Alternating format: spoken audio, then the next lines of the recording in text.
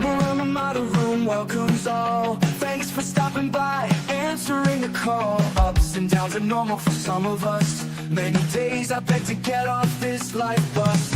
Neon lights flicker, my shadow on the wall. Dreams on the ceiling, we run and then we fall. Sharing stories over paper cups. Wheels keep turning but never enough. Life's a ride on a rickety old track, holding on tight, never looking back. In the rubber Ramada room we confide, laugh, cry, love in this crazy ride. Dusty postcards from the edge of nowhere, heartbeats echo in the electric air. We dance on tables without to wait, cry in the rubber Ramada room, we're all high.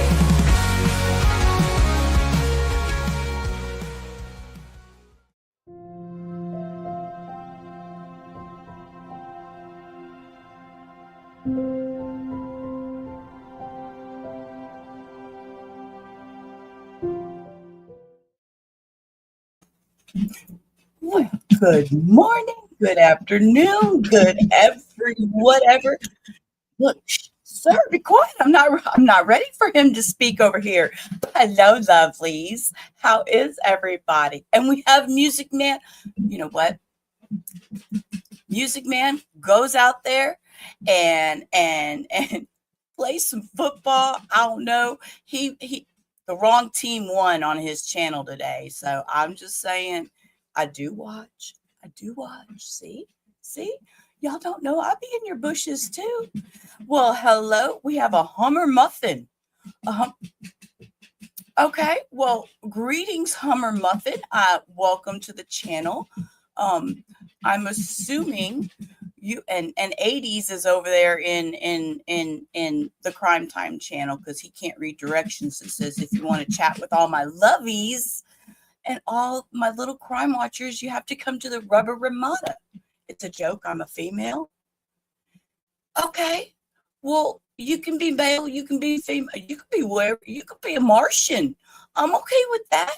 We allow Martians. It's okay. I have noisy dogs. Welcome in. And I was going to say something as a joke, and I didn't want to be too, because we are a little sassy in here. My daughter, she comes in here. Her name is Mrs. Muffins. So it just kind of caught me off when I seen the name Muffin. I went, oh, somebody that knows my daughter. She goes by Miss Muffins. Your name is from an autocorrect. I couldn't even imagine what that. I couldn't even imagine what you were typing to be to come out with that. Well, hello, Ava. Welcome in, love. Good to see you. Anyway, so yeah, so my Muffins isn't here yet. I don't know what she's doing. She might have gotten lost getting to the back porch. You know how she is. And 80s. I'm in the right one. You're in the right one. Okay. You moved over. You're in the right one now. I don't. Well, it's kind of hard right now until I get this channel built up, and with the issues going on with the Crime Time channel, I'm just kind of letting it sit over there. But I want it to know that it's still there, and you can click on that, and there is a way to get to where we are and where we are having fun. So, I hope you all had a great evening yesterday after we left. It was a very interesting day. We are learning so much more. And I seen a video of what it was titled "What They Didn't Tell You" in the Netflix documentary. So I thought that would really be interesting to watch too, but not today. We are going to do day 3 of the trial today, and day 4 was closing arguments. So we may just roll into that and see where we go. See how we feel later. See if we're still here, if we're tired, if we're done for our day. And by the way, new members, newbies coming in, my new crime watchers, as in my Hummer Muffin. I have dogs. They do bark. So that is my warning. I give a bark warning. It's in my original video when you come in the room. I have dogs and they bark. Right now, Meat and Lola are actually being good on their couch. So that's a good time for me to try to hit play on this thing while they're being good and quiet.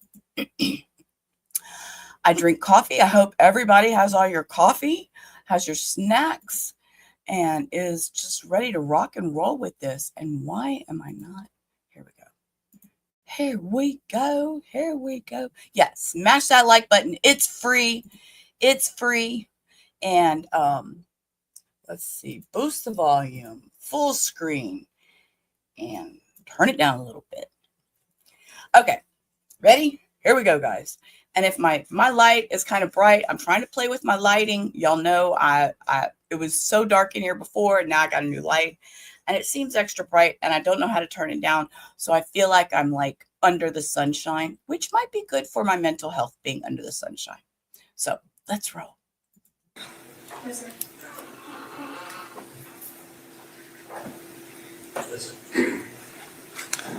And if I forget, remind me to tell them this before we start. Yes, sir. Okay, we're going to zip through the crap. Y'all know. Get the jury in here. Let's get rolling.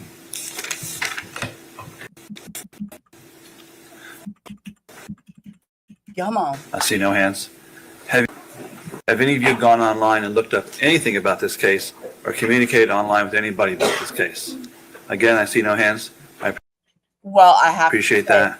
We are ready for our next witness. That's a good jury. This was a jury that actually followed directions, because we come across those and they don't. Nobody seems to follow directions in jury pools these days.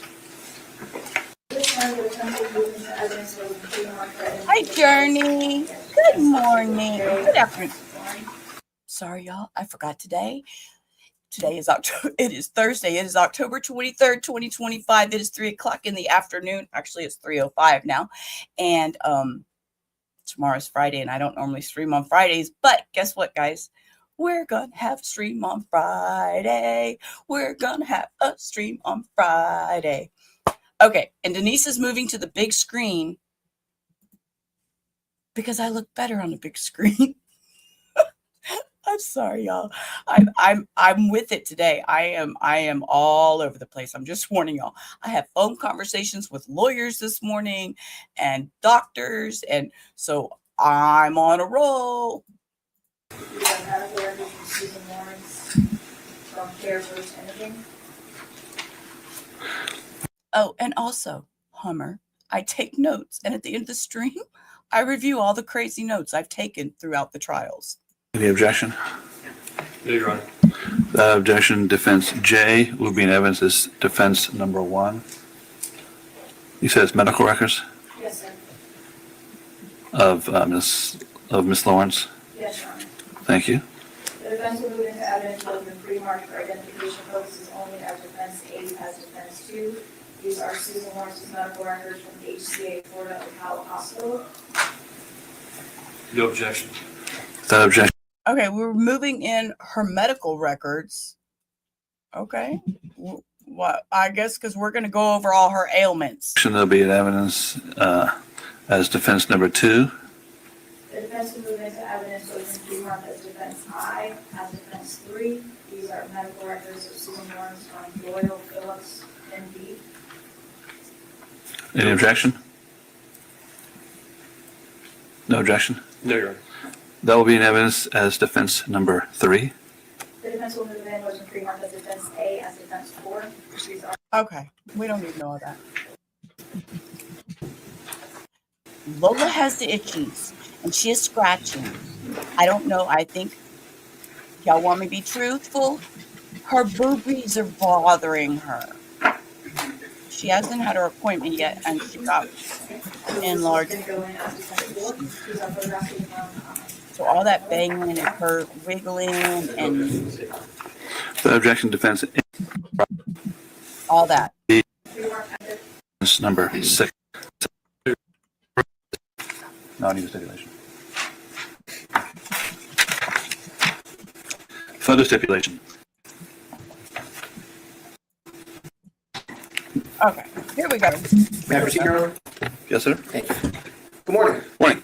Please tell us your full name, My name is Josh Wright. It's W-R-I-G-H-T. and please tell us how you are currently employed. I have my own private practice. Doing what? I'm an expert witness in forensic ballistics. And how long have you been in private practice? Approximately 11 years. And where is your practice? I'm based out of Asheville, North Carolina, but I testify all over the country. Did you just fly in from Asheville yesterday? Yes, I do. How's the weather in Asheville? It's Cooler than nice. here? Yes, cooler than here. How were you employed prior to private practice? I worked with the Florida Department of Law Enforcement for approximately 9 years. And what did you do with the Florida Department of Law Enforcement? I first got hired on as a crime lab technician in the evidence section. So there we brought in evidence from the 13 surrounding counties and I report that evidence to the vault.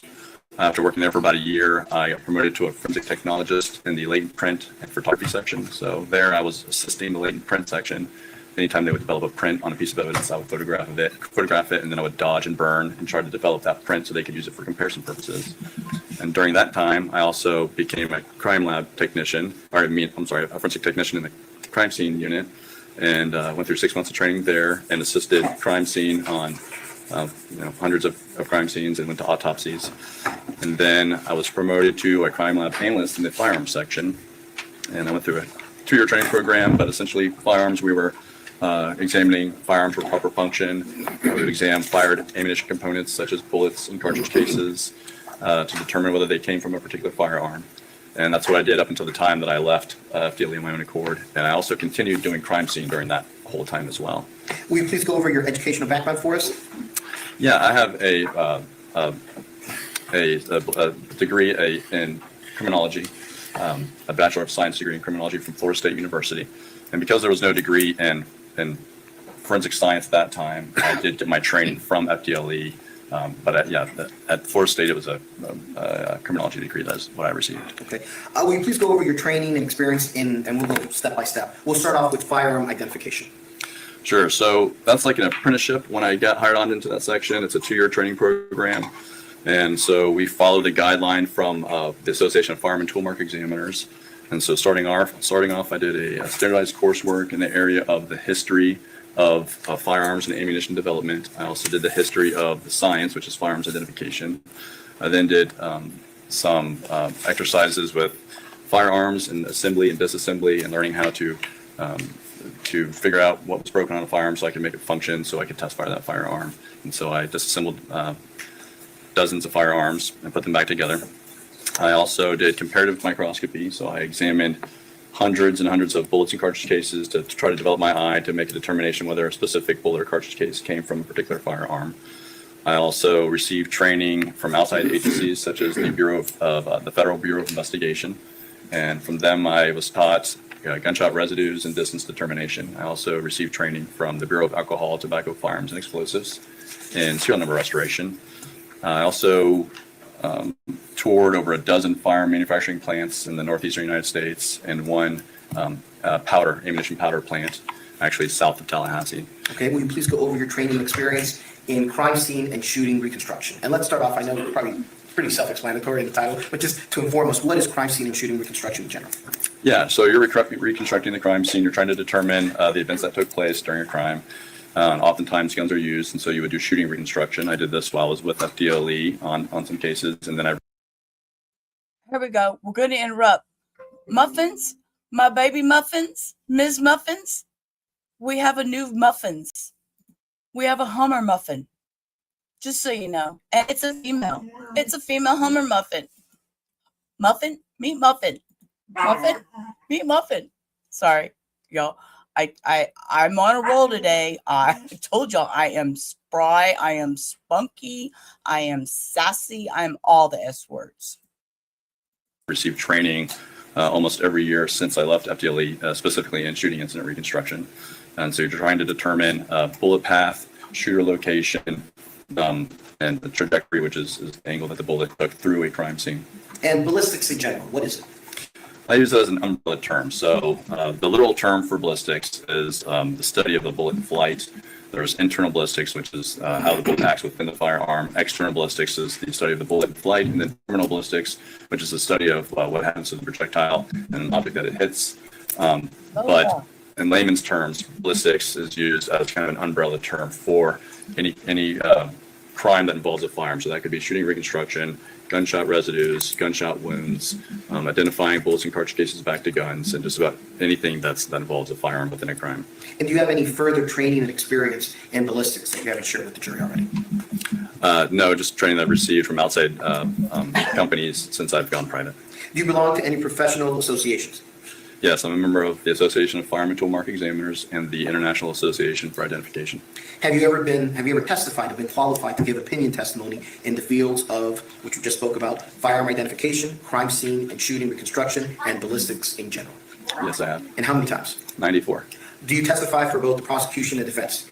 Yes, I've worked with prosecution. I have 2 cases right now that I'm working with prosecution, and I work with. And just so y'all are aware, if y'all missed the end of yesterday, the state did rest yesterday. They had one defendant on the stand yesterday for the defense, who was Rose Smith, who never had met any of them, and she had stated she heard the very loud knocks on the door, but she was a football field away. She was the one that called 911 and said she heard the weapon shoot. But she did hear screaming a football field away. She heard screaming, but couldn't make out the words. So she has supersonic ears and can hear a flea fart. So that was the first witness for the defense. This is the second witness. So the state has rested. We are on defense testimony. Defense majority of the time. And in those 94 times that you've testified, have they been both for the prosecution and the defense? Yes, I have. Your Honor, we respectfully request for Mr. Wright to be allowed to give opinion testimony in the fields of firearm identification, crime scene and shooting reconstruction, and ballistics in general. Any voir dire or objection? Yeah, Your Honor. All right, I'll find that you testify and form an opinion in those stated fields. Thank you. Mr. Wright, did you look at the photographs of the crime scene and other documents in this specific case? Yes, I did. And what other documents did you review? I reviewed an autopsy report and photos, I believe a deposition of the medical examiner. I reviewed crime scene photos, a crime scene report, and a video. I also reviewed some transcripts from witnesses and law enforcement officers. Okay. What type of firearm evidence was found at the scene?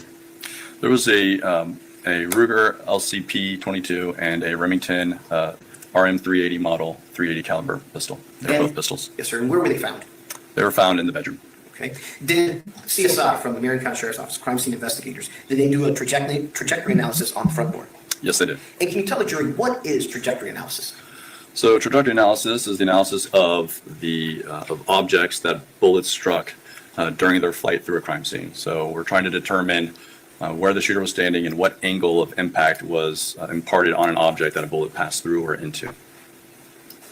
Do these tools need to be calibrated to ensure that they are functioning properly? I knew. Yeah, so there's several tools that you would use to do this type of analysis. One is a trajectory rod, an angle finder, and a protractor. You also have laser or string that you can attach to the trajectory rod, calipers to measure the suspected bullet hole, and then tape measures. But of all those, what really needs to be calibrated is the laser, if a laser is used, the trajectory rod, and the angle finder. If it's a digital angle finder, then you need to calibrate that. How would one calibrate the digital angle finder?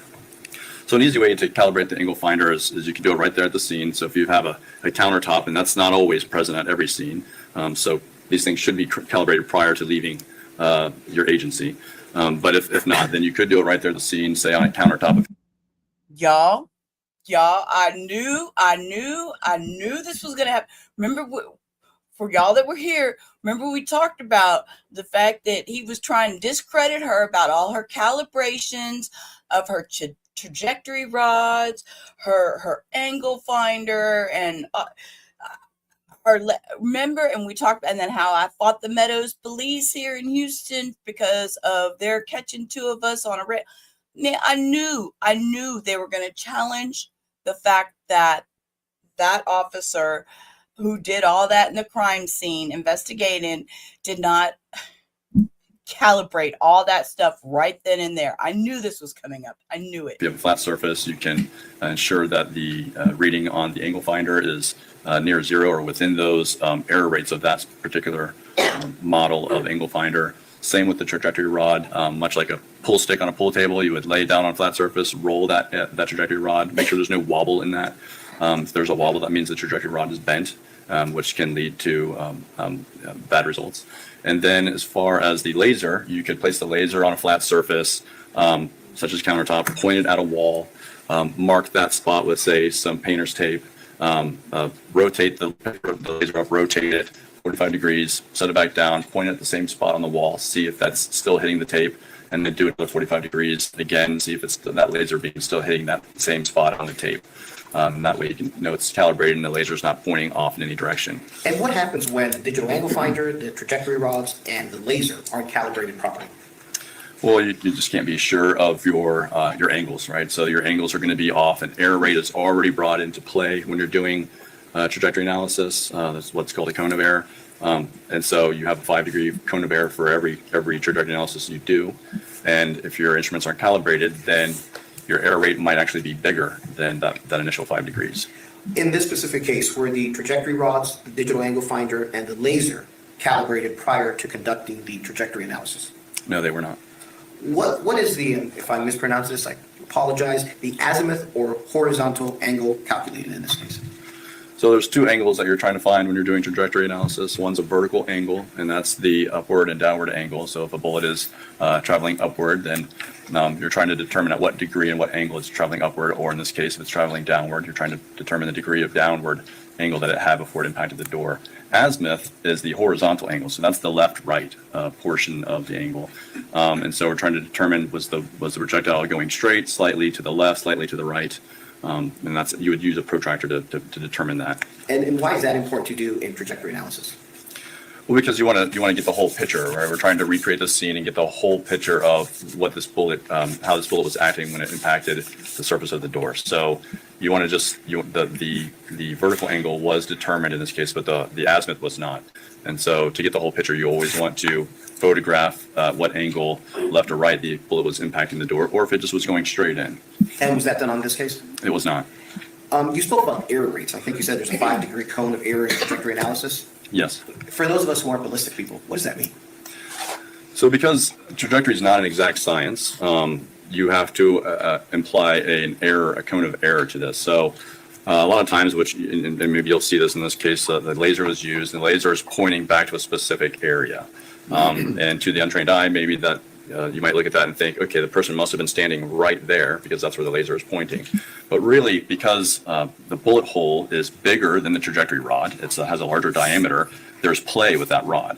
And so studies that have been done by other experts in the field have found that there's usually, during training classes, they've tested their students, and they find that there's usually about a 5-degree error just if everybody lines it up, the trajectory rod, if they line up and center it as much as they possibly can, and do it as perfectly as they can, they still find that there's a 5-degree of error.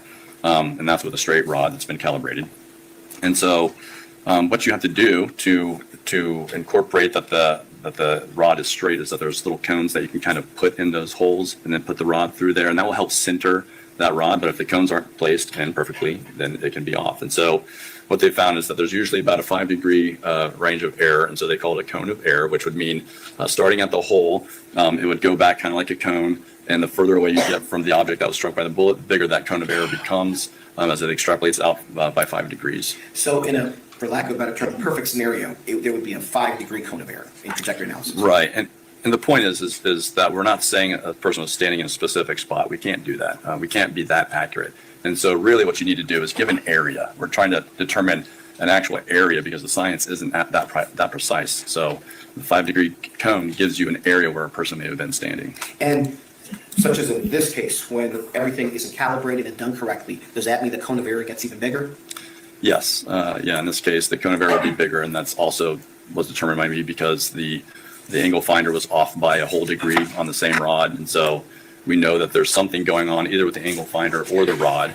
On the inside, I believe it measured 7.8 degrees downward angle, and on the outside, it was, I believe, 8.8 degrees, and I may have that backwards. But it was a full degree off. And so we know the tolerance of the angle finder is 0.1 degree. And so a full degree is out of calibration. I know Faces. That name is not a name I know, but I believe that's Fanny Pack. And I bet Fanny Pack, she's in the She's in the other room. There's a link pinned at the top. If any of y'all that want to chat can come over to the Rubber Ramada room reviews, and the chatters are over here. I'm dual streaming because I'm working on building up hours on this channel.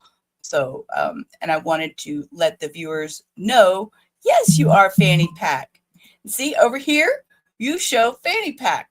I don't know why, but in the true crime with Sheila, Crime Time with Sheila. Look, I can't even talk. Crime Time with Sheila. I don't know. Y'all's names are showing ats. And over here in Rubber Ramada Reviews, you have your name. So if you want your name, come to Rubber Ramada Reviews. So in this case, what would the cone of error be? It's not 5%. What would it be? It's really hard to say. I didn't have an opportunity to examine this door myself. It had been patched, and by the time I was involved, the door had been. Sir, let me tell you. Hold up a minute. They got the door in court. Sir, does he need to see the door? Because they have it in court, and they have the horrible patch job that the landlord tried to do instead of buying a new door from the bullet hole going through. Sir, don't. Go ahead and say what you need to say about the door, sir. Go ahead. So in this case, what would the cone of error be? It's not 5%. What would it be? It's really hard to say. I didn't have an opportunity to examine this door myself. It had been patched, and by the time I was involved, the door had been patched and the hole was patched, so I couldn't do my own. So it's hard to say without doing it myself. What I would extrapolate out. I think a reasonable is 10 degrees of error. Just double that 5 degrees, just because we don't know. We know that something was out of calibration. We just don't know exactly how much. It could have been more or less than 1 degree. And from your testimony, it's clear that in your opinion, the trajectory analysis in this case wasn't done correctly. Correct. What is ejection pattern analysis? Wasn't done correctly. Ejection pattern also. Semi-automatic handguns are a type of handgun where they have an actuating top portion of the gun. This top portion, when the trigger is pulled, will move rearward under the pressures of the cartridge case and the bullet. An extractor will grab that side of that cartridge case head and it will pull it out. And as it pulls it out, there's a little extractor that will hit the bottom left side at like 7 o'clock on the cartridge case, and it will kick that cartridge case out of the firearm. About 80% of handguns will eject back into the right. Some handguns that are semi-automatic will have ejectors in different places. They'll have a firing pin that acts as an ejector, or the extractor will be at 12 o'clock, and so they may go straight up and back. But firearms that have an extractor at 3 o'clock and an ejector at 7 o'clock, most of the time will eject back into the right. And if you have the right substrate and the right surface, such as carpet or sand or grass, those cartridge cases will land and they will pretty much stay where they land. And so you can get an idea of where a shooter was standing within a scene if you've got, a couple of shots, say 3 or 4 or 5 cartridge cases that are all in one area. Then you can make a pretty good determination that, again, it's going to be an area, right? We can't be specific, but we're going to know that the shooter was probably standing in a certain area. Was ejection pattern analysis done by FDOE in this case on the Remington 3? Wait. The bullet was on the kitchen counter, so they're trying to say she was way over there by the kitchen when she shot at the door? And she hit that door center mass like that? That doesn't sound plausible. But okay, let's continue to listen. I don't believe it was done in this case by FDLE. Now, the Remington 380 that I just spoke to you about, how does that firearm eject cartridge cases? Pretty much like every other one, or is it different? Yeah, and that firearm had an extractor at 3 o'clock and an ejector at around 7 o'clock area, and so I would fully expect that to eject back into the right. Did you do ejection pattern analysis on this specific case, on this firearm? I did not. And why is that? Well, for one, the location of the cartridge case, it was found on a countertop. I can't replicate that. I can't go to the scene and shoot live ammo, right, and try to replicate that with all the walls and countertops that are there. How do we know? Has anybody said? How do we know? Has anybody said did she pick the bullet up and put it on the counter, or is that where it naturally landed? I don't think anybody said. I'm not sure. And Indie Girl in the house, but I can tell you, Indie Girl is in the Crime Time with Sheila room because she's got the little @ symbol. If you want to be Indie Girl without your @ symbol, we are in Rubber Ramada Reviews room. It's attached at the top of your page where you can click and come join the rest of us. and it would be too costly to try and build that out and get exact measurements to do it at a different location. Secondly, the surface of the floor in this apartment or this domicile was tile. I don't think the cartridge case actually hit the floor, or else it probably wouldn't have ended up on the countertop. But with ejection pattern analysis, only soft surfaces can help with ejection pattern analysis. Hard surfaces, cartridge cases will actually bounce erratically, and they'll bounce left, they'll bounce right, and so they may initially go back into the right and then bounce back forward on hard surfaces. So ejection pattern analysis pretty much goes out the window when you have a hard surface. But again, I just want to reiterate that in this case, the cartridge case was found on the countertop, so I can't be sure that it even hit the floor. Since you did not do a ejection pattern analysis on the firearm in this specific case, can you still do a true shooting reconstruction? Absolutely, yeah. I can look at the photos. Trajectory rod was placed into the door with a laser. There might be a bigger cone of error. Look at that. See there? You got your name and your flag, love. See that? I don't know why. I don't know why that channel is not letting. Andy says, "Hey, y'all, hey." I don't know. Involved, but I still think it gives you a good idea of where the shooter was standing. I think the location of the physical evidence, the cartridge case, also helps determine that as well. Gunnar, will we start the PowerPoint presentation? Sure.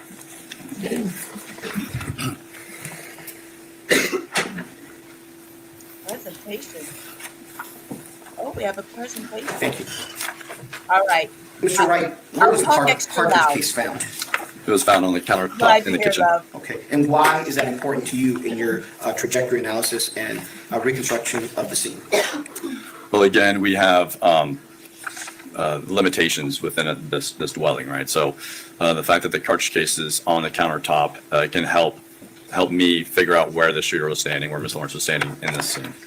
Okay, considering where the cartridge casing was found, can you tell us where Ms. Lorincz was when she shot the firearm? Yeah, it's my opinion that she was probably standing in front of that countertop, not in the kitchen, but yeah, maybe like in this photo here, near the table and chair. I would put her out, as far as I feel comfortable extending her out away from the kitchen and towards the door would probably be about 10 feet ejection pattern, especially 380 auto 9mm. They can eject upwards of 10 to possibly 12 feet. And so I would suspect that she was standing in front of the kitchen by the table and chair when she fired. If she was standing in front of the kitchen, close to the little table and chair area, how did the cartridge casing end up in the kitchen area? I think the most likely scenario would be that it bounced off of that painting or that wall. You're talking about this painting right here? Yes. Okay. Yeah, I think it would have likely bounced off that. It's hard to be 100% sure, but just knowing. Nope. Too much speculation. This is a trial, sir. Nope. Y'all, I have problems with this. Just as a layperson, not a lawyer, just as a little housewife watching in, giving my thoughts and opinions. No. How cartridge cases act when they eject from a firearm, looking at the hole in the front door, and seeing that it doesn't have a lot of azimuth angle to it. It's pretty much, it looks like it went in at 90 degrees with a slightly downward angle. I think that she was probably facing that door, and so the cartridge case would have bounced or ejected back into the right and potentially off the wall onto the countertop is what I think would have happened. And let's go to the next photo. And this is the painting that you're speaking of, right? Yes. And this is the table, the chair area that you said she was I want to know. I want to know, how do they not know she wasn't closer to the door and picked up the bullet casing and set it on the counter? Do you think she's going to tell the truth about that? I don't think so, but I just don't find this around. Correct. So would you say she was right around here or so? Yeah, I would say that would make sense. Based on where the cartridge casing was found in the kitchen area. Correct.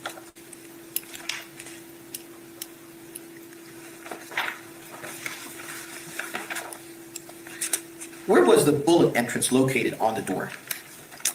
I believe it was 4 feet and 4 inches off the ground, and I think it was 9 7/8 inches from the open edge of the door. Okay, and can you say that one more time? Yeah, it was about 4 feet 4 inches from the ground, high on the door. And then I believe it was about 9 7/8 inches in from the edge of the door. That is the open edge when you open the door. Okay. And the entrance and exit of the hole were both the same distance away from the edge of the door? Yes, from what I could tell from the photos, they look to be good photos, taken correctly. They look like they're about the same. I mean, I could be off by maybe less than 1/8 of an inch, just because it's a photo, so I can't be exact. But that's what it looks like to me. Is they look like they're about the same distance away from the edge of the door. And the exit hole was below the entrance hole? The exit hole is about 1/8 inch below the entrance hole, from what I could see in the photographs with the tape measure. Is that significant to you?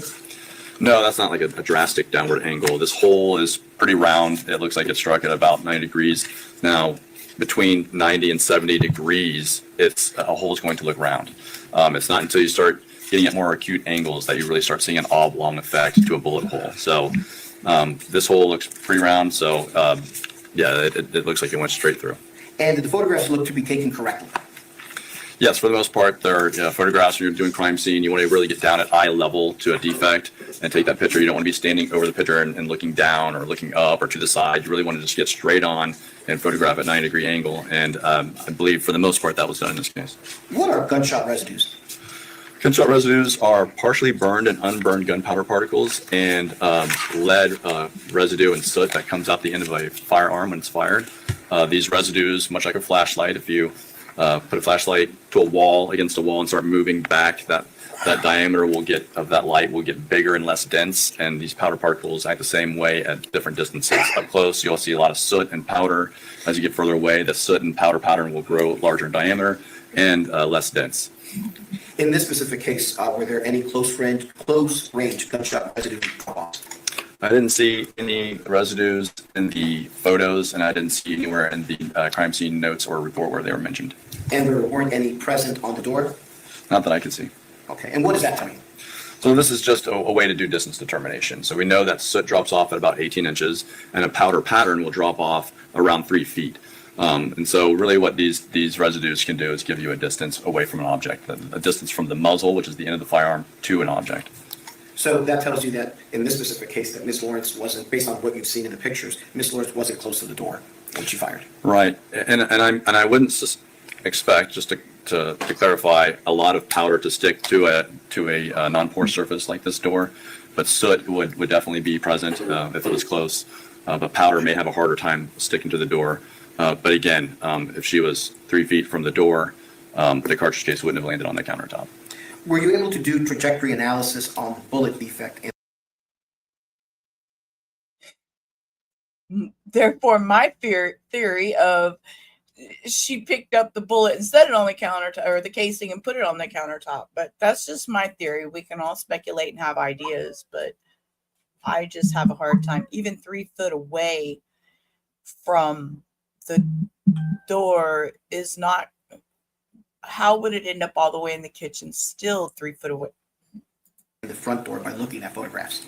Yes. And how did you do that? Copious photos were taken with a trajectory rod, with a laser on it, with measurements. So I can look at all of those, and it helps me get an idea of the angle that was the bullet was traveling when it struck the door. Okay, and can you explain what this is, the photo that the jury is looking at currently? Yes. So you're looking at the edge of the door. The door has been open and you're looking at the edge. This is a trajectory rod that has been stuck through the hole that was produced by the bullet. And on either side of the door there, you have 2 black cones that helps to center that rod within that hole. And again, there's an error rate with that, right? We can't be sure that's perfectly centered, but those cones will help you. Otherwise, you have a rod just in a loose hole that will be way off and way out of whack. So those cones help center that rod, and what it does, it helps give us a visual of how much of a downward angle that bullet was traveling when it struck that door. And where would it seem the bullet traveled from? So the door was closed at the time of the shooting, and so the door, when you look back to where that bullet came from, it came from the kitchen area or that table and chair area.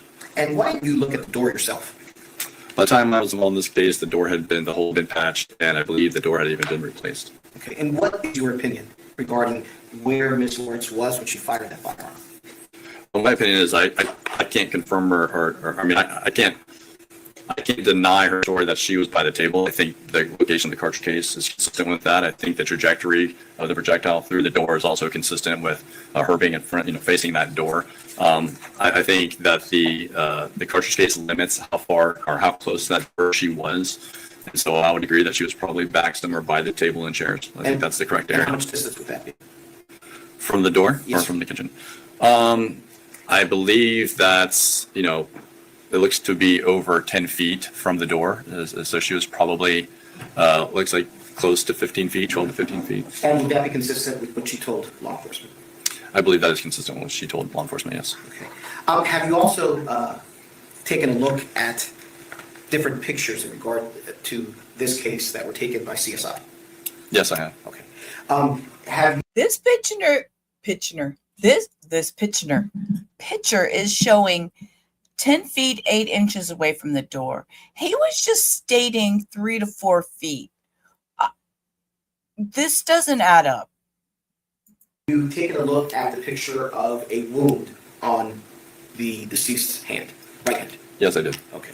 And based on your education, Sir, he's not going to talk about the wound on her hand, saying that she beat on the door and caused a break. Don't go there. Don't. He's not going there, y'all. Is he going there? have you taken a look at the picture of a wound on the deceased's hand, right hand? Yes, I did. Okay. And based on your education, training, and experience, was that wound caused by the projectile? I can't say specifically it was caused by the projectile. I believe that wound occurred during this incident, and I believe what. Your Honor, speculation outside the scope of. Yeah. That's sustained. Okay. So they're saying the wound wasn't from the weapon being shot at her. Okay, but he was going to fix it to say that it was it occurred during this. Sir, you don't. Judge said, no, we're not Are going to all have your that. opinions that you have shared with the jury today Not gonna have within it. a reasonable degree of Sustained. firearm identification, crime scene, and shooting reconstruction and ballistics in general? Yes. I have no further questions. Thank you. Thank you, sir. Cross-examination, please. Woo, cross. Get him, baby face.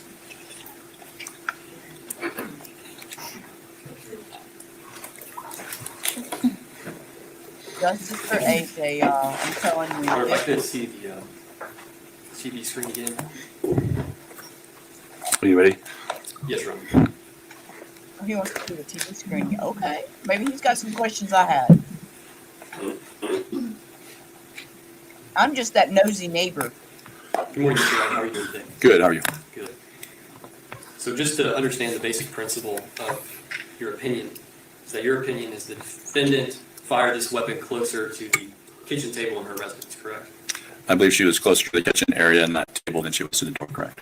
Would you agree with the general principle, based on your analysis in this case, that the farther back the defendant was from her front door, the higher the gun would be, correct? Well, it just depends on the trajectory and the cone of error. But yeah, the further, if you really back extrapolate, that cone doesn't just rise, but it also goes down into the side. So, Can I tell y'all something? That word, extrapolate, I hate that word. I don't know why. It's just, there's something about that word I do not like. it's going to have to be a pretty far way back to get outside that cone of error. Correct. But you would agree generally that Maybe we can't use it in a sentence. firearm was up here, correct? Yeah, the last one. Yeah, I believe she told the person who made that diagram that that's how she was holding the firearm. And then, but you would agree, so the closer the defendant came to the door, the lower the firearm would be, correct? Correct.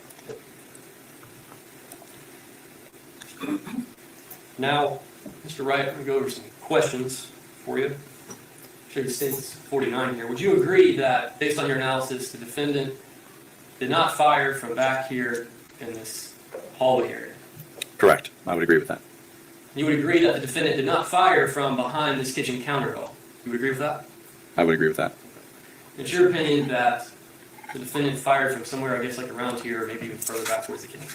Right, I can't be exact, but I think she was far enough back that that cartridge case would have landed on the countertop. You would agree that that's your opinion, but you did not visit the scene in this case, correct? I did not. You would agree that you did not inspect the gun used in this case, correct? I did not.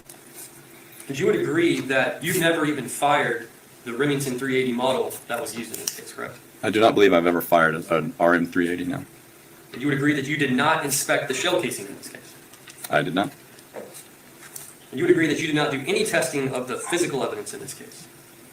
Yeah, I didn't examine any evidence in this case, except for the photographs and the visualizations I was given in the reports. And you make a statement about there being an angle difference, and you say that that angle difference raised some concern in your mind, correct? That's correct. But there was a projectile fired from the gun, correct? That's correct. And that projectile is metal and it's going through a metal door, correct? That's correct. So there would be some damage caused on the metal door by another piece of metal going through it at a pretty high speed, correct? You mean like a hole? Correct. Yes. And then the edges of that hole could have different bends, angles, correct? You mean as they peel out away? Correct. Sure. Okay. And that could affect the angle Of the bullet? of the angle finding that was done in this case, of the trajectory. Well, that's why you use the cones. The cones help to center that rod, so the rod shouldn't be touching any of those Correct. little bends of metal. And the cones were used in this case, correct? The cones were used to center that rod, yes. Now, you talk about the shell casing, specifically this shell casing, states 48. And you would agree that the location of the shell casing was a factor in your opinion of determining the defendant's location in the house when she shot. Yes, I think it binds her closer to the kitchen. So this is a very important factor in your decision. Yeah, physical evidence is always going to be important consideration. And you talked a little bit about ejection pattern analysis, and you didn't do an ejection pattern analysis, did you? No, ejection pattern analysis was not done in this case. And this type of testing, I know you mentioned stuff about hard surfaces, but this type of testing can be helpful in determining where a person fired a gun from, correct?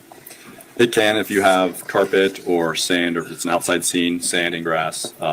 Inside, it would need to be carpet. And generally, firing a gun, doing ejection pattern analysis would at least help you determine how far a casing would even eject from a firearm, correct? Sure, but I've fired hundreds of firearms. I've done ejection pattern analysis hundreds of times. I'm pretty familiar with how the limitations of that caliber, which is 380 auto. You're not going to see a 380 a pistol extract and eject a cartridge case and throw it 20 feet. So there's going to be a range. Usually it's around 10 to 12 feet at the most. Excuse me. Just answer exactly the question I was asked, okay? Next question, please. Now, sir, you could Judge said, have hey, a ejection from a 380 pistol in this case. That would be less than 10 to 12 feet, correct? Correct? It could be even 3 feet, correct? Correct? And you have no idea what the ejection pattern is for this Remington 380 because you never even fired one, correct? All I know is that it ejects back into the right. Okay. Now, it's your opinion that, again, the defendant fired from somewhere around here, correct? yes, it was, I think they said 600 square feet or 800 square feet. It was very small. It was very small. But I do believe she was closer to the door than them demonstrating 10 feet, 8 inches. If you look at the angle on the trajectory rods that they have, she would have been having to stand up. I mean, it just doesn't line up to me. And these are my opinions. Y'all have to form your own. It's a real small apartment. And I bet this guy is reflecting back now. Should I have ever got up there and did this trial? Maybe you further back. And then you say that this shell casing from this Remington 380 firearm, which you don't even know how far you can eject from this firearm, goes back and either hits this wall or hits this painting. The canvas would be softer than drywall, correct? I would assume so, yes. So then it hits this somewhere over here, and then somehow does not bounce straight into the right. It then somehow goes back into the kitchen, and then takes a hard right-hand turn, and then somehow ducks underneath this cabinet right here, and goes just far enough back to avoid this lower part of the cabinet right here, and then somehow avoids this tall red spray can, and then avoids this blue can right here, and hits a very hard surface, correct? Correct. And just lays flat right there. It avoided the can of Pam spray. It avoided the can of pineapples.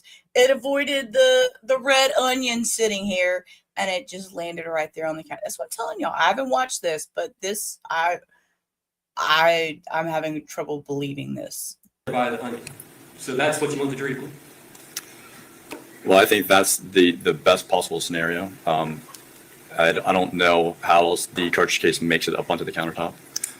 So assuming that cartridge case landed there after being ejected from the firearm, I think she has to be close enough to the kitchen for it to get there. Exactly the path it takes, I can't be 100% positive. All I can say is that that we know there was no intervening object between her and the door.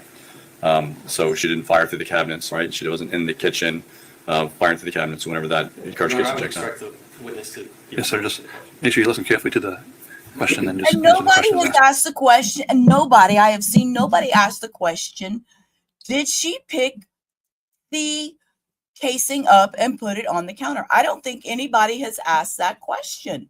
I don't think anybody has asked how had it got there.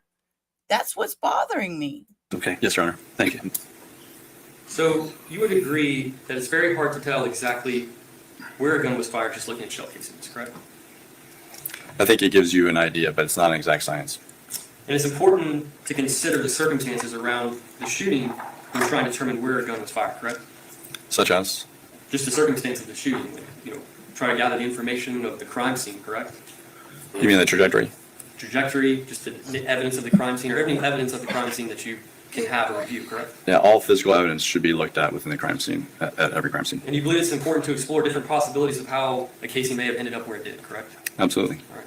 And you never looked into the possibility that the defendant could have picked up the shell casing and put it on the table, correct?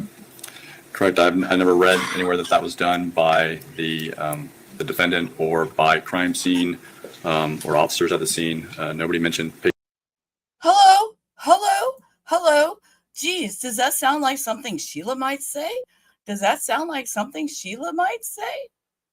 You know how sometimes you just get that feeling like these people ain't normal? It's just like that kind of, just that sense, just that something was off. Something was off. Picking up the cartridge case and placing it on the counter, that would be abnormal for any of those people to do that.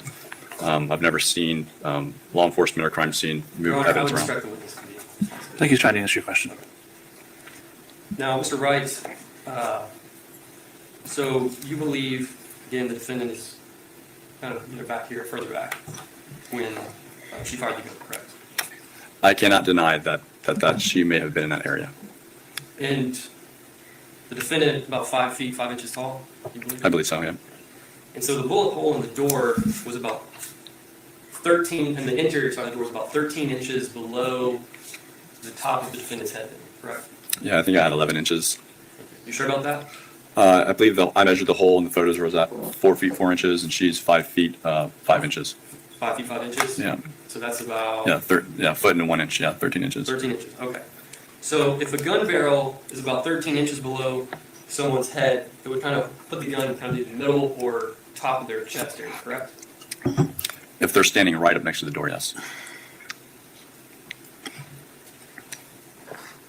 And again, we went back to the principle that we talked about at the beginning, where the closer the defendant is to the door, the lower the gun would be, based on even your analysis of the scene, correct? Correct. As you just mentioned, if she was right at the door, it would be 13 inches below the top of the head. So And you would agree that gunshot residue cannot always be seen with the naked eye, correct? there's chemicals that are used to help develop the lead that turns it purple, such as sodium urdisonate, that can help you view the gunpowder. Yes. So your answer to yes, you cannot always view it with the naked eye, correct? Correct. You would agree that it's possible that fake gunshot residues could be hidden even on white doors, correct? Possibly, yes. And I believe you said the drop-off rate for soot, which is important for this type of door, correct? Correct. Is about 18 inches. Correct. So the defendant could have been 2 feet or even a little less than 2 feet from the door, and no gunshot residue could have been, no gunshot soot could have been found on the door, correct? Correct, which is why you have to use other physical evidence to help determine where she was. And then, so if the defendant is back here, or further back, when she fired the pistol, then I think from that diagram, it could have probably been above her eyes, correct? It just depends on the cone of error. Yes, Again, that's we what have an I error rate said. here. We know something was out of calibration. That's exactly what I said. It had to be way up in the air to be able. That angle did not look right to me. I should have been a detective. Not. Yeah, that's what I'm saying. And no, she couldn't have. She had to been standing up. She had to be a few feet away from the door. She had to be close by. I mean, she shot the woman in her center right shoulder area. And the woman is, let's go back just to review. How tall was AJ? Just for review.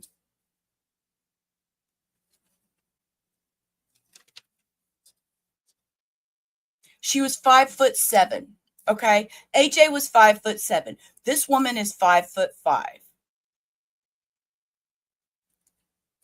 Think about that for a second. That's about a 2-inch difference. And from her height down was 13 inches is where the bullet went through the door. 13 inches. That's a little over a foot. So from your height, holding the gun, holding it out,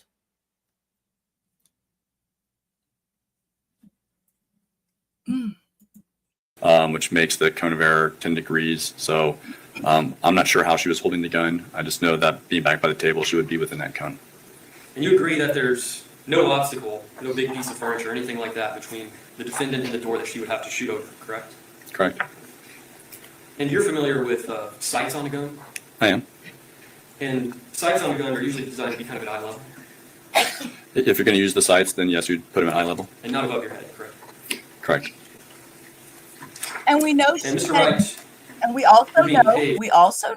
that she had taken the firearm and had practice shot and had her little paper people that she had practiced at. She had said that in the interview. So she had a little bit of knowledge of how to use her weapon. for your work in this case, correct? Of course, yes. The $250 an hour? That's correct. And how many hours are you at right now? Oh, I believe I'm right around 32 hours. Thank you so much. I have no further. Thank you. Can you redirect? Yes, sir, thank you. Mr. Wright, how many firearms have you fired in your career? Probably thousands. How many times, do you think? How many times have I fired those thousands of firearms? Yes. Tens of thousands. do y'all realize that was $8,000? Y'all realize he's being paid $8,000 for this.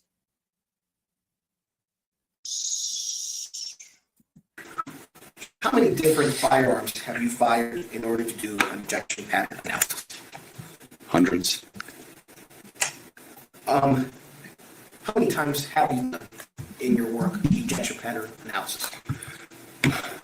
Just through training and through cases, I've probably done, over 100, 200, hard to say. Mr. Smith, the prosecutor asked you if you had ever done or fired a Remington 380, and I believe your answer was no, right? Correct. Based on your education, your training experience, would you expect doing an ejection pattern analysis on a Remington 380 to be any different than the other thousands that you've done? I do not. And why is that? Because the extractor and ejector are in the same location as most semi-automatic firearms, which is at 3 o'clock and around 7 o'clock, and they eject back into the right. So does it, in your opinion, expert opinion, does it matter whether you have done an ejection pattern analysis on a Remington 380 and doing the analysis in this specific case? No, it doesn't. I would expect it to eject back into the right. Let's look at this photo. Let's see who's asking questions about it. Now, that green laser, what is it? That's showing you where the trajectory rod is pointing where the bullet came from. It's giving a specific line of sight. And by the trajectory, where's the trajectory rod? It's in the door. It's the yellow line there. And is this the trajectory rod that was not calibrated? That's correct. And is that the laser that was not calibrated? That's correct. And the fact that the laser wasn't calibrated and the rod wasn't calibrated as well, what does that tell you in regard to how deep or how reliable this analysis is? Well, it could be off again by 5-10 degrees. So it's pointing, it's giving you a very specific area in which the bullet traveled from with that green line. Again, it's kind of a bad visual because what you really need to do is use a cone of error to give an area. And so if you had a cone going out from that laser up and down, then it would easily incorporate somebody standing by there, and it wouldn't, look like you'd have to be, 7 feet tall to have shot a bullet from back there. The fact that it could be out of calibration, if then there's just a chance that it's pointing way higher than it should be, and it could be more level. We just don't know because they weren't calibrated. And you're supposed to calibrate it before each and every single case, right? Before any analysis that you do. Yeah, so what I would do is, working at the lab, then we would probably calibrate quarterly, and then I would also calibrate again right before I use it. And this is when you were working at Florida Department of Law Enforcement. Correct. And that standard operating procedure you have done as well in private practice. Yes. What have you gone over in regard to this case? I've gone over the crime scene tech report, their photos, the video, the medical examiner's report, photos, deposition transcript, multiple law enforcement officers' narratives, multiple transcripts from Susan Lorincz herself and neighbors. I believe that was it. In everything that you've gone over, has there been any mention at all that the the casing that was found on the kitchen counter was ever moved by anyone? There was no mention of that, so it's not something that I can just assume happened. Okay. Mr. Smith was asking you questions in regard to all the quote-unquote obstacles the casing had to go through in order to be found where it was found. Based on your education, training, and experience, is there any other way that, besides it being that casing could have been found where it was mentioned? For me, it's the most likely way. Could there be another way? I don't know if I can rule out every possibility just because I don't know all the possibilities. I know there's a lot of stuff on that countertop. Could the cartridge case may have gone more back than to the right and somehow bounced under the countertop and then over that stuff? Possibly. That could have happened. That still puts her in the same position that I put her in. It still binds her to that closer to that kitchen and the door. How does it bind her there? Because of the limitations of the ejection of the cartridge case. Again, if she's all the way up by the door, say 2 feet from the door, the cartridge case couldn't possibly eject over 20 feet and then land, not only make it 20 feet, but then also land 3 feet off the ground at 20 feet, assuming that it would have gone even further had there been no obstacles. So I've never seen a handgun eject that distance. How many trajectory analysis have you done in total in your career? During my deposition, I think I said 50, which was a grossly understated amount. I'm probably closer to about 150 trajectory analysis just through cases that haven't gone to trial. But I've probably testified on, probably close to 40 cases in trajectory analysis. Mr. Smith was asking you about GSR possibly not seen by the naked eye. How frequently does that happen that you can't see GSR? Not super frequent. When I did more distance determination, we would do it on close. Really, on crime scenes, when if you want to determine if a bullet passed or something, then you would. Hello, Miss Cindy, and I hope you are feeling better today. You were on my mind this morning. Do sodium redizinate, and you would get a lead ring around a purple ring around the bullet hole, and you're just trying to confirm that that hole was caused by a bullet. You can also spray for residues on that as well. But normally you're going to see residues. If residues were deposited on an item, it's rare to be just at that distance where it is just barely there and you don't see it. And from the pictures, what color was that door? It was white. In your training experience and with your education, would the color of that door, if she would have been close enough to have gunshot residue on it, would you have seen it in the pictures? It would have definitely been easier to see residues on a white door than say a brown door or a darker color. And going through all the police reports and all the depositions that you have reviewed, is there any mention of any gunshot residue being found on that door? No, there's, And since with your eye, with the pictures, you can't see any gunshot residue, and because there is no evidence. But we have to also keep in mind that by the time he got to see anything about this door, the landlord had already patched it, covered it, did all his stuff, if he ever saw the actual door. So he's just taking stuff off reports. And they're saying there was no gunshot residue. So, but I do think they said that from 3 foot away that there would be little soot. So it's a lot of confusion. Thanks. I'm actually worse. But that's to be expected with shingles. I just woke up. Well, baby, I wish your shingles would get the hell out of here. I mean, you need to get over that shingles and feel better. Feel better. You know you're in my thoughts, love. Evidence of gunshot residue ever being found on that door. What does that tell you? that she was likely not within range to deposit gunshot residue on that door. And what is that range again? For soot, it would be around 18 inches, and with powder drops off, powder drops off at 3 feet. Powder drops off altogether around 5 feet.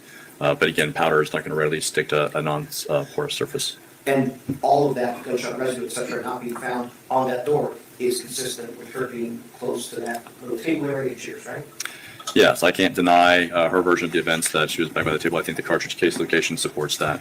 And the fact that there are no residues also supports that. Based on your analysis of this case, is it possible that when Ms. Lawrence shot the gun, that it was over her head like this? I mean, I can't refute that. I don't know if she has training in firearms, if she knows how to shoot the guns, how scared somebody is can affect how they hold a gun. So, you know, that's not something I would opine on is how somebody was holding the gun when they shot. I wasn't there and I couldn't tell you. But based on your training and experience with trajectory analysis, is that possible? Hold on 1 second. He just said he didn't have an opinion on it, so you can't ask him the same question. This judge is on it. Right, Cindy? A grown-up on the stand. We hadn't seen many grown-ups. Are all of the opinions that you have shared with the jury in court today within a reasonable degree of firearm identification, crime scene and shooting, reconstruction, and ballistics in general certainty? Yes. Thank you. I have no further questions. Thank you, sir. Any additional questions? Zero. See excused? Yes, sir. Thank you, sir. Have a nice day. Thank you, Your Honor. We'll take a short break. 10 minutes or less. All right, thank you. All right. And because we have that luxury of Zoom, we are on. I do too. I love it.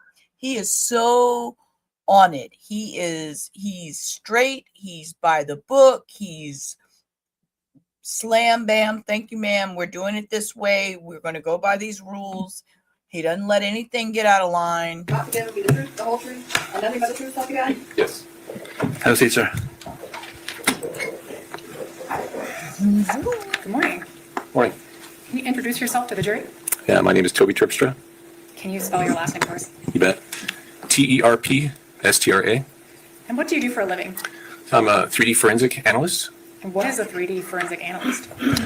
Yeah, so I work on a large variety of cases, but like a 3D forensic analyst, in general, they're analyzing environments in 3D and objects that are within the 3D environment and the relationships between those. Can you give me an example of that? Sure. So could be the measurements. So if this is our 3D environment, it could be the distance or average distance to the jury from, say, a monitor in this 3D environment. That distance might be important. Or I work on a lot of vehicle accident reconstruction cases, and from that standpoint, the positions of, say, like a vehicle over time could give us speeds for that vehicle. So a lot of different applications, really. And do you work doing photogrammetry? Yes. Can you tell the jury what that is? Yeah, photogrammetry is really the art and science of being able to take reliable measurements from two-dimensional media. So whether that's a photograph or a video. So Photographs and videos are often taken, maybe recording an event as it's occurring, or photographs afterwards of the event, right? And I guess simply put, or the way I like to describe it is you can take that two-dimensional media and reassociate it to the three-dimensional environment. And that's what we call countermatching photogrammetry. And then from that standpoint, you can begin taking measurements of physical evidence that was captured or documented by the video or the photograph. And I think before that you mentioned 3D site reconstruction or accident reconstruction. What is that? Yeah, so one of my areas of expertise really is 3D site reconstruction, and that involves creating an environment that's accurate based dimensionally on the location of elements or objects where they were when an incident occurred. So we're reconstructing that site and knowing exactly where different objects were in that environment. Oftentimes things change over time and they're no longer available for physical inspection. But if they're recorded again on that photograph or video, we can reconstruct the scene based on the original locations. And do 3D forensic analysts do 3D visualizations? Yeah, I do 3D visualizations as well. Yeah. And what is a 3D visualization? So it's kind of a broad term, and it could encompass a lot of different things. It could be anything from just a two-dimensional graphic of a 3D model, right? Or it could encompass... Damn it, I'm just going to pause it. Cindy. Thank you. No, it's not a new cut. It's some new mousse. But I can't seem to spell the word moose. My mousse was not coming up right. So I just went to hair shit. I don't know how to spell moose. Y'all. Interactive 3D environment, such as virtual reality or something like that. I would say in this case, a 3D visualization is more a reenactment of events as they occurred. Is that kind of like a simulation, a computer simulation? It could be. It could be also different from a simulation. Okay. Yeah. How long have you been working in your industry? So about 20 years. And what position do you currently hold? So I'm a senior forensic visualization analyst, 3. Don't ask me what the 3 means. I don't know. And what are your duties there? I'm sorry? What are your duties there? So I'm responsible for helping to oversee our visualization department, guiding, directing, hiring, and then I do a lot of work with other experts. So ballistic experts, fire and cause origin experts, biomechanics, a lot of other people. As you can imagine, photogrammetry, which I was just describing, there's so much that's captured on video and photograph these days that it applies to a wide variety of disciplines. So I work with a lot of different experts trying to figure out and provide good information based on photographs and video. What's your educational background? Yeah, so in 2001, I received an Associate's of Applied Science from Westwood College of Technology in Visual Communication. Do you hold any professional certifications? Yes. What? So I have a Part 107 remote pilot license through the FAA, or the Federal Aviation Administration. I'm also a certified forensic video technician through LEVA, which is the Law Enforcement and Emergency Services Video Association. And are there requirements to keep those certifications current? Yes. What are those? So the FAA requires a recurrent test every couple of years for the remote pilot license, and then LEVA requires that I show 80 hours every 3 years of continued education in related fields. So, are you a member of any professional affiliations? Yes. What are those? Briefly. So I regularly contribute to a lot of different organizations, attending conferences, and then presenting, publishing, reviewing manuscripts, as well as working to develop standards in different organizations. Some of those are the Society of Automotive Engineers, or SAE. I've been a member there since 2011. I'm also a member of IAFSM, the International Association of Forensic Security and Metrology, ASPRS, the American Society of Photogrammetry and Remote Sensing, ACER, ACSR, the Association of Crime Scene Reconstructionists. And then more recently, I've been serving with OSAC, which is the Organization of Scientific Area Committees. It's actually administered through NIST, National Institute. The defense brought in the elderly people. I just realized that. Yesterday and the day before was all children. Standards and technology. And then I work, sorry for all the acronyms, I work for, I'm part of the subcommittee. So it's the Crime Scene Investigation and Reconstruction Subcommittee through OSAC, and then the Forensic Metrology Task Group. And one of the standards we're working on right now is developing a standard for the capture and processing of terrestrial LiDAR data. So you mentioned, I think, teaching classes or being involved in the teaching? Yeah, I'm an instructor as well, yes. Okay. What classes do you teach? So I teach a couple of classes that are once a year or a couple times a year. One of those is through SAE, again, the Society of Automotive Engineers, and that one is ACTAR accredited. It is photogrammetry and digital media analysis. I've been teaching that one since 2017, so about 8 years. Also teach a basic laser scanning certification course through IAFSM. And then just this year, I taught a class that was also ACTAR certified for the International Forensic Photography Symposium, and that was on selecting imagery for countermeasuring photogrammetry. You weren't getting lots of acronyms. My apologies.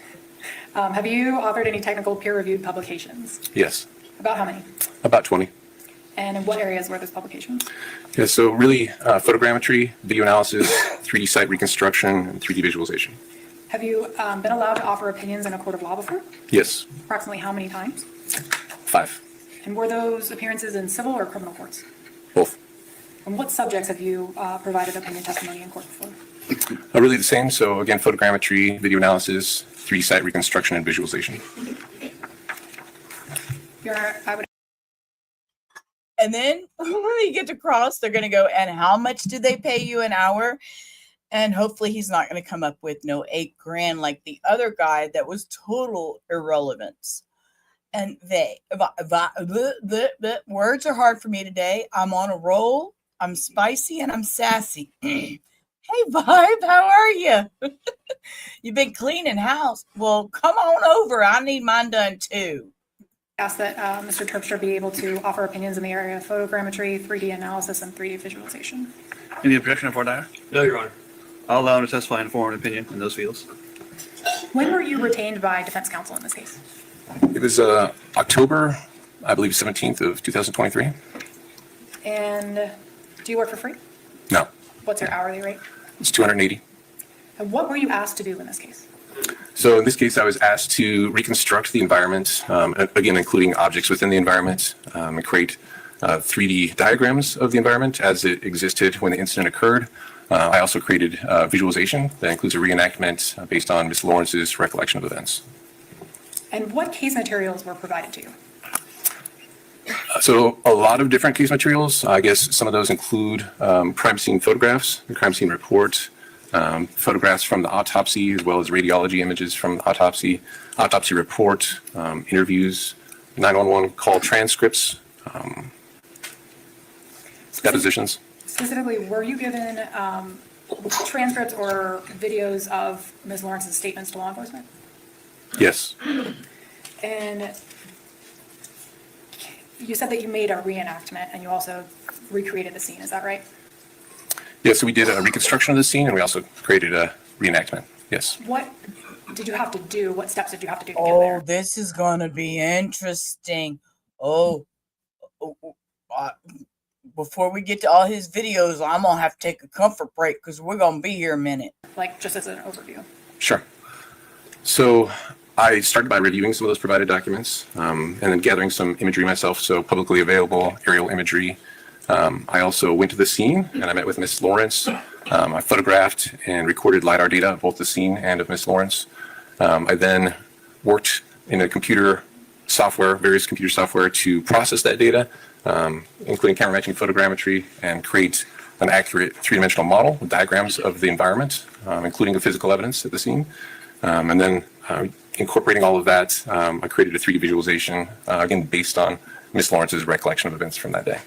Did you also prepare a PowerPoint presentation? I did. Would the PowerPoint presentation assist you in explaining to the jury some of the work you did in this case? Yes. Your Honor, may I publish the PowerPoint? Is there any objection? No, Your Honor. This trial was actually an older trial. I believe it was from 20. Let me back up. 2023 is when the incident happened, and she went to court in August of 2024. So it's a little older trial. And the only reason I brought it up is because there is a documentary out on Netflix right now called The Perfect Neighbor. A lot of my subs don't have, some of my subs don't have Netflix. So after the trial, which was already aired, so this is kind of a rewatch, we're going to go into the Discord and watch the actual documentary that Netflix had dropped.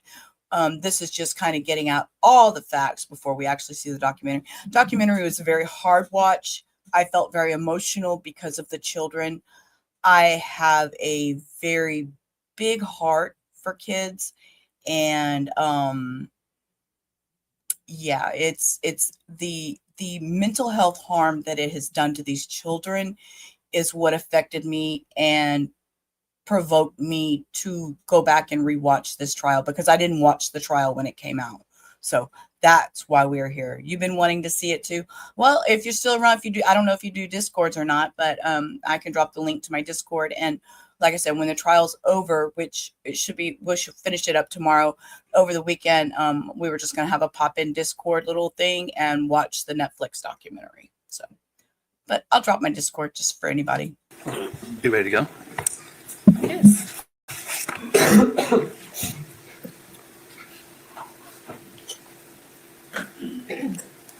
All right. So what is this? So as I was referring to earlier, this is one of the aerial images I gathered. So this is from NearMap, which is just publicly available aerial data. This is from November 5th, 2023. It shows the residence where the incident occurred from an aerial view. You can see it labeled there on kind of the bottom left with address 1662. And this? This is a street view image from, this is Google Street View, if you're familiar. You can see the residence essentially centered in this image. Absolutely, Ava. Love you, girl. This is just a closer in view of that same image from Google Street View. This was recorded in May of 2023. Now, you mentioned that you reviewed police photographs. Is that what's coming, or is that next? Yes. PowerPoint? Okay. Yeah, the provided photographs were from the police in this instance. So these photographs show the residents on the night of the incident, so the night that it occurred. You can see their photographs taken from various angles walking through the scene. This is Unit 3, and then you can see the doorway there to the residence at Unit 3. That is a bullet hole or a bullet defect on the exterior of the door. Here you can see that's been marked with an evidence label A for the exit of that bullet through the exterior of the door, and B for the entrance through the interior of the door.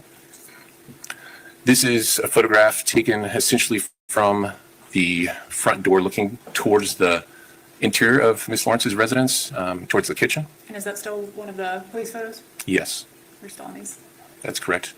This is a photograph of the kitchen. We're kind of rotating around back towards the front door a little bit. On the countertop there, you can see there is a cartridge case marked with evidence placard number 1. And that's a closer, is this a closer up shot? Yes. And what is this? So this is a trajectory rod or a protrusion rod with centering cones that was placed in the door. So this is the same entrance and exit A and B that were marked in previous photographs. Now it has a trajectory rod in yellow there going through the door. What is this? And see this right here, this image is what screws me up.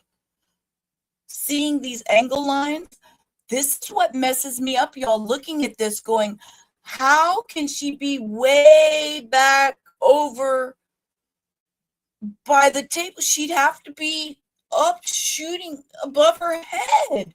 It does not make sense that she was not closer to the door to me. I cannot picture it. This, see, I see my goofy ass pinkies when I talk with my hands. Squirrel, guys, squirrel. Y'all know me, squirrel. Anyways, when I see these lines, I don't picture her being way back by the kitchen. I can't. I have my thing up loud. I'm going to, I'm going to turn my thing up and turn my camera off, and I'm going to go refill my coffee while I listen. This is a photograph of the inside of, again, the police photograph or crime scene photograph, interior of Ms. Lawrence's residence, that same yellow trajectory rod through the door, and now you see a laser trajectory has been, sorry, is there water? Can I grab a water from anybody? Apologize. So the laser has been added to the end of the trajectory rod, and so you can see it's, thank you, photographed there with a green laser in the environment. Is that another photo of the green laser? Yeah, so this is another photograph of that same laser. This one you can see the laser terminates on a wall above the cabinets there. Those are the kitchen cabinets. Is this documentation that you received from the police? Yeah, so this is a crime scene report. And there's a notation there. I'm just noting that they had documented 2 different angles with the laser or the inclinometer. The laser angle finder that they used was recorded at 7.8 and 8.8, so 2 different angular measurements. What is this? So this is photographs of the same. So here you can see 8.8 degrees measured vertically on the interior of the door and 7.8 on the exterior of the door. This is the front door and the door frame, including some damage, I think, in the second photograph here to the door frame. For clarity, my understanding is that some of this damage was existing prior to the incident or prior to that evening. Is that another photo of the pre-existing damage? Yeah, so here you see the latch plates. It's a little bit closer in, but you can see the damage to the door frame there, yes. All right. Did you go to the scene yourself? I did. And do you remember when that was? Yes, it was on February 28th of this year. And why did you do that? So I went there to document the three-dimensional environment. So I used LiDAR technology, a 3D laser scanner, which takes really millions of individual 3D data points that I can take measurements from anywhere within the environment. I used that data to recreate a 3D model of the environment. I also took a number of photographs documenting the conditions of the residence, both the exterior and the interior, when I visited it. May I approach the witness?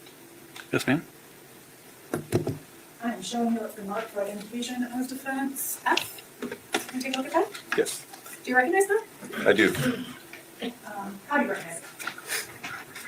These are a series of photographs that I took during my site inspection. And you took those photos yourself? That's correct. Can you thumb through them and make sure you take all of those photos?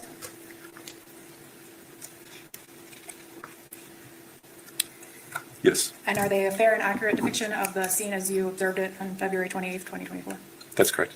Your Honor, at this time, I'd move into evidence what's been pre-marked as defense F into evidence as defense 9. Any objection? If I could review them, Judge. Sure. Any voir dire you want to conduct?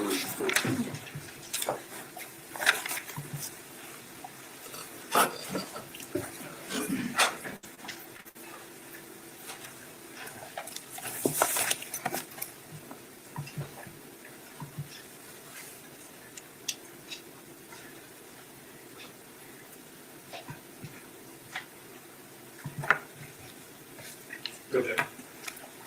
Defense F will be in evidence without objection as defense number 9.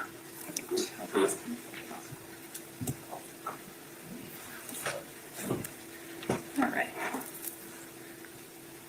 So you mentioned that you did you went to the site in February of 2024.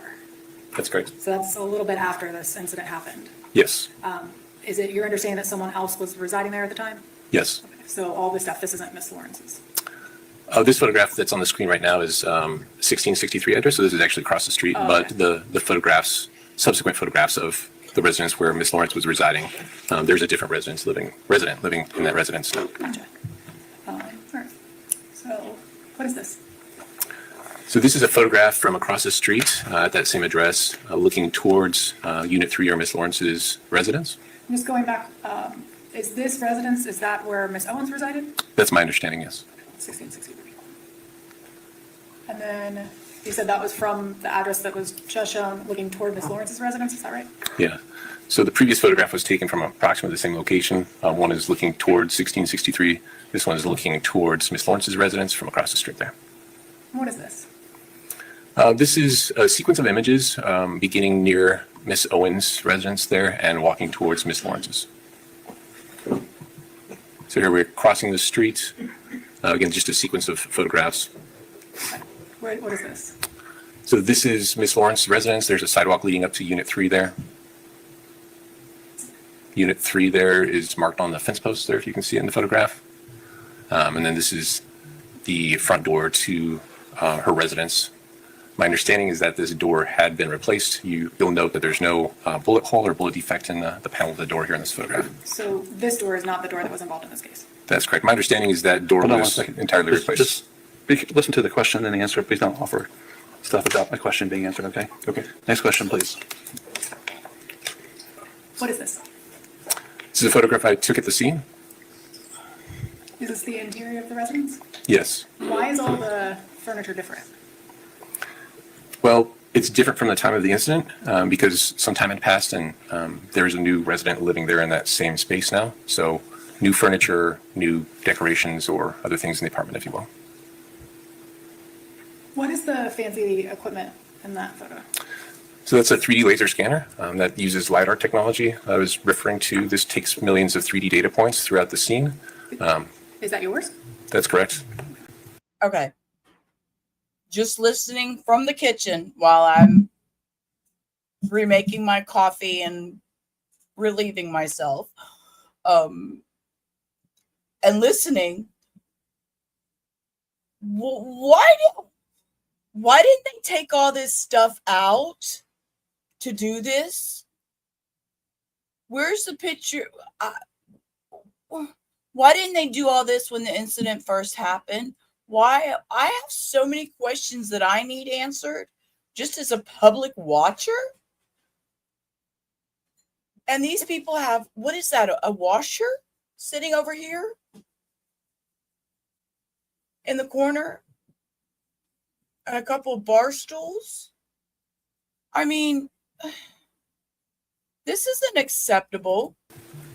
And is it your understanding that this is kind of the area inside where Ms. Lawrence's table and chairs? Kind of the area. Ma'am, trials are for facts. It's not of a kind of the area. See, this is where...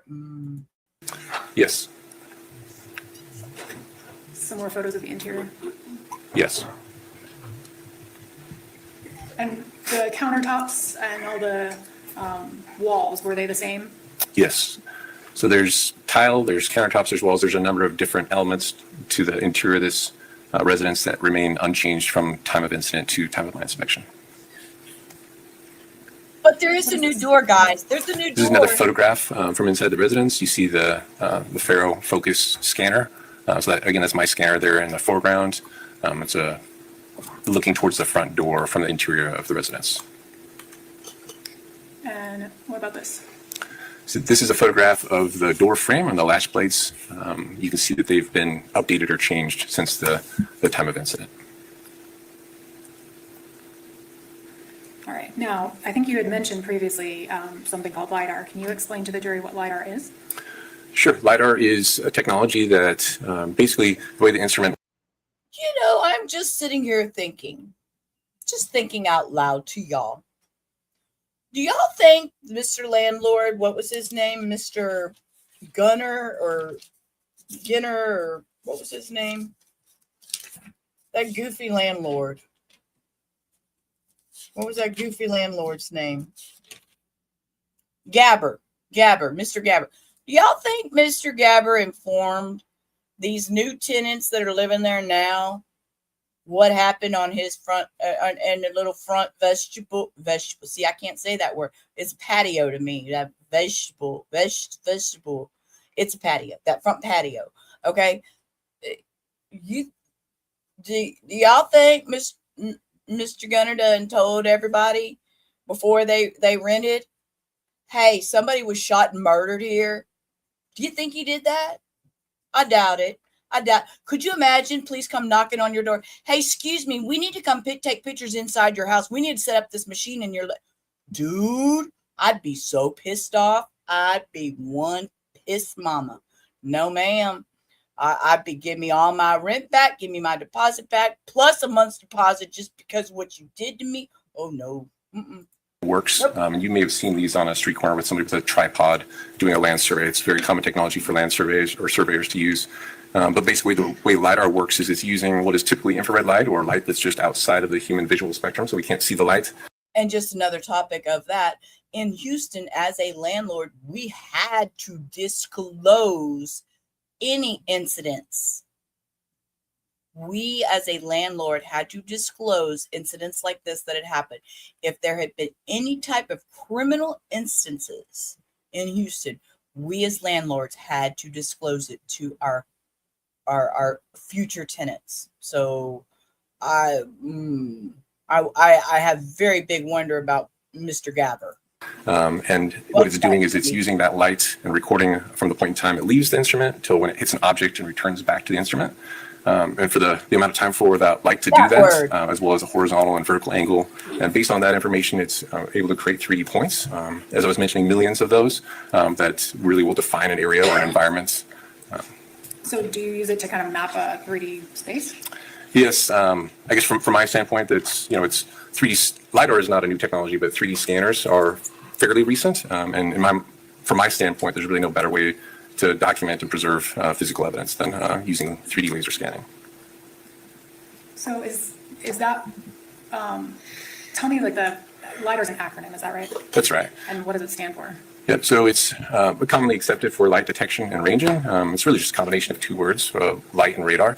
But you can see that light detection and ranging also works as an acronym, and so that's been kind of more commonly accepted in the industry. Can you tell me some examples of LiDAR?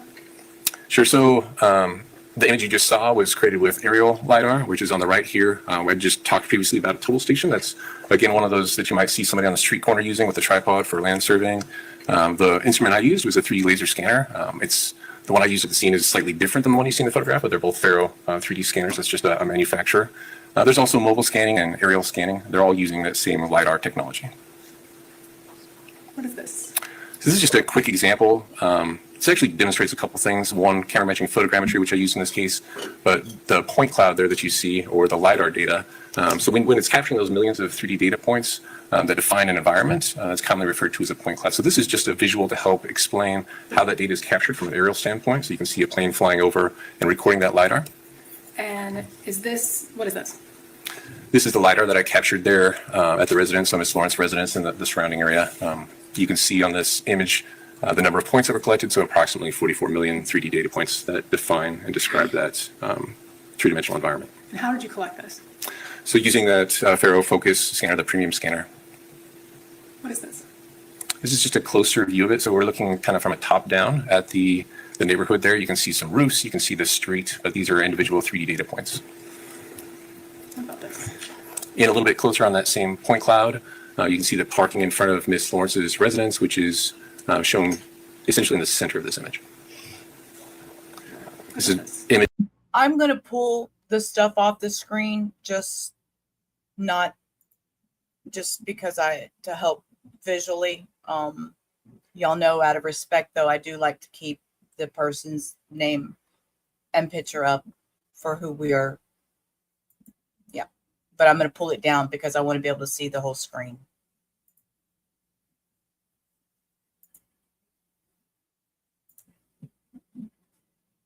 Okay, I'm going to pull me down too, so we. It's just a little bit closer. Is this what looks like a fan blade, maybe? Is that the interior of the residence that Ms. Lorincz resided at? That's correct. And what is this? So this is a perspective view or orthographic view. Sorry, this is not an orthographic, but rather a perspective view or an oblique view of the residence there, and we're kind of just rotating around it. These images help you understand, I suppose, that this is all captured in 3D and that we can view it from, because it's all in 3D, we can view it from any perspective or any angle. And this is LiDAR data too? That's correct. What about this? This is, again, the same point cloud of LiDAR data. You can see the residence there. This? The same. This is from a slightly different view. And now we're rotating around towards the front of the residence. All right, there's a lot of LiDAR. What is this? This is the view of Ms. Lorinc's residence. You can see the same fence that was there in the photographs, and for Unit 3 there, which is right in the middle of this image. How long does it take your fancy machine to gather all these little points?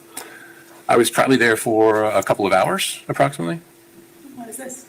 So this is that same 3D point cloud. The way the 3D scanner works is it'll also take photographs after it records the LiDAR data. So the scale images that you were looking at previously are based on the intensity of light returning to the scanner itself.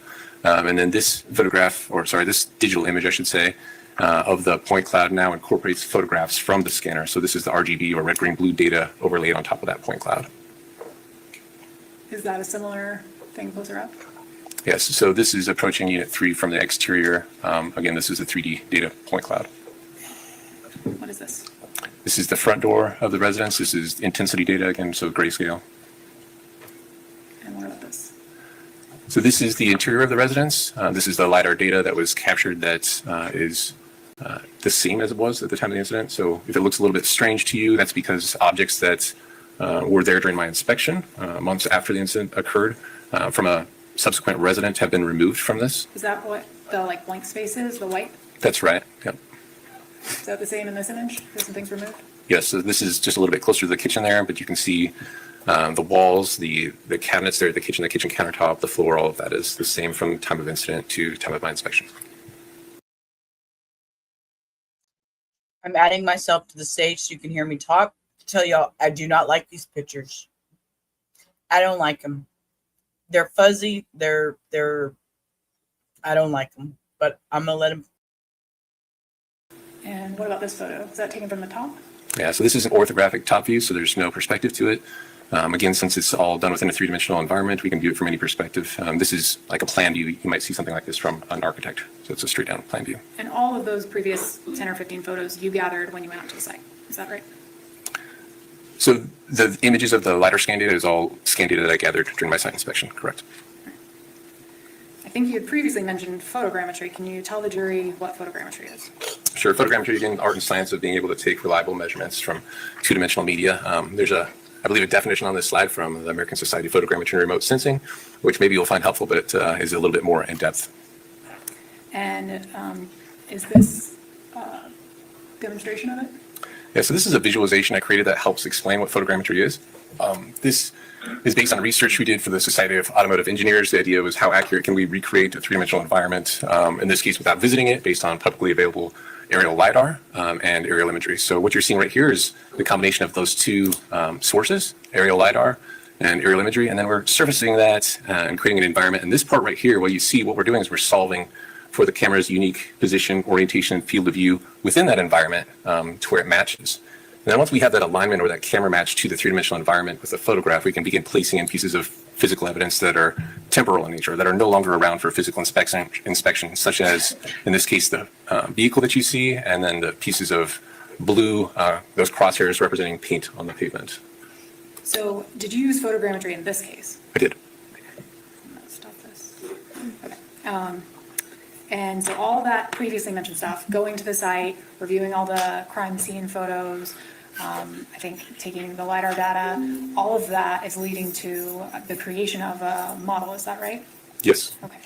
And did you create a computer model of the environment for this case? Yes. And what information did you use to create that computer model? So some of the information was Again, I'm going to pull myself down so we get a full view of this. So I'm pulling myself down. Walking through the LiDAR data that I collected during the site inspection. Because of the differences or the changes that had happened in the environment, I also used camera matching photogrammetry to locate where was the furniture, for instance, in that residence at the time of the incident, as well as the location of physical evidence as documented in these crime scene photographs. And then when you're actually creating the model, are you using computer software? That's correct. And what kind of computer software did you use?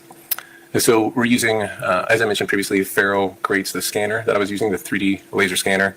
I'm using Scene to do the processing of that Autodesk recap to work with that point cloud and convert it into a format that I can use in Autodesk 3D Studio Max. I'm also using Autodesk AutoCAD to take dimensional measurements. Inside of 3D Studio Max, I'm using that for the camera matching photogrammetry. We also use other software for that as well. Are those softwares and methodologies generally accepted in the incident reconstruction and 3D visualization communities? Yes. Did they create a fair and accurate representation of the incident site, including the furniture locations at the time of the incident and the physical evidence as documented by the officer shortly after the incident? That's correct. Did you also create a computer model of the parties involved in this incident, namely Ms. Lorincz and Ms. Owens? Yes. And are those computer models are they a fair and accurate representation of the clothing and the general body dimensions of those people at the time of the incident? Yes.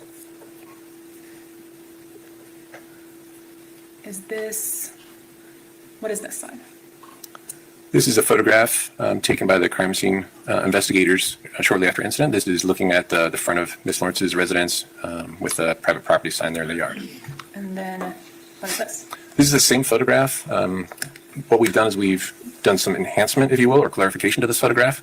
Basically, we're using levels to bring out some of the objects that are actually contained inside the photograph, but where it's really dark and difficult to see. For instance, now you can see the trunk of the tree on the left, and perhaps all the way to the left, just above the police vehicles, you can see the edge of another residence across the street. And we're using the computer software that you just mentioned to do that?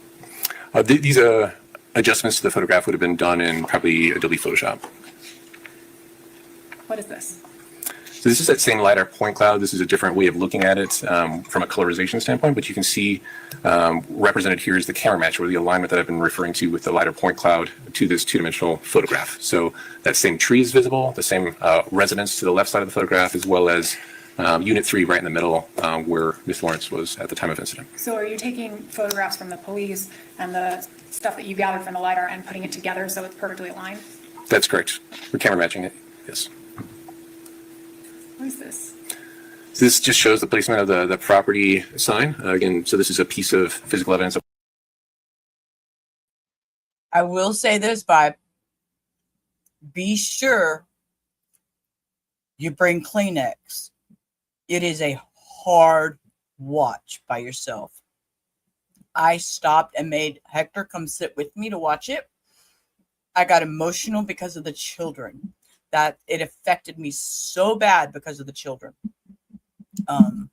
Yeah, it's a hard watch, so be prepared. Was no longer there during my site inspection, but using camera matching photogrammetry, we can solve for the locations. Where was that sign at the time of the incident? And what is this?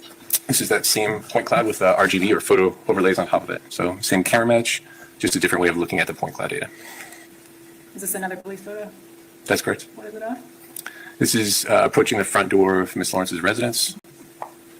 About this? This is that same photograph with lens distortion corrected. So we're viewing that photograph inside the 3D modeling software, 3D Studio Max. And now you can see the point cloud that's been overlaid on the photograph. So this is the camera match. What is this? This is a resulting 3D model. So we also created a 3D model of the interior of the residence and some of the exterior as well, based on that same LiDAR data collected, as well as camera matching photogrammetry. So was this created through your computer program? That's correct. And so is this the digital model of the site? Yep, this is geometric model in the computer model inside of 3D Studio Max. What's this? This is another photograph of the front door of Ms. Lawrence's residence. What is this? This is that same photograph with lens distortion correction. What is this? This is the point cloud overlay on top of that photograph showing the camera match. And once you camera matched it, what did you do? So this is the three-dimensional model, again, created from the 3D LiDAR data. And this just shows the consistency in alignment between the 3D model and the photograph. And what is this? This is, again, a 3D model. This is a view of it with shaded materials on it. You can also see the bullet defect or bullet hole in the door, and how we're able to place that or solve for its location in the 3D. Okay, so we're gonna do our little thing. You see the area in which the door that the hope, she's being so bad. Here, take it. She's wanting these bagel chips over here. Lola, go. Right, through a locked door, Vibe. It was a locked door. She was on the inside and she feared so bad through a locked door, somebody beating on her door because she threw a skate at this lady's child, hit the child in the toe, was cussing, using racial slurs to this lady's child. This lady was pissed, but that didn't mean that, oh, Karen Susan had any right to pull a trigger through a locked door, not knowing what was on the other side, whether it be her, the woman who she felt threatened by, or her child was also there at the time. So there's just so much to it. But what I'm pointing out here is look in reference to where the hole is in the door as to where she was standing, and it caught her in the right shoulder. I mean, very, very trigger warning. Very trigger warning. Thank you, Cindy. I should have said something earlier. Environment using camera matching photogrammetry. Is this another police photograph? Yes. What is it of? This is looking Oh, essentially from the front door towards the interior of Ms. Lawrence's residence. And what is this? This is the same photograph, again with lens distortion correction. Again, I don't like to do the race and religion stuff. It's just not my cup of tea because I was brought up so wrong with all that. I have stories that would make your ears feel like they're on fire. But I do not blame them at all for getting involved. So when you say lens distortion correction, are you talking about the reason that it's black on the outsides? Is that what that's doing? That's correct. So lenses will have some amount of curvature to them typically. A good example of this that I'm sure you've seen from an artistic standpoint would be a fisheye lens, where people take photographs and it's quite distorted, right? The horizon will have a significant bend to it oftentimes. In order for us to use photographs in counter-etching photogrammetry, we have to solve for and correct for lens distortion. And once we've corrected for it, then it'll be useful from an alignment standpoint to the 3D point cloud. So you can take a picture and change the lens distortion or get out of it in that software? You can correct for it, that's right. What is this? So this is that same LiDAR point cloud. You've seen this previously with perhaps the voids that they've been described, or the areas where there's really no data collected. That's because furniture or something there was occluding the view of the scanner, blocking that data from being captured. So this shows the alignment of the LiDAR point cloud that was captured that's consistent from time of my inspection to time of incident. What is this? This is the three-dimensional model overlaid again on top of that photograph, showing the camera match and the consistency between the model and the photograph. What is this? This is the same three-dimensional model. This is a shaded view. You can see the location of the couch, Ms. Lawrence's furniture, the table, the chairs, and this, I believe, is a freezer here in the foreground. And is this another police photograph? That's correct. What is this? This is the same photograph, again, within the three-dimensional environment. What about this? This shows the point cloud overlay, so the areas that we've camera matched from the point cloud to the photograph itself. What is this? Same point cloud. This is just the intensity view of getting grayscale. What about this? This is the wireframe geometry of that environment and the overlay on top of the photograph. And this. These photos make it so hard to understand to me. They're really making it visually more difficult for me. I'm not sure why. The blank outs and stuff like that. I have to say this. My mother was Jewish. My father was Catholic. We were raised with no religion, and politics were never discussed. I didn't understand politics, and it's all like, I don't understand it because I was raised with no knowledge. And it wasn't until I was an adult in my 40s that I opened my eyes and started seeing this whole other world. So my dad was very racist, very, very racist. My mental health went unchecked for years. I was a hormonal teenager in the 70s, in the 80s, when they took me to get help. So you were in elementary school in the 70s. Yeah, see? And that's just it's not acceptable. And we look back now and we're like, what the fuck? Sorry for my language, I cuss, but seriously, what the fuck? What was so wrong? And I still have difficulties to this day. And it's like when I go in other people's chat and I'm learning things, I'm listening, I'm learning, I'm absorbing, and it's stuff that I've never heard of, never heard. We had a conversation the other day in here about Amish. All I knew was they rode in buggies that were pulled by horses, and they built good furniture. That's all I knew about them. So it was very enlightening to hear about their religion and their upbringing and things about their culture. So this doing these lives and stuff has brought a whole new world to my eyes, and I love it. I love it. I love doing this. This is the shaded view of that same three-dimensional model on top of the photograph. Is this a police photograph of the laser? That's correct. And what is this? It's that same photograph inside the 3D modeling software with lens distortion correction. What about this? This image shows the point cloud overlay.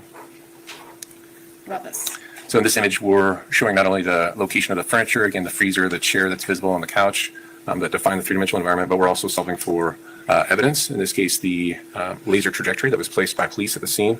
We're now locating that in a three-dimensional environment using camera matching photogrammetry as well. And is that the red thing that Yes. in that photo? So it's a green laser in the original photograph. In this image, we're representing it with a red line or red geometry. And what is this? This is a shaded view of that three-dimensional environment with the laser trajectory. What about this photo? This is another photograph from the police with the laser trajectory. And what is this? This is that same photograph inside the three-dimensional environment with lens distortion correction And what is this? and with point cloud overlaid on top of that image. And this? And then this shows the same idea, but from a different angle as the previous photograph. So again, we're solving for the location of different furniture. So you can see the wireframe geometry that's overlaying the photograph. You know, if somebody was to just show me this picture, I would automatically assume that the gunshot was coming from outside the door. I would automatically assume. Automatically. I mean, the way the trajectory goes through here, I would have thought it came from the outside. The way they're trying to display this. Your favorite judges are in Houston? Yeah, we got some awesome judges here. Graph representing the location of the table, the chairs, the freezer, as well as physical evidence placed at this scene. The laser trajectory we're solving for its location and orientation here in the scene using this photograph. It's represented in red inside the three-dimensional model. And what about this? This is that red geometric representation of the laser trajectory inside the 3D model. Did you, you mentioned that you also did models of the people involved? That's correct. And how did you do that? So those models are created based on information. Yes, show us the height of these people, and let's have a Murdaugh flashback, guys. We're gonna see who was standing where. Excuse me, I got a burp from my coffee. I just seen the Murdaugh moment. Y'all remember Murdaugh where they did the little demonstration of the people and you had to be like 8 foot tall? Y'all, please tell me they're fixing to do that. I need comedy. I had. So I met with Miss Lorincz, and again, I photographed her and I took 3D laser scans similar to what you saw of the interior of the residence. I did 3D scans of Miss Lorincz. And then for Miss Owens, her, as well as Miss Lorincz, they're based on photographs from the time of incident and body-worn camera footage for their clothing. And then Miss Owens, the autopsy was also used to understand her overall height or dimensions. What is this? This is a photograph I took of Miss Lorincz. And how tall was she? She's 5'5". How much did she weigh at the time that you met with her? I don't recall how much she weighed at that time. I'm sorry. And what is this? This is the LiDAR point cloud of Miss Lorincz. So this is based on 3D scan data I collected when I visited Miss Lorincz. What is this? This is a three-dimensional model of Miss Lorincz that we created based on that LiDAR data. And does the information on the thing that says Susan Lawrence, height 5'5", weight 180, is that information that you gathered at the time? Yes, some of that is from the time. So the 5'5" is consistent with both the incident report as well as the LiDAR data and the photographs I took when I met with Miss Lorincz. The weight is based on the incident report. Okay. So the weight was not at the time that you met with her, but it's the date, the weight that she was at the time of the incident. That's correct. And what is this? This is the resulting three-dimensional model of Miss Lorincz on the right. On the left, you can see an image from a police body-worn camera that was used as a reference for creating that model and the clothing that she was wearing from the time of incident.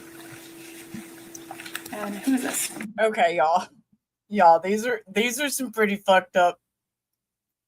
Okay, this is. I know they're trying to.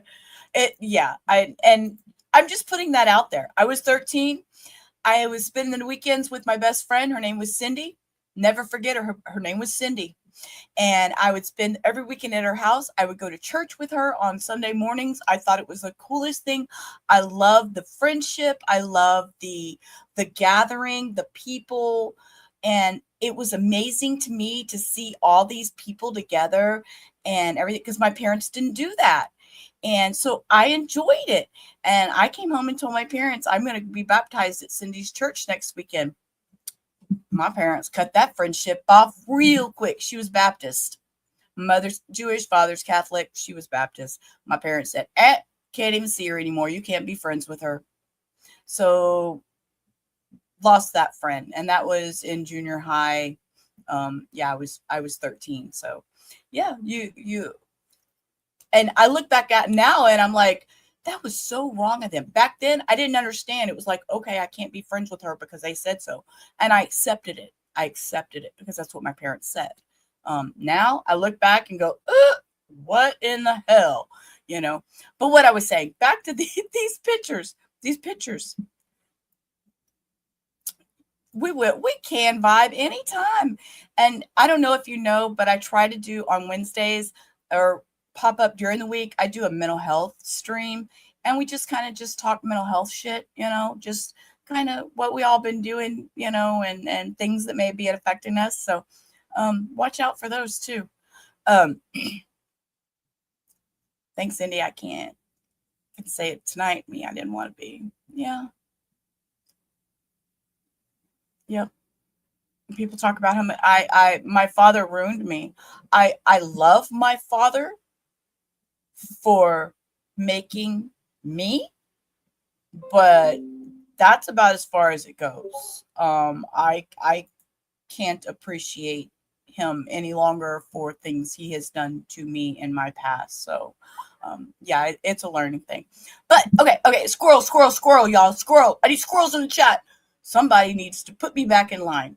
But these pictures that they're presenting of these ladies, this is not nice. The clothing that she was wearing. Look, they did some good renditions of these ladies. I'm just saying they did some good renditions of these ladies. It's wrong, but okay. But let's watch, because I want to see them put them on each side of the door. I want them I'm gonna put her 10 foot 8 inches away from the door. I want to see this. From time of incident. And who is this? This is Miss Owens, three-dimensional model of her on the right. What is the information in the middle? So those are body-worn camera images. So this is taken from the investigating officers and the body-worn camera video. Those images were used as a reference for understanding what Miss Owens was wearing at the time of the incident, her clothing. And you mentioned gathering autopsy data, is that correct? Yeah, so I also referenced the autopsy report as well as photographs and radiology images. Are those from the autopsy report? Yes, so the text on this image is from the autopsy report describing her injuries, as well as the diagram in the middle, and then photographs on the right. What's that bottom photograph? So that's a radiology image showing Miss Owens. In this image, you can also see the bullet where it was located at the time. This image was captured on kind of her left side, if you will. So did you take all of those images and all of those measurements and all of those pictures and put them all together to create your 3D computer model of the scene and the people? Yes. And did you consult with any other experts in developing this 3D computer model? Yes. Who was that? I also consulted with ballistic expert Mr. Wright. And did you work independently or in collaboration with Mr. Wright? Both. So tell me what you did independent of him. So independently, I did the work that was kind of previously described through this presentation. So capturing the data myself at the scene, using it for camera match and photogrammetry, creating an accurate model, including the location of physical evidence there inside the three-dimensional model. Three-dimensional models, including wound locations for Miss Owens, but three-dimensional models for both Miss Owens and Miss. She did. And they played videos from a Ring camera. But the problem was, we learned that she had a Ring camera on the inside of her sliding glass door. And because of the reflection from the glass, it wouldn't record at night. And that's when she would seem to have the most problems, was at night with the kids being out there. And you couldn't see any of the video because the, hello, hubby, I'll get you in a minute. You couldn't see the night vision wouldn't come on the camera. So she did have a Ring camera, but it did not work properly. And they do show some of the videos from her camera. Lawrence. And then from a collaboration standpoint. Yeah, was that all that you did independently? Yes, Okay. I believe so. Then what did you do in collaboration with Mr. Wright? So from a collaboration standpoint, I worked with Mr. Wright to establish where Miss Lawrence was at the time of shot, her position such that it would be consistent with physical evidence from that laser trajectory, as well as the cartridge casing that was found on the countertop in the kitchen, and Miss Owens' position outside of the residence, such that her position would be consistent with her wound path and physical evidence based on Mr. Wright's ballistic expertise. And then did you prepare some photographs of the 3D computer model? Some images, yes. You could hear some of the voices, but not enough to make out. And like of the incident, they didn't show the actual ring of when the incident occurred. They showing before, and she was also taking videos with her phone. She took like 11 videos in a row with her phone of the kids playing. The kids simply out there playing, enjoying life, playing football with another neighbor dad. It's just disgusting. What is this? So this is an image of, or a three-dimensional diagram. This is an orthographic side view, sometimes referred to as an elevation view. You can see the door, or the front door of the residence is on the left. You can see some of the exterior with the fence there. You can see the freezer, the chairs, and the dining room table in their location where they were at the time of the incident. What about this? So this is a placement of that laser trajectory as determined through camera matching photogrammetry. And I noticed it went back to green. Is this the exact same angle and all that from the police? Yeah, sorry if there's any confusion there. It was green. It was a green laser in the photographs from the police. I used red geometry to help define and show how it was camera matched and located. And then I'm representing it here in green inside the model. What is this? This is Oh, she was very loud. She was banging on her door, telling her to come outside. We need to talk. Because the lady had threw a skate at her kid, and the kid's tablet was missing, and the kids thought Karen is what they called her because she treated them so horrible. They thought that the lady had his tablet, and she was pissed. She was over there banging on the door. She wanted her to come outside. I don't blame her. But see, look at this. Look at this rendition of this video right here. They're showing that Susan would have to been inside with her arms way up like that in order to get this trajectory. I don't see it. a position, again, that was worked with Mr. Wright in collaboration. It's also consistent with Ms. Lawrence's statement as to where she was standing at the time of the shot. So this image is of that same environment with all the same furniture locations, but now it incorporates Ms. Lawrence in a position consistent with physical evidence at time of shot. And what is this? Same image again. Now we're incorporating Ms. Owens into this image and her position such that it's consistent again with physical evidence and with Ms. Lawrence's testimony. Now, can you tell me what this is showing us? Starting off, why don't you start off with, is the green line still the same laser that we've been talking about? That's correct. So that's, and it's labeled in this image as police trajectory. So that's the laser trajectory that was placed by the crime scene personnel at the time of incident. And then I see a blue dotted cone. What is that? So that cone represents a plus or minus 5 degree or for a total of 10 degree cone that was placed at the direction of Mr. Wright, ballistic expert Mr. Wright. That cone represents a range of possible or an area of possible locations where the shot was fired from. And I noticed that there's also a yellow line. What is the yellow line? The yellow line represents the three-dimensional model and the location where Ms. Lawrence was at the time of shot in our model, again, consistent with the ballistic evidence. So it's inside of that plus or minus 5 degree cone here. It's also connected to the bullet hole in the door, and then her position inside the model consistent with the cartridge case. So I noticed that the yellow line is not all the way at the bottom of the 10 degree cone. Is that correct? That's correct. And so that position is not as far down as could have been still within the cone. Is that right? That's correct. So it could be a little bit lower. It could be a little bit higher. What is this? So this is that same three-dimensional environment with objects located through camera matching photogrammetry, including that freezer by the front door. You see the chairs and the table. This is, again, like a plan view or a top-down view. What is this? This is that same image, but with the addition of a 3D laser. So this is the green laser as documented by the police. What is this? This is that same sequence. So here you can see Ms. Lawrence in a position where she, consistent with physical evidence, where she would have shot. And what about this one? This image includes Ms. Owens' position. Miss Lawrence or Miss Owens? Ms. Owens. So it has both people? That's correct.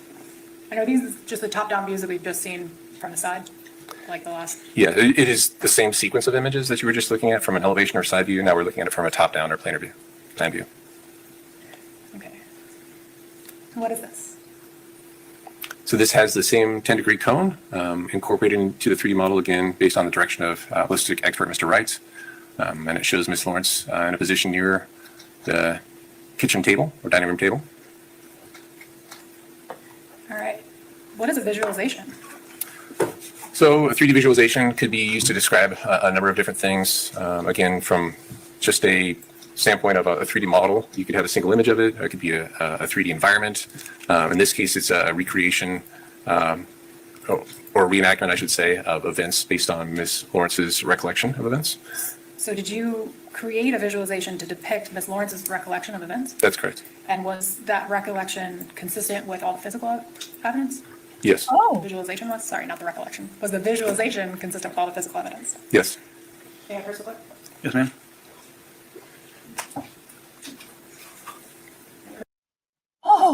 oh, okay. So now we're going to get to watch a little video of her recollection of how it happened. Okay, Susan, let's hear you, honey. Let's hear you. I need to hear you. Yes, ma'am? I'm showing you what's been marked for identification as defense exhibit G. Do you recognize it? I do. How do you recognize it? This is a DVD of the. Not what is it, but how do you recognize it? How do I recognize it? My apologies. This is. I have my initials on it. I've seen this DVD. And what is it? It is a 3D visualization that was created for this incident. And is the visualization you created a fair and accurate representation of the recollection of events? Yes. And I think you mentioned previously, but is the positioning of Ms. Owens and Ms. Lawrence shown in the visualization at the time the shot was fired consistent with all of the physical evidence in this case? Yes. At this time, defense would move what's been marked for identification as G, I believe, as defense 10. Any objection to Court Eye? Your Honor, I have no objection to the visualization being shown to the jury as a demonstrative aid. You got an objection to being placed into evidence? Yes, Your Honor. What's the nature of the objection? Your Honor, may we approach? Sure. Oh.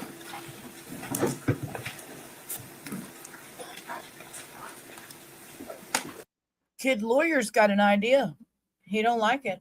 I like the kid lawyer though. There's her blessed family.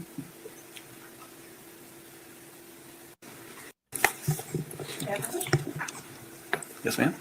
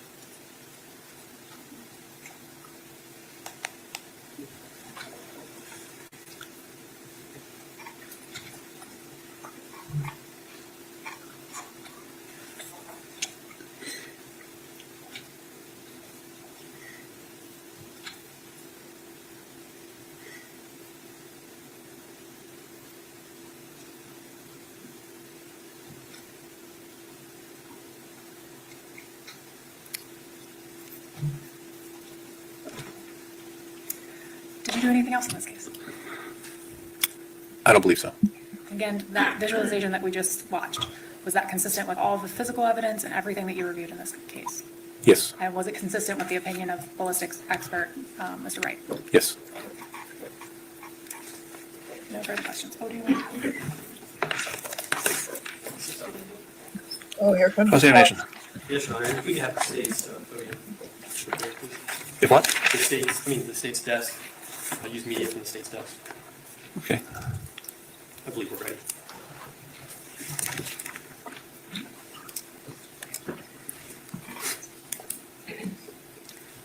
Good morning, Mr. Turford. Morning. So this computer animation that you made and that we just viewed, there was a part in there where the door goes inward, correct? A little bit? Yes. That door, you never tested the door, you never inspected the door, correct? That's correct. To my knowledge, the door was unavailable for inspection. And then you never recorded anyone banging on the door that was shot through in this case, correct? That's correct. So you never took any measurements of anybody banging on the door in this case, correct? That's correct. And you're basing this whole computer animation based on a lot on the recollection of the defendant's events, correct?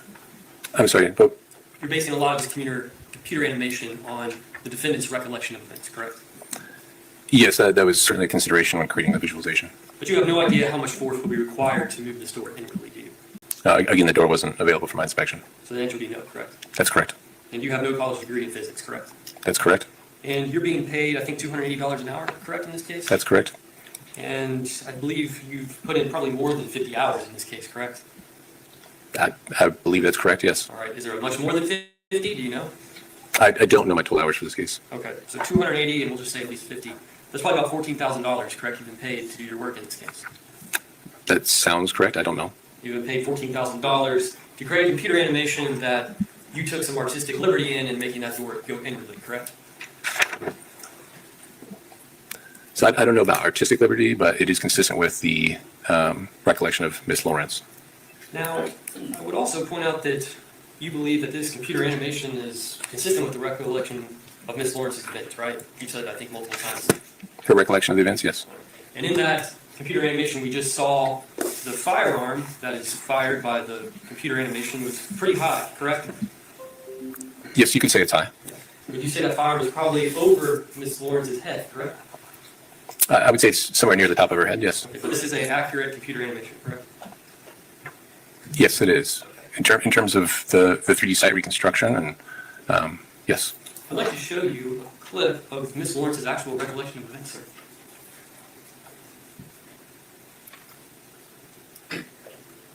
Okay, how are you holding the gun when you fired it? With two hands? Yeah. Now, Miss Lawrence's recollection of events, holding the gun with two hands like this, is directly inconsistent with your computer animation up here, correct? I would also say she wasn't sitting like she is in this. Well, at first vibe, they tried to say she was using a stand your ground law, and they didn't arrest her at first.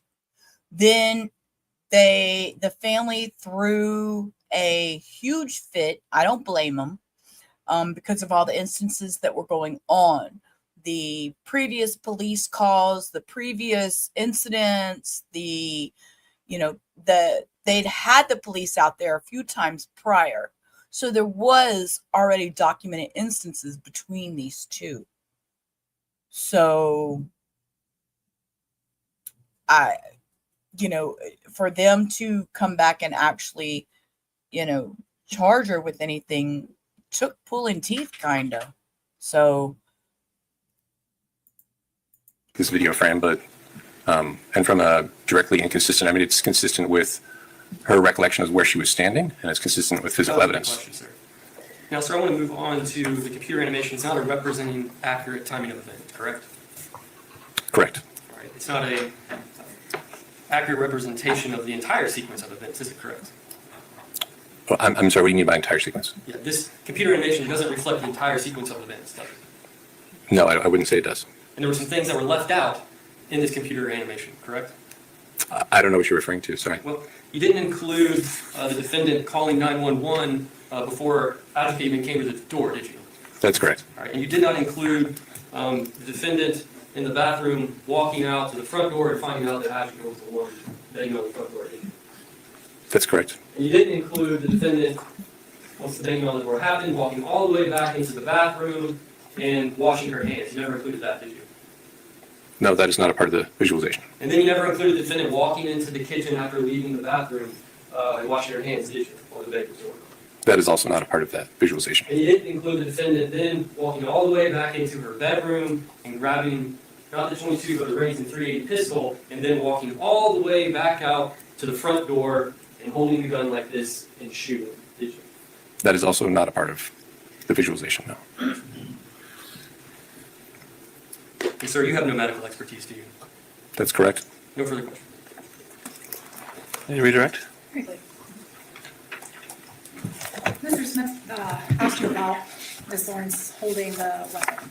Is that on the front? Yes. And he played a clip from Ms. Lawrence's interview with the police. Yes. And in that clip, it showed her kind of making a gesture, holding her hands together. Yes, And your visualization also shows her with both hands together on the gun. Is that correct? that's correct. Nothing else? You need to redirect? Yeah. Is he excused? Yes. Sure, you're excused. Thank you. Have a nice day. Thank you. Okay, court goes to lunch I'm not saying about other, or takes a break, Yes, sir. so what I'm gonna do is come in, let the jurors know what the but schedule's let's gonna be like. eavesdrop. Hold up. So they can be prepared for the fact that if the closings take most of the morning, then they'll probably be in deliberation in the afternoon. And they need to understand they can't have phones with them, so that all their family know nobody can contact them while they're doing deliberations, and they are all prepared for all that. That'll give them the appropriate amount of time to deliberate on the case, and we'll go from there, okay? Yes, So sir. I think their lunch is just about here, so I'll just go have eat lunch. How much time do you guys need for lunch? However long you tell us, Your Honor. An hour's fine. I'll give the clerk an hour. We don't need to eat. You know what? Wow. Real deep depression. I mean, they have more of a It took like 3 hours. And then they jump right back into testimony. They don't even give us a head start. I don't even know who this guy is. See, this is what aggravates me sometimes about doing this. They're just going to jump right into this man talking. real deep depression. I mean, they have more of an understanding of what has happened and perhaps are now moving towards system 2. The parasympathetic nervous system is starting to take over, and you're starting to have a contemplative recollection of events, and that can move you into depression. So there's no right way to act after a situation has occurred. It varies. If I may have a moment, Your Honor? Yes, sir. Are all of the opinions that you have shared with the court and jury today within a reasonable degree of scientific and use of force analysis certainty? They are. Thank you. No further questions. Thank you, Your Honor. Thank you, sir. Do you want this slide up or now? Yes. Thank you, Your Honor. Good afternoon, sir. Good afternoon. You are not a licensed psychologist, correct? I am not. Nor are you a licensed psychiatrist? No. Not a medical doctor? No. And you've never counseled or treated patients in a psychological or psychiatric setting? I have not. The majority of your life has been involved in law enforcement, Yes. and you've actually developed some unique products that law enforcement officers use in their everyday duties, right? I have, yes. Your master's degree is in educational psychology, right? It is, yes. And you received that degree, I believe, in 2014. Yes. That degree came from the Department of Education, not the Department of Psychology, correct? That's right. And you basically went back to school to try to get a better understanding of how to better train law enforcement officers, right? Well, to train everyone, I think. At that point, I was already, as I told you, I started as a self-defense instructor. But to understand what happened, why people behave the way they do under stress, that was my big question when I went back to school. Would you agree that people have to make split-second decisions every day? I suppose some people do. I don't know if everyone does. For instance, I'll give you an example that probably everybody in this room has experienced at some point. I'm driving down the road, and the car ahead of me slams on its brakes, and I then have a split-second decision to make. Yes. Okay, I have to decide, do I have enough time to hit my brakes to avoid making contact with the car ahead of me? You generally won't make that decision. That'll be an automatic response. Okay? But I also have to, but depending on how much time I have, right? How much time you have, that's right. If it's way down the road, then yes, you can contemplate it. But if they slam on their brakes so that it has a meaningful effect, oftentimes the automaticity of your actions will take over. That system 1 we talked about, it will engage. You won't be working off system 2. And that system is going to help me decide, do I hit my brakes to try to avoid? Do I swerve right? Do I swerve left into maybe oncoming traffic? Or if I have nowhere to go, I just got to hit the brakes and try to minimize the damage. If you have the time to do it, yes. Okay. And the brain makes all of those decisions. Wow. If you have the time to do it. She had 2 minutes. She had 2 minutes, guys. Remember that? She had 2 minutes from the time she hung up with 911 until she shot that lady. In a split second, does it not? Well, not if you're contemplating. If you're contemplating, it could be the course of several seconds, and depending on how much time. I mean, if you're a radar operator with something coming in, it could be several minutes, could be an hour. So the process, once again, varies given the context of the danger, I suppose. And the immediacy of the danger. The immediacy of the danger will be a system 1 response. That situation I just described could be considered a very stressful situation, could it not? Sure. It could create a high anxiety. Yes. If you make the wrong decision, you could be seriously injured or seriously injure somebody else. I would think so. Hey, Cindy. And people are put in those positions every day, are they not? Again, yes, I don't know what people you mean. I think the context matters. If you stay home all day reading books, I don't know how many Sure. opportunities you have to be placed in high stressful situations. But it is quite common that individuals are forced to make some type of split decision on a daily basis. Now, obviously, the more time that I have between seeing this immediate threat ahead of me, this car slamming on its brakes, the better ability I have to react. I would say yes. And the better ability I have to make a better, more reasoned and informed decision. Yes. If I have 50 feet or 5 seconds to react to this car slamming its brakes on ahead of me, I have a better ability to react than I have if I have an immediate threat and I have 10 feet and a half a second to react. Well, it depends on, I would say that's true, but it depends on the speed you're traveling as well, of course. I have to say, I want to stop and say this. The kids called her the Karen neighbor. And, you know, kids are going to be kids. But my question was, where did they get that? Where did they get the idea of calling her Karen? Did they get it from their parents? Did they get it from social media? Who said it for the kids to pick that up? And I'm sure that agitated the lady. And I would call her a Karen to her face, but I'm an adult. That's a little different. But again, an elderly white lady that obviously doesn't like children has already called them out of their name and out of their race. You know, she's a Karen. Is that similar to the concept of the signal detection theory that you described earlier? I think he was 11. The one that was beside her when she was, let me look, just because I don't want to tell you wrong. How old was their son?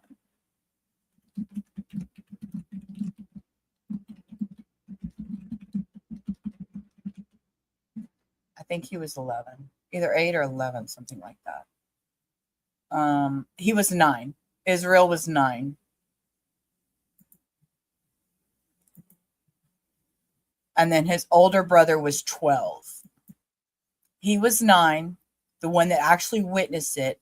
And then he had an older brother that's 12 at the time. Kind of. So you're talking about almost an economic model of decision making, like I can swerve or I can hit my brakes or I can go off to the curb. Those are picking the best answer between multiple versions of response that you. Which isn't very positive and very helpful. And they shouldn't have been doing that. But still, that's no reason for this woman to shoot through her door.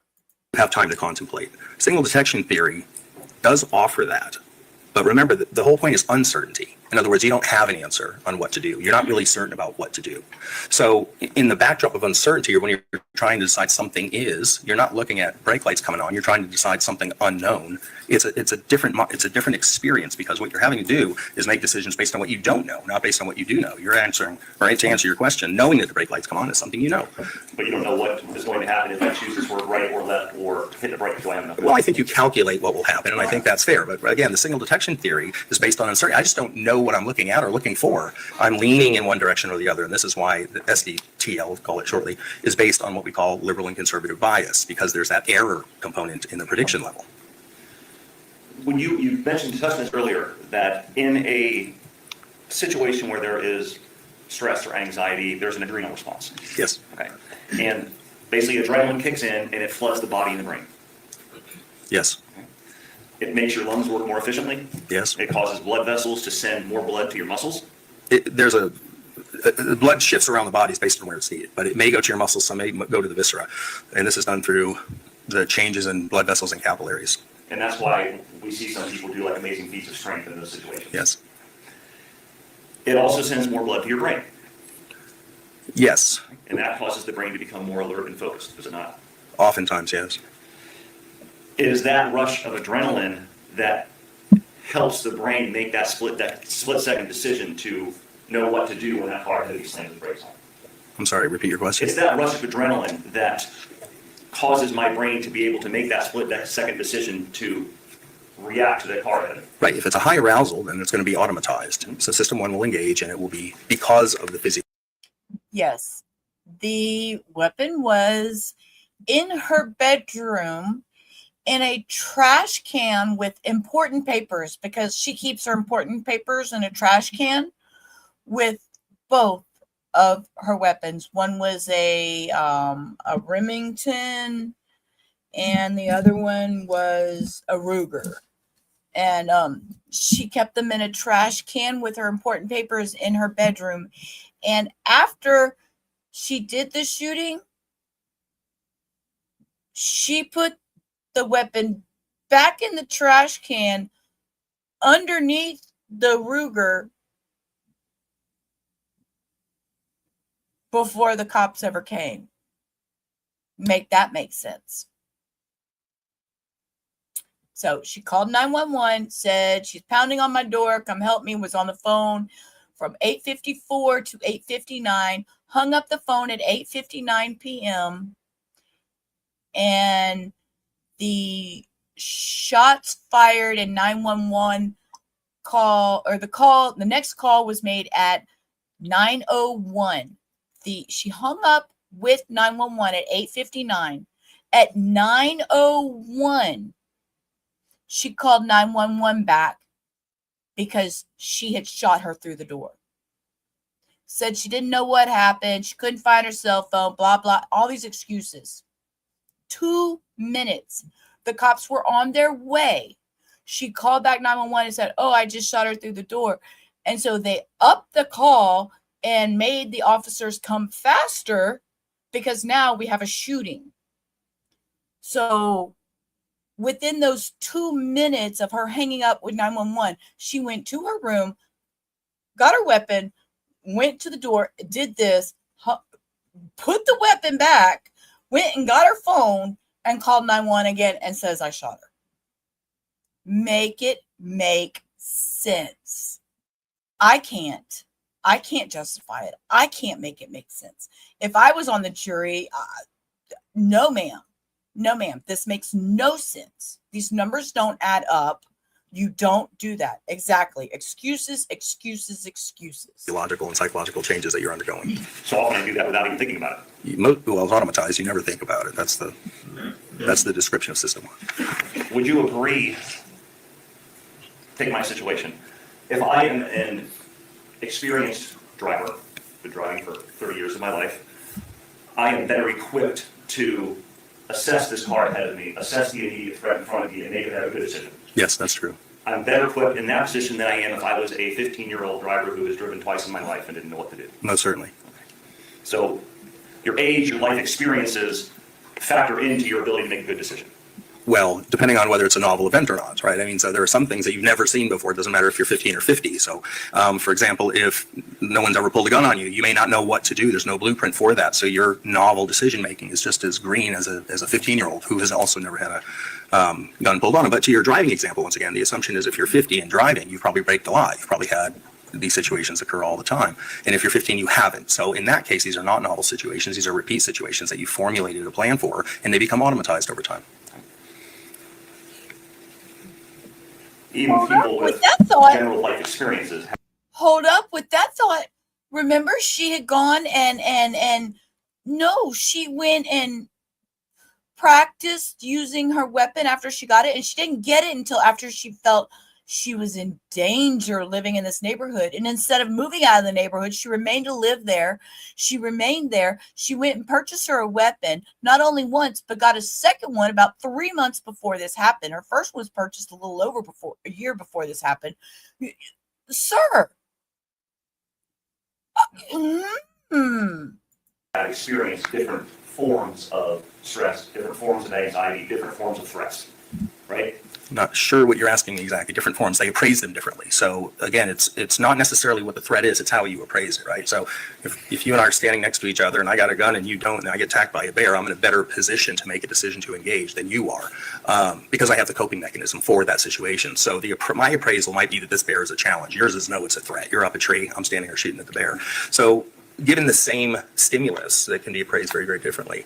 And that is precisely what we do. We are constantly calculating our ability to manage a stimulus. And if we can manage it, once again, it is considered just a challenge. But if we can't manage it, it becomes a threat. And this is where arousal starts to see a drop off in performance. And would you agree that general life experiences gives an older person a better ability to manage situations because they've seen situations differently and more often in a different context than a 15-year-old? It's probably an empirical question. I don't know if that's been tested. I mean, there's this thing called near and far transfer. So if you do things similar to something else, you have what are called near transfers. If you do things that are way different, then you have far transfers. How those things affect novel situations, I'm not exactly sure. You also mentioned something in your direct examination that when talking about maybe prior difficulties with somebody that future behavior is Future behavior is predicted on past behavior, yeah. Okay. And again, it may not be exactly predicted because it's random, right? So one event doesn't necessarily have any relation to the other one, but our perception of past events is what directs our decision-making in future events. You charge $300 an hour, correct? Yes. And about how many hours have you devoted to this case so far? I don't know, probably 15, 17. Can I move on, Your Honor? Yes, sir. Thank you, sir. Thank you. Can you redirect? Yes, sir, thank you. Since Mr. Buckman asked you, tell us, what is educational psychology exactly? Oh, you're good. So when I went back to school, I already had a whole career behind me as a law enforcement officer. And my interest in further study going to graduate school was to learn about how stress affected individuals. Because what we were seeing in the field is that people weren't performing the way we were teaching them to perform. I thought at first perhaps I would find the answer in military studies or something like that. But as I did further investigation, what I found out is this idea of anxiety and stress is most profound in sport psychology, sport exercise and performance. Why is that?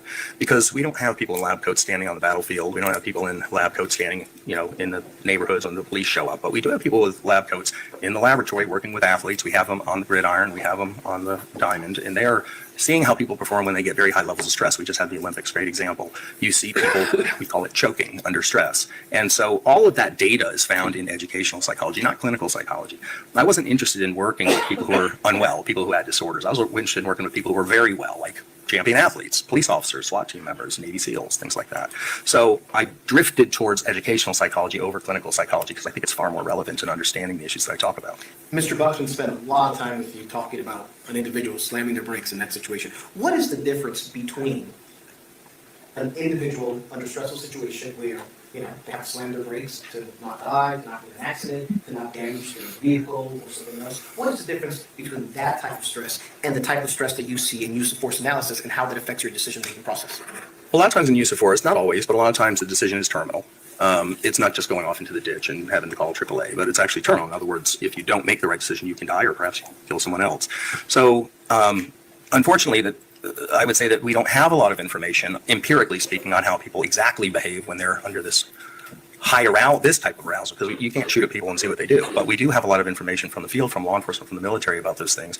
And so it's sort of a separate category from the everyday events that you see, like driving your car. That's not the kind of arousal. You don't get as aroused as, for example, somebody sticking a gun in your face and threatening to kill you.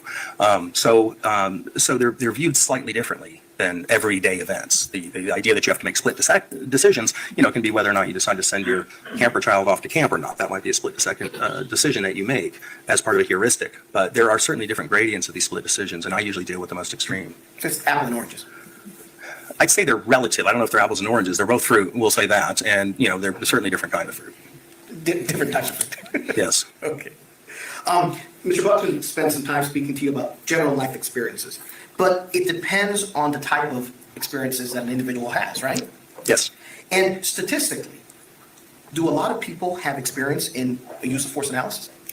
Analysis, no, or do you mean use of force situation? I'm sorry, use of force situation. They really don't. I mean, considering the number of the amount of violence that we have in this country, I think is well known. But we have a lot of people in this country too. So the statistics of it break down to very, very few people having any experience with violence, and even fewer with deadly violence. Okay. If I may have a moment, Your Honor? Yes, sir. No further questions. Thank you for your time. You're welcome. Any additional questions? Can I have one more? Sure.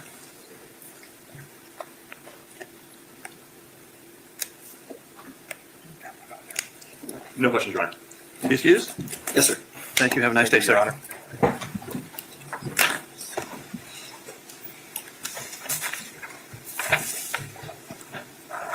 Ladies and gentlemen, we're going to take a short break.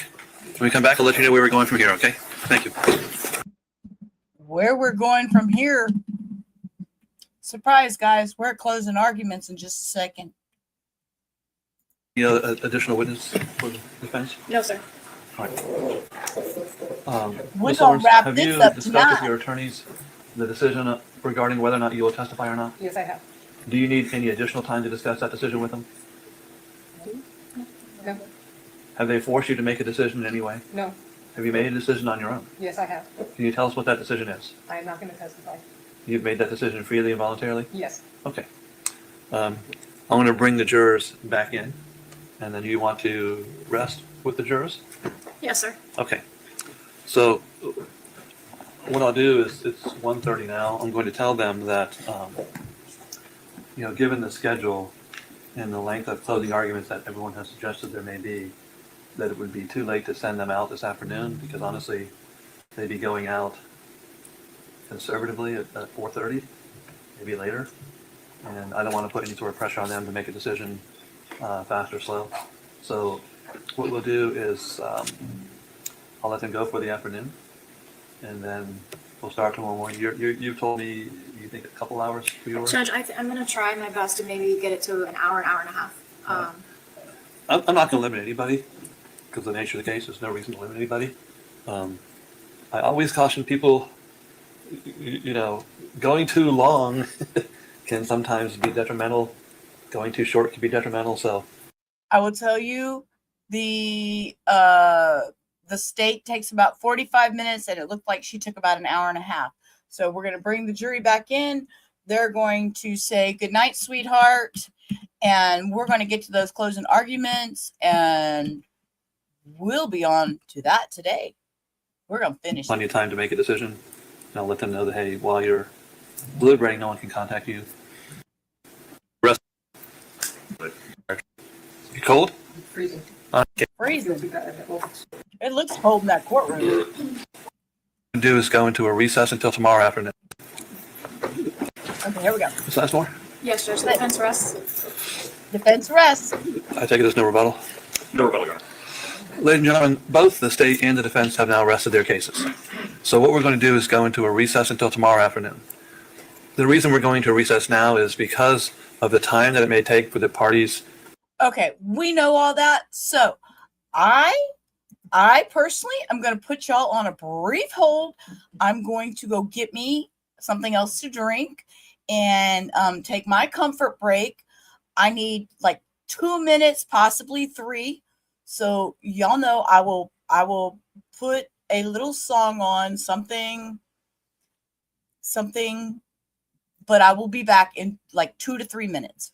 Hold, please.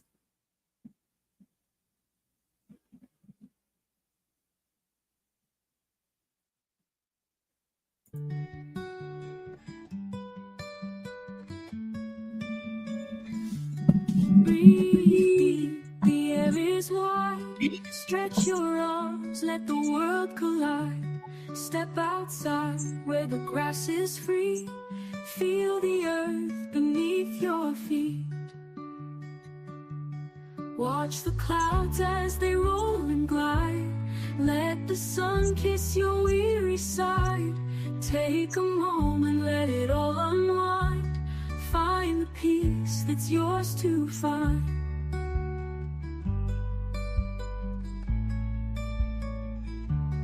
Walk the path where the flowers lead.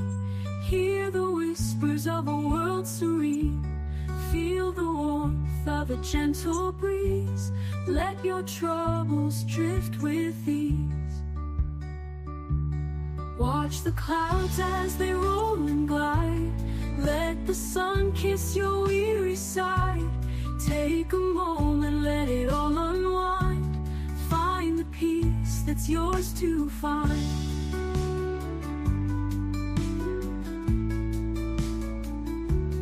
Walk the path where the flowers lead.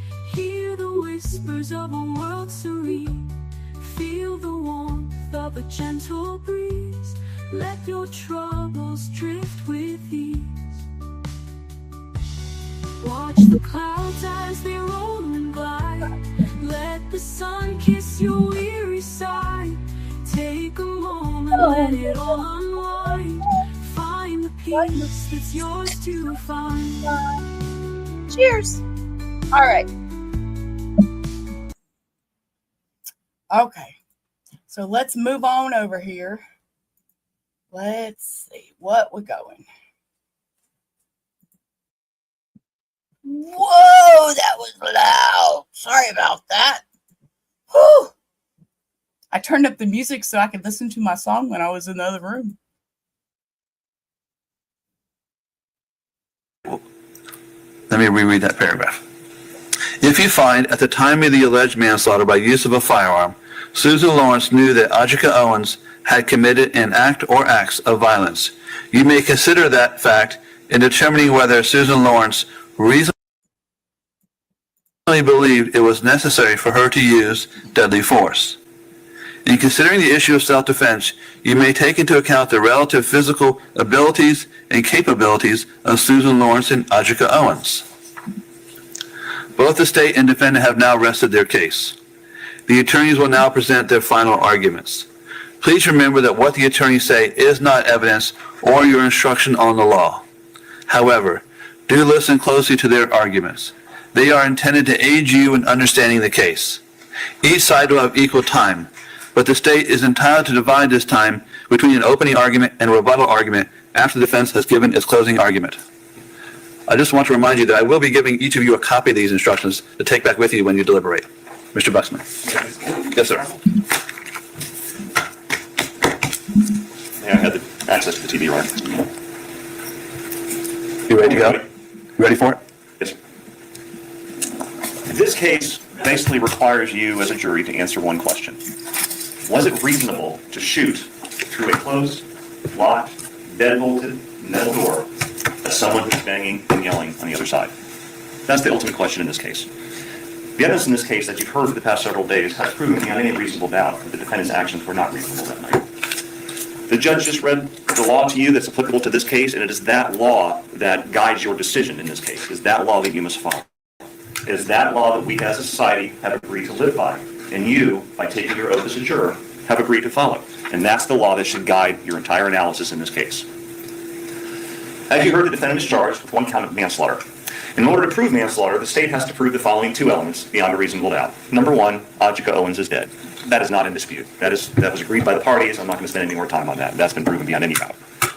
Two, the state has to prove either that Susan Lorincz intentionally committed an act or acts that caused the death of Ajike Owens, or B, the death of Ajike Owens was caused by the culpable negligence of Susan Lorincz. The state only has to prove A or B, but the evidence in this case has proven beyond any reasonable doubt both of those. Let's talk about A first. That the defendant intentionally committed an act or acts that caused the death of Ajike Owens. There is no question in this case that the defendant was the one that fired the gun that shot and killed Ms. Owens. She was the only one in the apartment that night. You heard crime scene investigator Catherine Medina, who processed the inside of her apartment, went into that bedroom and found that .380 Remington firearm in the trash can beneath that .22 Ruger firearm. Catherine Medina also found the spent shell casing that was found on the kitchen counter. Dr. Norford, the medical examiner, removed the projectile from Ms. Owens' body. And you heard from Florida Department of Law Enforcement analyst Jamie Williamson, who said she took that firearm that was found in the defendant's residence, compared it to the spent shell casing found in the kitchen, and determined that that casing was fired from the defendant's gun. She also examined that projectile recovered from Ms. Owens' body and compared it to the .380 Remington firearm, the defendant's, and found that the projectile in Ms. Owens' body was fired by the defendant's gun. Finally, the defendant admitted during her interview that she was the one that fired that gun.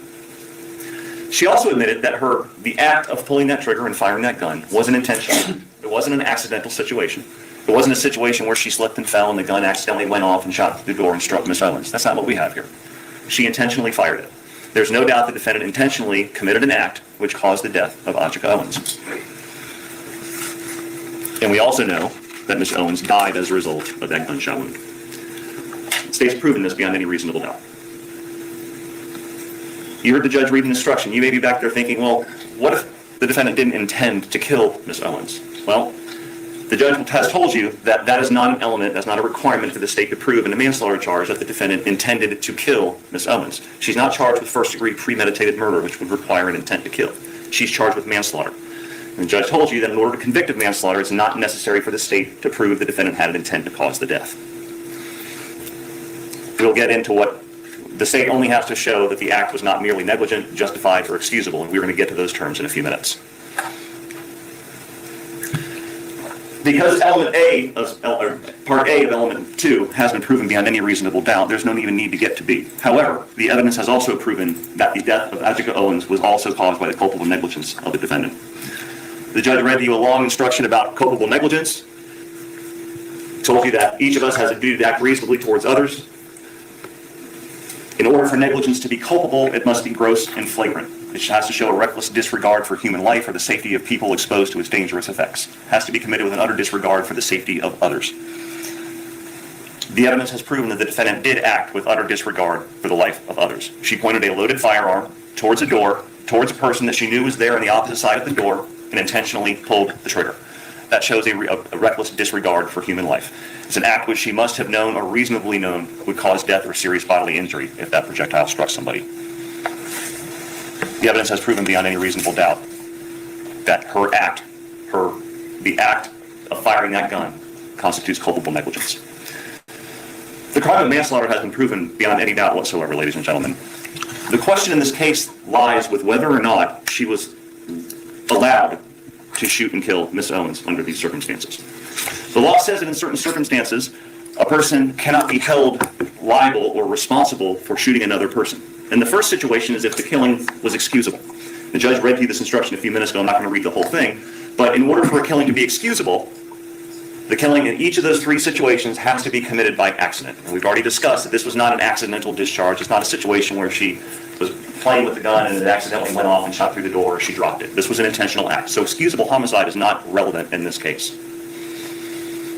Another way in which a person could not be held legally responsible for killing another is if the killing was justifiable. You heard Judge Hodges read a few minutes ago that the killing of a human being is justifiable and lawful if necessarily done while resisting an attempt to murder or commit a felony upon the defendant or commit a felony in any dwelling house in which the defendant was at the time of the killing. That is the general instruction on justifiable homicide. The judge read to you a longer, more detailed instruction, which is what I'm going to go over now. Judge Hodges explained to you that if the defendant was in a dwelling or residence in which she had a right to be, she had no duty to retreat and had the right to stand her ground and use force, including deadly force, if she reasonably believed that such conduct was necessary to prevent either A, imminent death or great bodily harm to herself, or the imminent commission of a burglary, murder, or aggravated battery against herself. That first sentence there, if she was in a dwelling or residence in which she had the right to be, she had no duty to retreat. That applies in this case, ladies and gentlemen. The defendant was in her own home. The law accounts for that because people do have a right to be in their own home and be safe in their own home. That applies in this case. The law does not require her to jump out the back window and retreat in order to avoid this because she is in her own home. She doesn't have to do that in order to claim that she acted in self-defense. Now, her actions inside of her house and what she does during this period of time is relevant to look at the reasonableness of her fear and the reasonableness of her actions and decision in making and shooting. But she is not required to try to jump out a window to avoid this before she can claim self-defense. The crux of this case, ladies and gentlemen, is whether at the time she fired her gun, at that closed, locked, deadbolted door, did she reasonably believe that her conduct was necessary to prevent imminent death or great bodily harm against her, or the imminent commission of burglary, murder, or aggravated battery. The instructions that the judge read to you gives you an explanation of what burglary, murder, or aggravated battery mean legally. And I'm going to go through those later on. He read them to you, so I'm not going to go over them again right now, but we're going to address those later on. The judge also explained to you that in deciding whether the defendant was justified in using deadly force in firing that gun, you have to consider the circumstances under which she was surrounded at the time she chose to fire. Judge Hodges explained to you that the danger need not have been actual. However, to justify the use of deadly force, the appearance of imminent danger must have been so real that the defendant actually believed the use of deadly force was necessary. Well, what does it mean by the danger need not be actual? Well, if the bailiff here and I are getting into an argument, and I start getting heated, and I start walking towards her, and I pull out a gun, and she pulls out a gun and shoots and kills me, but my gun was a fake gun, my danger to her wasn't actual. But all the circumstances surrounding it made her think that it was. So the actual danger need not be actual. But the defendant actually had to reasonably believe that the use of deadly force was necessary to prevent an imminent harm. I like that analogy. Moreover, I have to say that is one of the best analogies I've heard explaining the situation. That was a good one. to justify the use of deadly force, a reasonably cautious and prudent person under the same circumstances would have believed the use of deadly force was necessary. The standard by which you review this is based on whether a reasonably cautious and prudent person under the same circumstances the defendant would have felt the danger was necessary. You take a normal, average, everyday person and ask yourself, would that normal, average, everyday person under these circumstances have believed that it was necessary to use deadly force to prevent the imminent harm to themselves or the imminent commission of a burglary, murder, or aggravated battery? I've used the word imminent many times because that's in all of these definitions, and that's very important. It's not that something bad could happen in the future or something may have. That something bad has to be imminent, immediate, about to happen. So let's start with whether or not the defendant reasonably believed that her firing the gun was necessary to prevent imminent death or great bodily harm to herself. What were the circumstances she found herself in at the time she chose to pull that trigger? Because that's the relevant time. When she makes that decision to pull that trigger, what are the circumstances surrounding her? That's what the law focuses on. Taking a step back, though, we know that there have been past issues between the defendant and Ms. Owens. We've heard about a couple issues during the testimony and the evidence that they had some conflicts in the past. That information is relevant to you, could be relevant to you to consider, because those past contacts between the defendant and Ms. Owens could factor into the reasonableness of her decision in pulling the trigger. They may not. But the judge read to you, if you find a defendant who, because of threats or prior difficulties with Ms. Owens, had reasonable grounds to believe she was in danger of death or great bodily harm at the hands of Ms. Owens, you may consider this fact in determining whether the defendant's actions were those of a reasonable person. I want to talk a little bit about those prior issues.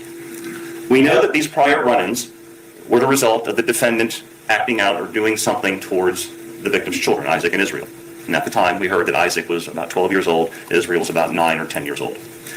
We heard that the defendant complained about the children, complained about them playing in this field, this open lot next door to her house. You heard that these children would play in that open field. They played football, they played some bottle games, some running around, what kids do. They weren't breaking into cars, they weren't vandalizing. So ruled. Go ahead. They weren't causing problems, vandalizing things, they were playing. And you heard from Frank Colon, who told you he was often out there playing with the children regularly to make sure they behaved. But as children do when they're playing, especially in groups, the children got loud. The children yelled and screamed and played to do what kids do. The defendant, the evidence has shown, didn't like that. She told the detectives in the interview she works from home, the loud noises interfered with that ability, she didn't like it. She complained to Charles Gabbard, her landlord, and Charles Gabbard, in response, in order to pacify her and appease her, got some no trespassing signs, those little signs that you get from Lowe's or Home Depot, and put them in the ground. She complained to the police about the children when she would call, complaining that the children were too close to her property or trespassing on her property or leaving things on her property, toys, and that they were loud. It's important to note that Charles Gabbard owns the property the defendant lived in, but he does not own that open field where the children played. Charles Gabbard has no ability to tell those children don't play there, or tell those children to be quiet, and neither do the police. You heard on two prior occasions that there were some prior difficulties between the defendant and Ms. Owens. You heard on one occasion, which happened February 25th of 2022, about 16 months prior to the shooting, that the defendant was again upset about the children playing, being loud, doing what they were doing. And you heard from London Remy, the Kids being kids. These, and I keep going back to that. Kids these days don't go outside and play enough. And the fact that these kids were being kids, there was an adult out there with them playing football in the field, a father of one of the children that lived in the neighborhood. It's just kids being kids, man. 13-year-old girl that testified on the first day of this trial, that Ms. Owens walked over to the defendant's area, and there was an argument between the defendant and Ms. Owens. Ms. Owens went over there to tell the defendant to stop yelling and treating her kids the way that she was. There was an argument, and Ms. Owens pulled the no trespassing sign out and tossed it at the defendant as she was walking away. You heard London Remy talk to you about that. And she explained and even demonstrated how Ms. Owens took the sign and tossed it as she was walking away. And that sign hit the defendant in the leg. Was that the proper way of probably handling the situation by Ms. Owens? Probably not. But what's important to know is there were no punches thrown. Ms. Owens didn't run up and attack the defendant, didn't punch her in the head, knock her down, kick her, didn't bust into her house or anything like that. Ms. Owens said what she had to say, tossed the sign, and walked away, leaving the confrontation. The defendant called 911, the emergency line. The officers came out, talked to everybody, and no arrests were made. On another occasion, December 22nd of 2022, about 6 months before this crime, the defendant was again angry at the children for being loud. Obviously, the children told their mother because, again, Ms. Owens came over to the defendant's property and told the defendant not to yell at the children. We heard from Deputy Kinsey, who spoke with Ms. Owens, and Ms. Owens told Deputy Kinsey, I walked over there with my child and wanted to talk to the defendant and deal with the situation. According to the defendant, the victim told her that if you yell at my kids again, I'm going to drag you out and beat your butt, basically. But remember in the defendant's second interview that you heard with the detectives, she was specifically asked if she remembered any kind of threats like that. And the defendant said she didn't remember anything. So either Ms. Owens never made such a statement, or the statement wasn't so significant such that the defendant even remembered it to talk to the detectives about it and specifically asked. And we also know that the defendant, moving ahead to the night of the shooting, the defendant tells the detectives that Ms. Owens came over and said, I'm going to effing kill you, over and over again. No one else heard that. You heard from Jared Gardner, you heard from Gabriel Rodriguez, who were right there. They said she never said that. So back to February of 2023. We know that Ms. Owens was upset about how the defendant was talking or treating her children. Ms. Owens walks over to the defendant's property. They have this argument, disagreement, whatever you want to call it. There's no violence. There's no punches thrown. Ms. Owens doesn't knock the defendant down and kick her and beat her. She doesn't try to break into her house, shatter her sliding glass door to get to her, nothing. It's a verbal argument, and the verbal argument ends when Ms. Owens walks away from the situation and goes back to her house. The defendant again calls 911. The police come out. They interview everybody. No arrests are made. As I said earlier, you can consider these prior difficulties between the two in determining whether or not they contributed to the defendant's decision to fire that gun that night on June 2nd, 2023. I submit to you that these two episodes, one of which happened about 16 months before the shooting, one happened about 6 months or so before the shooting, involved no violence except for the tossing of a sign, a flimsy Lowe's no trespassing sign. It didn't involve the defendant or the victim trying to break into the defendant's house. It didn't involve Ms. Owens beating the defendant up or causing her any physical injuries, and were resolved when Ms. Owens walked away from the confrontation. I have to agree with Indy. I'll be honest, I would be pissed too if some grown-ass Karen was talking smack to my children and they were playing outside at that. I mean, come on. Girl, let me tell you, Indy, Muffins, she's around. She's probably doing her own thing. But my daughter Muffins, you know, they played outside all the time. We had one Miss Joyce, which Miss Joyce has been mentioned in our chat before, lived across the street. She had kids herself, but she didn't like the loud kids being outside in the street, always had something to say. But she knew, Joyce knew, don't say nothing to my kids. My kids are outside playing. They're being good. They would never disrespect you. They may point finger at you and say, ha, ha, ha, Miss Joyce is on her porch watching, you know, something like that. But they would never be disrespectful. And the fact they're outside playing is a lot. Kids these days do not go outside and play enough. They're always inside doing video games or playing on their phones or Snapchat or whatever. And I think that's what really grabbed my heart. I'd say this over and over. I've said this for 3 days now. The fact that these kids were being kids. They were being kids. They were outside. That should have just been joy enough. Joy enough. I do have, which after the closing arguments, when we get to the situation where she is found guilty or innocent, there is penalty phase or whatever, but her sister gets on the stand and we hear from her sister. We actually hear from Susan's sister. I haven't watched it. I'm saving it for y'all. Because y'all know me and my mouth. Me and my mouth, it overloads my ass sometimes. So I don't know what I'm gonna say, but I did find it. I paused it. I seen it was her sister. I said, we saving this for stream. Now, it's interesting in her interview, in the defendant's interview, that she described an incident that happened about 2 months before the shooting on June 2nd, after the sign throwing incident, after the second incident that happened in December of 2022. She described an incident that happened about 2 months before the shooting. Now, the defendant in her interview tried to explain how this sign throwing incident and this other incident caused her such terror of Miss Owens, such fear, such panic, because Miss Owens was so violent that contributed to her the reasonableness and why she decided to fire the gun. But let's talk about what the defendant said in her interview about the incident that happened 2 months prior to the shooting, after these other things. She's talking to the detectives about the sign throwing, or about this incident that happened 2 months before, and she tells the detectives, and one time she was talking to the neighbors, meaning the defendant, or meaning Miss Owens, and she said, oh, that bitch over there is crazy, you know? I'm not going, sorry. I walked over. I said, what is your problem? And she just went on a tirade. She tells the detective, I walked over and said, what is your problem? The defendant admitted that she was the one that walked over and confronted Miss Owens about Miss Owens telling a neighbor that the defendant was a crazy bitch. And she told the detectives further that she was actually over by Miss Owens' driveway when she confronted Miss Owens. Does that sound like the actions of someone who was so terrified because somebody tossed in a trespassing sign and someone came over and had an argument with her earlier? Does that sound like somebody who's so afraid of this woman that she's going to walk up to this woman, confront her in her own driveway? Or does that sound like someone who is angry at Miss Owens and has no problem initiating confrontation? I like this attorney.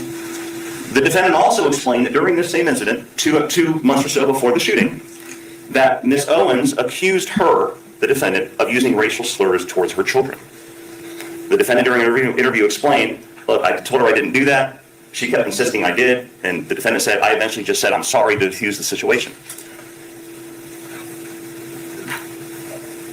There's probably nothing more infuriating to an African-American woman. Objection and proper argument. So ruled. There's probably nothing more infuriating to an African-American woman for someone to believe that someone used a racial slur towards her children. But what does Miss Owens do when she thinks this is what happened? She doesn't go over and attack the defendant, she doesn't go over and beat the defendant up. She doesn't go and attack Miss Lorincz, push her down, say this is what you told my children. She goes and she has an argument. And Miss Owens doesn't resort to violence. Miss Owens walks away.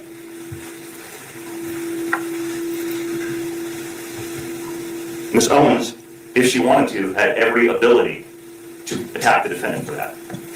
But she didn't. She had every ability because even then, there wasn't a closed, locked, deadbolted metal door between them. Despite not having that barrier, Miss Owens did not do anything violent towards the defendant. Instead, she walked away without incident. Which brings us to June 2nd, 2023, the day of the shooting.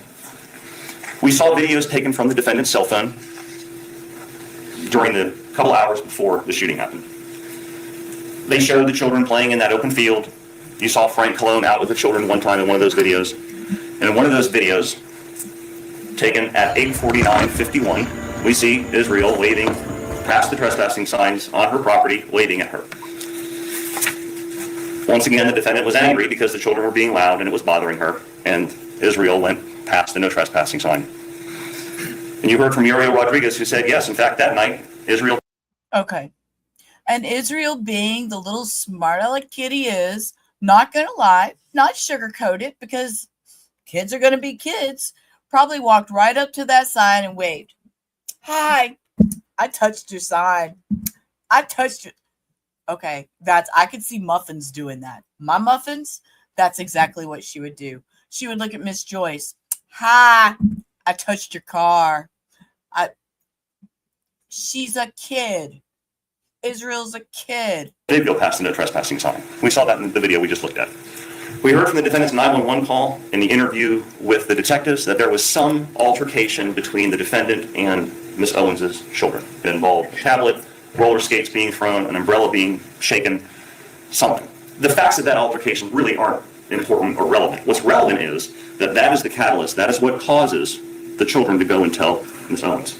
And that's what causes Miss Owens to come over and once again deal with an issue regarding the defendant and her children. We heard from the 911 call that the defendant made, the first 911 call before the shooting, and she acknowledged there was an issue with the children.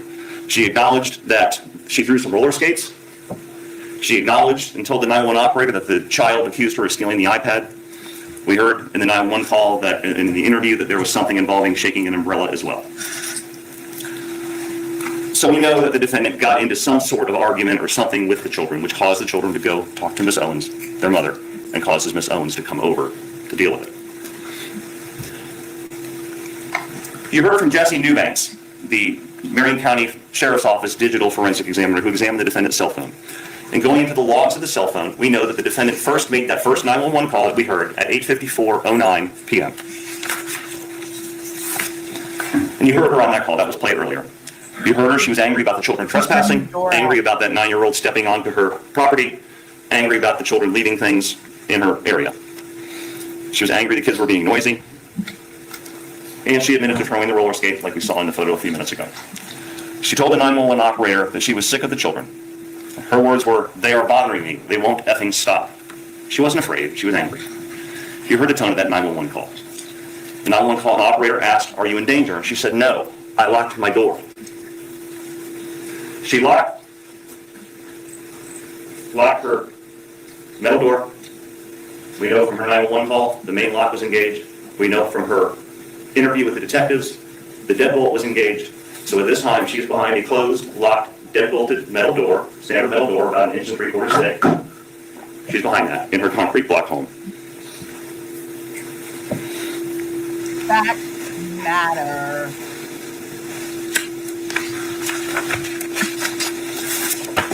Now, let's take a pause from June 2nd. You heard some information about the door jamb having some prior damage to it. And we saw photos, the state introduced photos of that door jamb and the prior damage.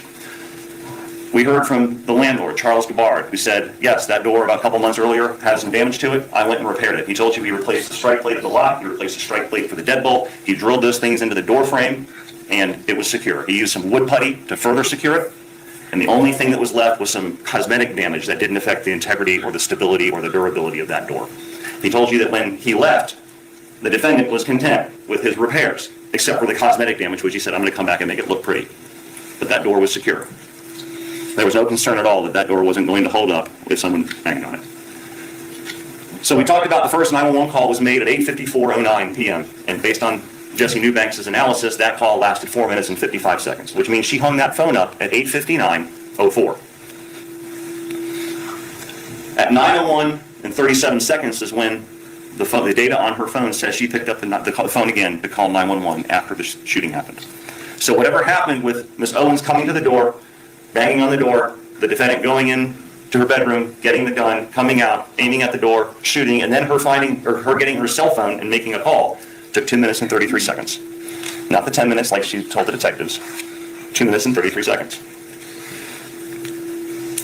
So again, the evidence has shown that before she makes the second 911 call, Miss Owens walks from her house across the street to the defendant's house to deal with the situation involving her children. Witnesses said she walked over there with purpose. She was mad, no question.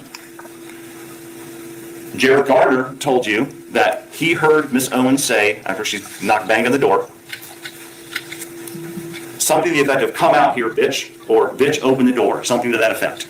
Sheriff Gardner told you he never heard Miss Owens say anything like, "I'm going to effing kill you," "I'm going to break down your door," "I'm going to go in your house." He didn't hear anything like that, because those statements weren't made. He heard Miss Owens tell the defendant, "Come outside." You heard from Uriel Rodriguez, 12-year-old Uriel Rodriguez, the second witness we called. He told you he saw Miss Owens walk across the street, saw her walking with a purpose, saw that she was angry, it was clear how she was walking, saw she didn't have anything in her hands. He heard Miss Owens say, "Come out." And he said she used the B word and the F word, consistent with what Jared Gardner said. So he too hears Miss Owens say, "Come out, bitch." Uriel Rodriguez said he never heard Miss Owens threaten the defendant, say, "I'm going to effing kill you, I'm going to bust in your house," anything like that. It was "come out."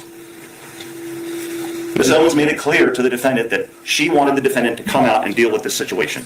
If Miss Owens wanted to get into that house, all she had to do was take something from the patio, one of that little Santa thing that was sitting there, throw it through the sliding glass door, shatter the door, and get in there. She didn't do any of that, because her goal was not to get in the house. It was to get the defendant to come out and deal with the situation with her children. Even in the defendant's interview with the detectives, she was asked what was the first thing that came out of Miss Owens' mouth.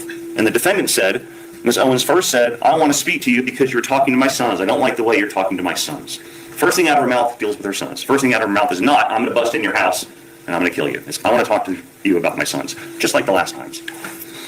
You heard from Yvonne Costa, who's the neighbor at the adjoining wall to the defendant's apartment. She told you that she heard loud arguing, and then she heard a door slam. Clearly, this was the defendant slamming her door after she was arguing with the children, because Yvonne Costa said a few minutes later is when she hears the pounding, and the pounding was loud. There's no doubt about that. It was loud enough to shake the wall between the two of them that they share, and maybe even rattle a mirror.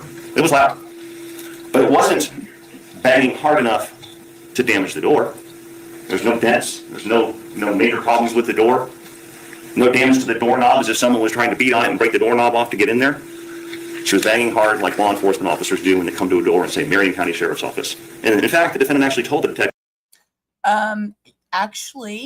Actually, I do have a live plan for 11 p.m. Central Time, and it is the opening statements to the Julio Fulio trial. I'm just going to go over the opening statements, and I'm going to save trial but I do have that plan for a late night tonight. She initially thought it might be the law enforcement coming. Why? Because she just called them and knew they were coming. She knew they were coming before she fired the shot. Everyone then, after the banging, hears the shot. You heard the interviews the defendant gave and the 911 calls. The defendant never said that Miss Owens was rattling her doorknob, shaking the doorknob as if she was trying to get in. She was specifically asked during the second interview, did she ever try to open that sliding glass door or open the door handle or anything like that? Or was it just pounding? The defendant's answer was, I just remember her pounding and pounding. You also heard in the interview that the defendant gave that the sliding glass door was further secured by a wooden stick in the track, so the door couldn't be opened. It was locked, the door couldn't be opened because of that wooden stick. The defendant never told the detectives during the interviews that Miss Owens was trying to open that sliding glass door, that she was banging or jiggling on the doorknob trying to get in. Never told them that she was trying to break her window or anything like that.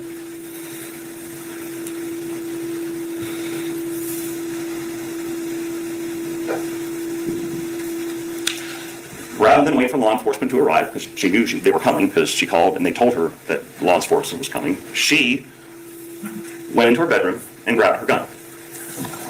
She doesn't grab her phone, which she just had in her hand 2 minutes earlier, to call 911 again. She goes in the bedroom and grabs her gun. She goes back into the family room. She approaches the door to the point where she says she reached that kitchen table. She doesn't fire a warning shot through the door or in the air, into the ground, anything like that. We heard her in her first interview say she never intended to kill Miss Owens. Well, look at the placement of the shot that she fired. She took aim. She leveled the gun at the door. She aimed directly where a person would be if the person was knocking on the door, at a height consistent with where Miss Owens would be, and pulled the trigger. She didn't fire over and over and over again. She didn't unload her magazine as if she was in a panic. She fired one controlled, precise round into the door, the exact place a person would be if they were knocking. Then she had the presence of mind. Sorry, I was eating a fried mushroom, so I turned my camera off. But remember though, when she fired that one round, she heard AJ say, ow, and Susan said to herself, oh shit, I shot her. She said that in the interview, so keep that in mind too, jurors. To go back into her bedroom, put that .380 Remington back in the trash can, underneath the .22 caliber Ruger that was found, because remember, CSI Medina found the .380 the gun that used to fire the bullet in this case, beneath the .22 caliber Ruger, the little clinker. And then she has the presence to call 911. So now we know what the evidence has shown. Let's go back to the instructions that we looked at earlier.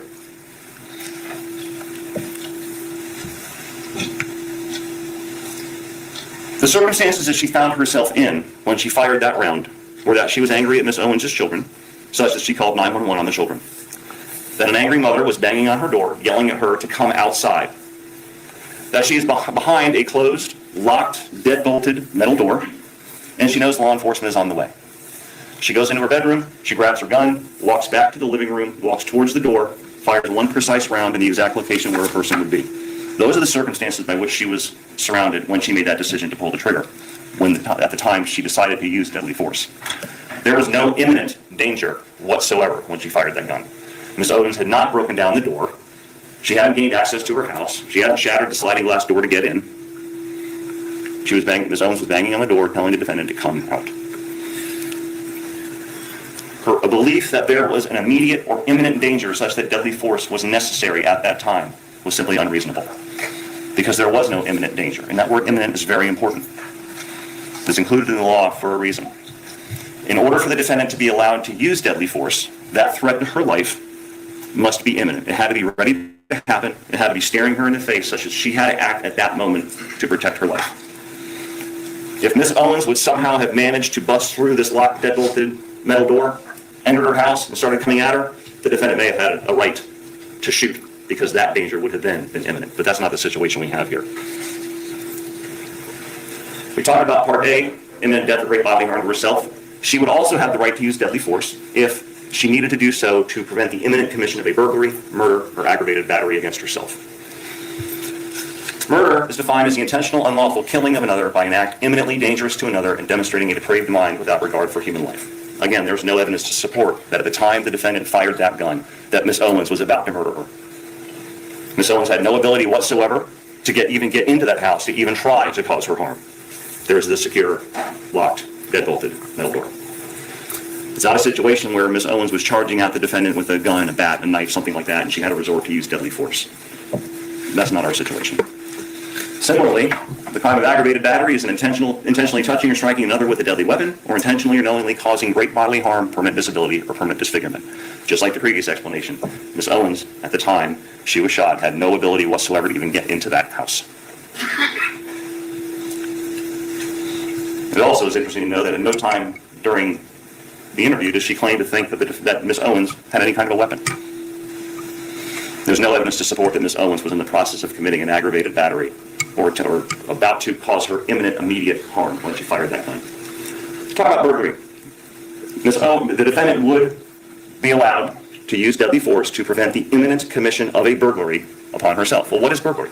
Burglary is entering a structure owned by or in the possession of another with the intent to commit a crime therein. And the crime can't be burglary or trespass. The judge also read you the definition of structure. It means any building of any kind, temporary or permanent, that has a roof over its head and the enclosed space of ground and outbuildings immediately surrounding the structure. The enclosure need not be continuous, as it may have an ungated opening for entering and exiting. Based on the law, there's no doubt the inside of the defendant's house is a structure. This is a situation where Ms. Owens is standing on the other side of the door, yelling at the defendant to come outside. There's no evidence whatsoever that Ms. Owens was trying to enter her residence. She's not jiggling the doorknob. She's not, shattering the sliding glass door or anything like that. There's no evidence that Ms. Owens said anything to indicate she was going to bust into her house. No evidence that Ms. Owens was committing a burglary of getting into her house or trying to get into her house. Also included, though, in the definition of structure includes the enclosed space of ground and outbuildings immediately surrounding that structure.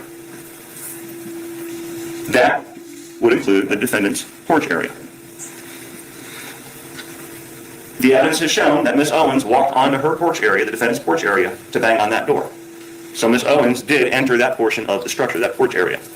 But what's important about burglary is that second sentence up there in the first paragraph. Or the first sentence, I'm sorry. In order for something to be a burglary, the person would have to enter the structure with the intent to commit a crime. And that's why the mailman or the Amazon delivery guy can come onto the porch and drop off a package and not be charged with burglary because there's no intent to commit a crime. Also important is the crime that is intended. Okay, I've never heard. Stop. I've never heard that used as an analogy before. Y'all, I'm sorry. The Amazon guy can come drop off a package. And that's not considered a crime because he's not taking anything. I like that. And I've never heard that. That one caught me as funny. I'm sorry. The person would have to enter the structure with the intent to commit a crime. And that's why the mailman or the Amazon delivery guy can come onto the porch and drop off a package and not be charged with burglary because there's no intent to commit a crime. Also important is the crime that is intended to be committed cannot be burglary. Obviously, you can't use the charged crime with the intended crime to be the same, but it also can't be trespass. The crime has to be something other than Ms. Owens walking onto that porch. by the law that we all have agreed to live by. That crime that intended to be committed to be a burglary could be theft, could be vandalism, could be some violent crime towards a person, but it cannot be simply walking onto that porch. So if you're thinking, well, Ms. Owens walked onto the porch, therefore she intended to commit a trespass, therefore it's a burglary, therefore the defendant has the right to shoot, that would be legally incorrect. And that would be a miscarriage of justice. It's legally insufficient for that to constitute a burglary. In order for the defendant to have the right to shoot Ms. Owens, there has to be it has to be done to prevent the imminent, immediate, about to happen commission of a burglary. And that burglary would have to be that Ms. Owens came on the property with the intent to commit some crime. Ms. Owens came onto the property to have the defendant come out to discuss this issue. It's not a crime to bang on somebody's door. It's not a crime to yell. There is no evidence that she came over there with any other intent but to get the defendant to come out and talk. And that's why Ms. Owens' actions don't constitute a burglary. The judge also read to you an instruction that Susan Lorincz is presumed to have held a reasonable fear of imminent peril, of death or great bodily harm to herself when using defensive force that was intended or likely to cause death or great bodily harm if these two things happen. The person against whom the defensive force was used, in this case Ms. Owens, she was the one that the force was used against, was in the process of unlawfully and forcibly entering or had unlawfully and forcibly entered a dwelling or residence, or if that person was attempting to remove another against that person's will from the dwelling. And the defendant knew or had reason to believe that the unlawful and forcible entry or the forcible act was occurring or had occurred. Notice what this instruction requires. The person was in the process of unlawfully and forcefully entering or had unlawfully and forcibly entered the residence. Not that the intruder may want to come in or could come in. The intruder has to be in the process of entering the residence or in the residence. We don't have that here. As we discussed, there's no evidence whatsoever that Ms. Owens was actually in the process of unlawfully or forcibly entering the house. The defendant is not entitled to any kind of presumption that she was in fear. Based on the law that we went over and the evidence and circumstances surrounding the defendant when she chose to fire that gun, which killed Ms. Owens, her actions were not reasonable, and she was not allowed to use deadly force legally, based on the law. Now you heard from a crime scene expert, Joshua Wright, who explained where he thought the defendant was standing when she fired the gun in the house. You heard from a computer graphics gentleman who did the video that we saw and some of the photogrammetry information that was yesterday. And those representations relied heavily on what the defendant said happened, her own version of events. You also heard from Roy Bedard, who talked in generalities about how people make decisions in stressful situations. Ladies and gentlemen, none of that testimony sheds any light on the reasonableness of the defendant's decision or the imminence of the threat that she perceived. Ladies and gentlemen, because the evidence has proven beyond any reasonable doubt that the defendant's decision to use deadly force by pulling that trigger, and because her intentional act of firing through that door caused the death of Ajike Owens, we're asking you to find the defendant guilty of manslaughter with a firearm. Thank you. Ladies and gentlemen, we'll take a short break, about 10 minutes. And we're going to zoom during that break. But I want to say I find it kind of funny as I'm flipping around because I'm looking at my my saved history on the Alicia Andrews, Florida versus Alicia Andrews, the Giulio Fulio trial. And as I was looking for my information to make sure I had it all pulled up for tonight, Mr. Vinnie Politan is doing an episode on this. Tell me I didn't have a good idea. If I could only get my shit in the algorithm, right? If I could only get my shit in the algorithm. Maybe if I stop cussing so much, I can get in the algorithm.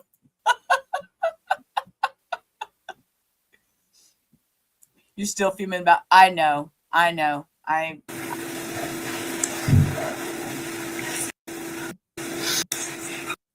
Welcome back, ladies and gentlemen. We will now hear from Ms. Sizemore. May this work? Yes, ma'am. Good morning. This case is about perception. The Constitution of our country embodies the right to be able to defend ourselves.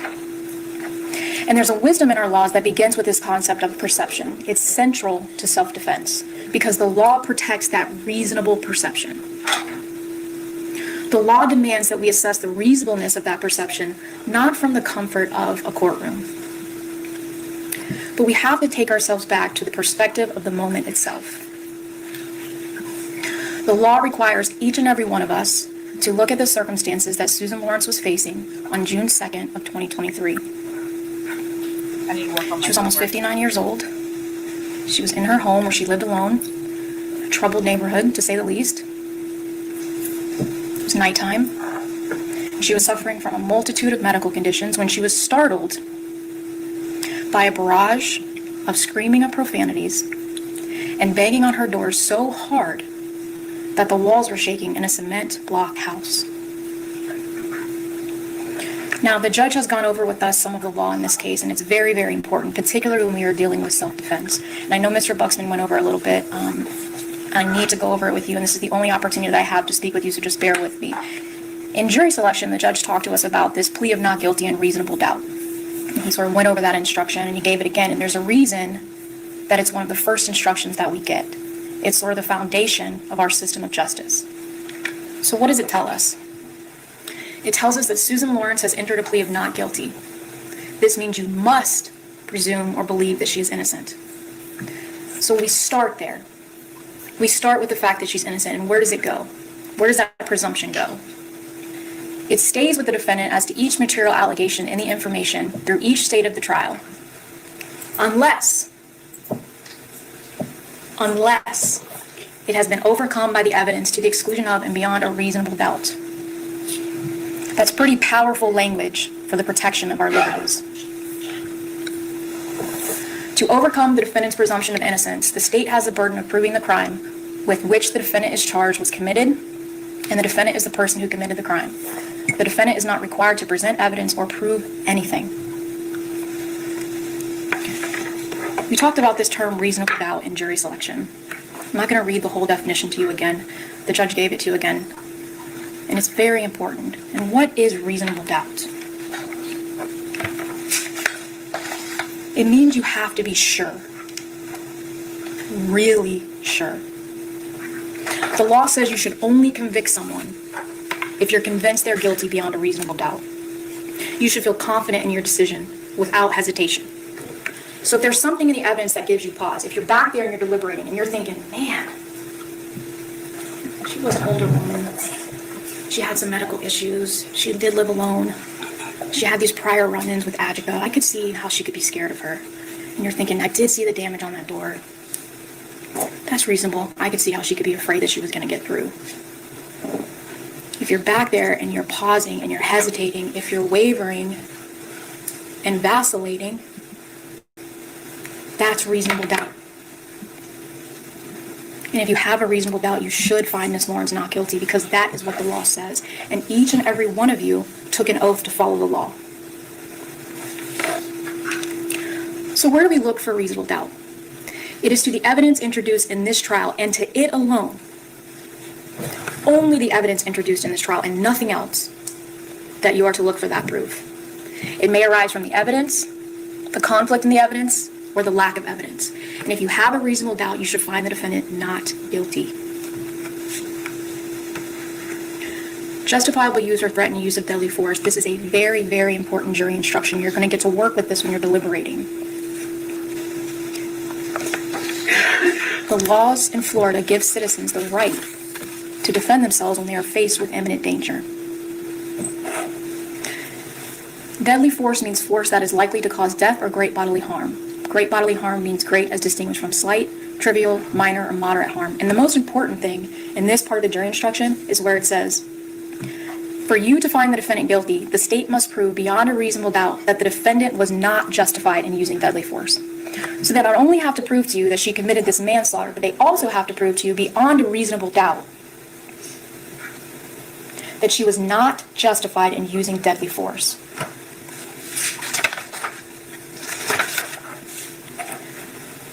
Mr. Buxman went over this, Judge Hodges read this to us, and there's a couple important parts of this jury instruction that we need to focus on. And one is, if Susan Lorincz was in a dwelling in which she had a right to be, she had no duty to retreat. If you remember during the trial, Mr. Smith had asked some of the witnesses, did Susan shoot from way back there by her bedroom?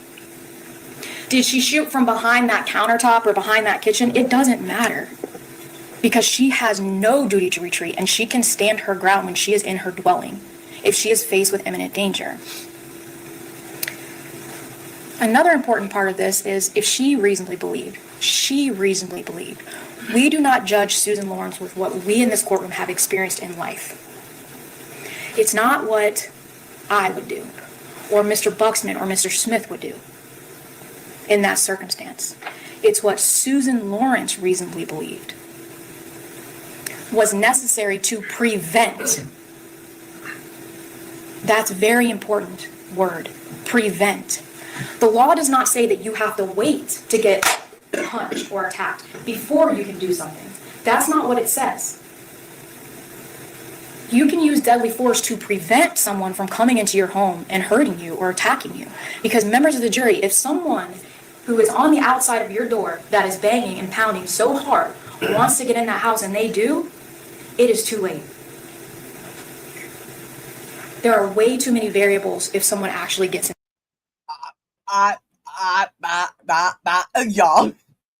Y'all, I'm sitting here trying to do something. I turned my camera off. Of course, I got my big old spotlight on because I was trying to read something on my paper, but I'm listening to her as I read. Ma'am, you got to go for a bit, but you'll be back. All right. Like I said, I'll be back at 11 Central with opening statements for the Florida versus Alicia Andrews, which is the Julio Fulio trial. So if y'all want to come back for that, this is almost over. She's going to do hers, and then we do a redirect, and then we get verdict. But tonight, I want to get on that Julio Fulio trial. Inside, your gun could jam. Thanks for being here. Love you, girl. Mwah. You could get rushed. You could fall, especially if you have medical conditions. So the law accounts for that. You can do what you need to do to prevent that from happening.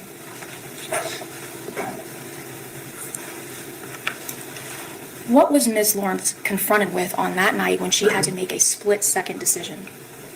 We heard from Dr. Roy Bedard. He's a world-renowned use of force expert, trains law enforcement officers all over the country, and he talked to us about how someone reacts under stressful situations, these high-stakes decision-making. And he told us that when there's high consequences, you don't really know if the person on the other side of the door or the person that's confronting you is armed. Not just Susan Lorincz, but most people go to the fact that this person is armed, that they are a real threat. That's reasonable. And Susan Lorincz had no idea what Ajike Owens had on her. He told us that biologically, what happens in your brain and you're stressed, and you have these high anxiety situations, and it's releasing all of these things, your adrenal glands, and it's a high stress situation. And people have to make life or death split-second decisions when they're going through these things. He told us how a person perceives time differently. That something that was a second may have actually been a minute. And he told us that if someone's older or if they have prior negative dealings with somebody, all of those things can affect their decision making. It's very difficult for someone to judge what is going to come next. And the law says that Susan Lorincz can defend herself to prevent the imminent commission of burglary, murder, or aggravated battery against herself. So this sort of lays out the definition of those things, and I'm not going to read it all again, but there's an important thing that I want to point out about the crime of aggravated battery. It's defined as intentionally touching or striking another with a deadly weapon, or intentionally or knowingly causing great bodily harm, permanent disability, or permanent disfigurement to another. We heard from Dr. Norford, the medical examiner in this case.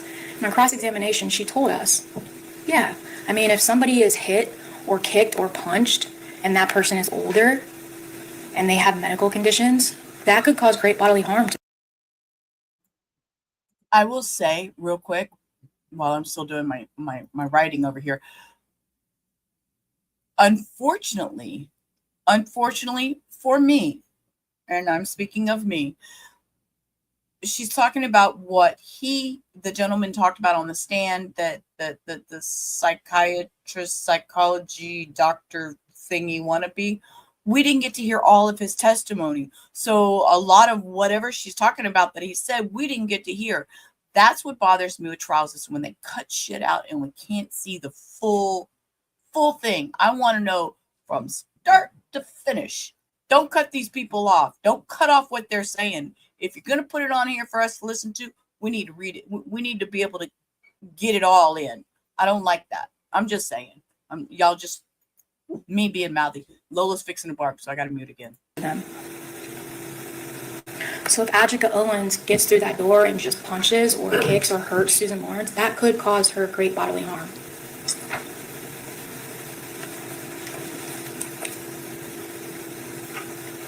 We heard the statement that Susan Lawrence gave to law enforcement. We heard two of them. And Miss Lawrence told detectives on the night of that incident she was pounding, Miss Owens was pounding on her front door so hard the walls were shaking. She told detectives that Miss Owens was screaming at the top of her lungs and that Susan told her, "You're trespassing, you need to leave." Susan Lawrence told detectives, "I really thought she was going to break my door down. I really thought that. I saw the door moving in, and I really believed that. I honest to God believe that." That is what she said. She reasonably believed that.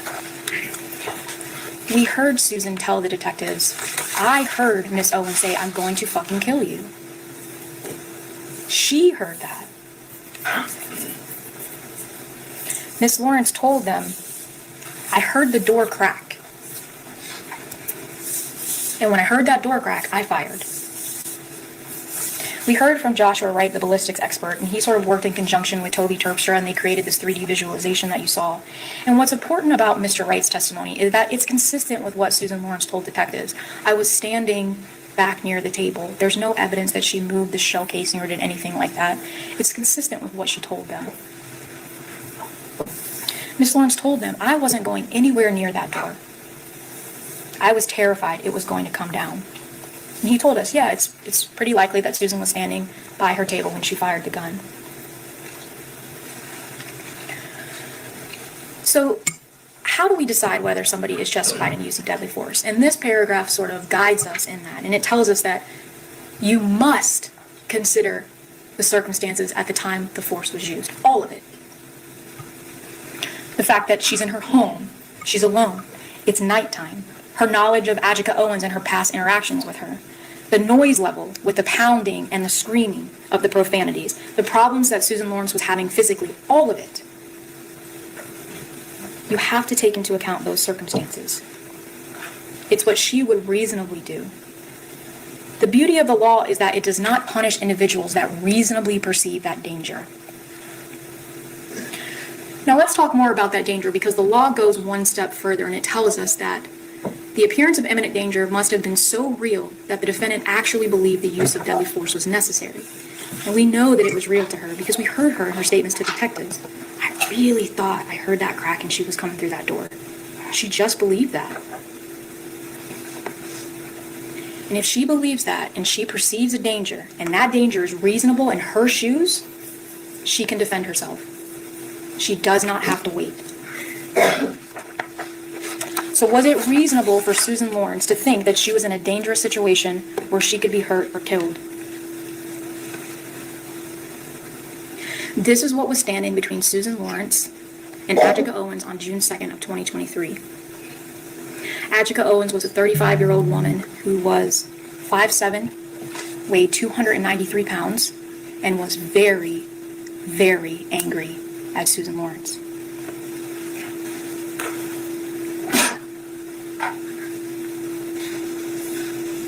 A door frame that was broken and barely hanging on. Now we heard from Charles Gabbard.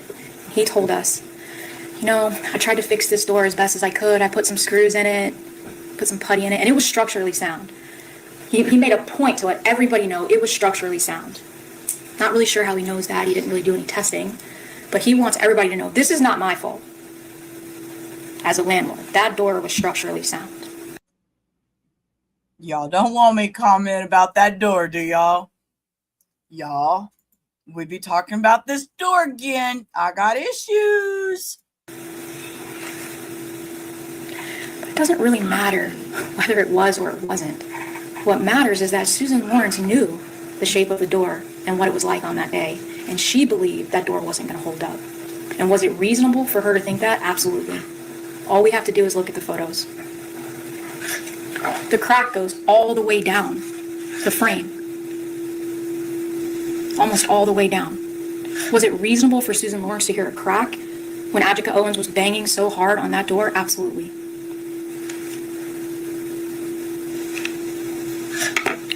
Miss Owens was a woman who ignored not one, see the no trespassing sign in the window, not two, but three no trespassing signs. 3. And we know this was not the first time that Ajike Owens had trespassed on Susan Lawrence's property, and we'll get to that a little bit later on. Okay. Now, what this is going to cause me to do is deep dive on no trespassing.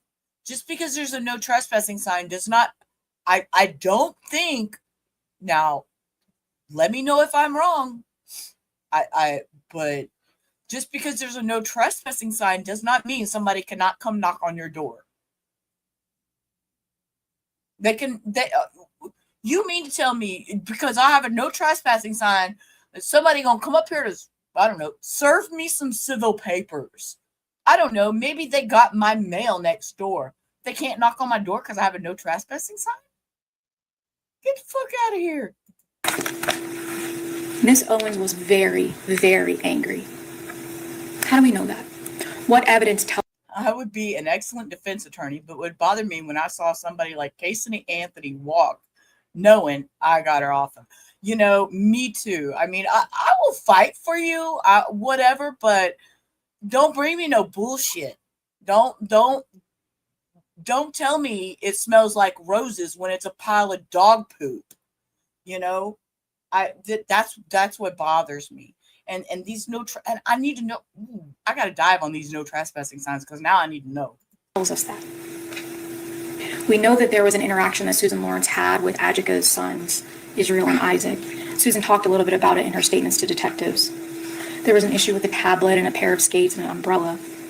And Miss Owens went over to confront Susan Lawrence about it, and we heard from Yaro Rodriguez, and he took the stand and he told us Miss Owens was mad. Yaro Rodriguez told us Miss Owens' tone was a loud and a mad one. He told us Miss Owens was screaming and using words like bitch and fuck.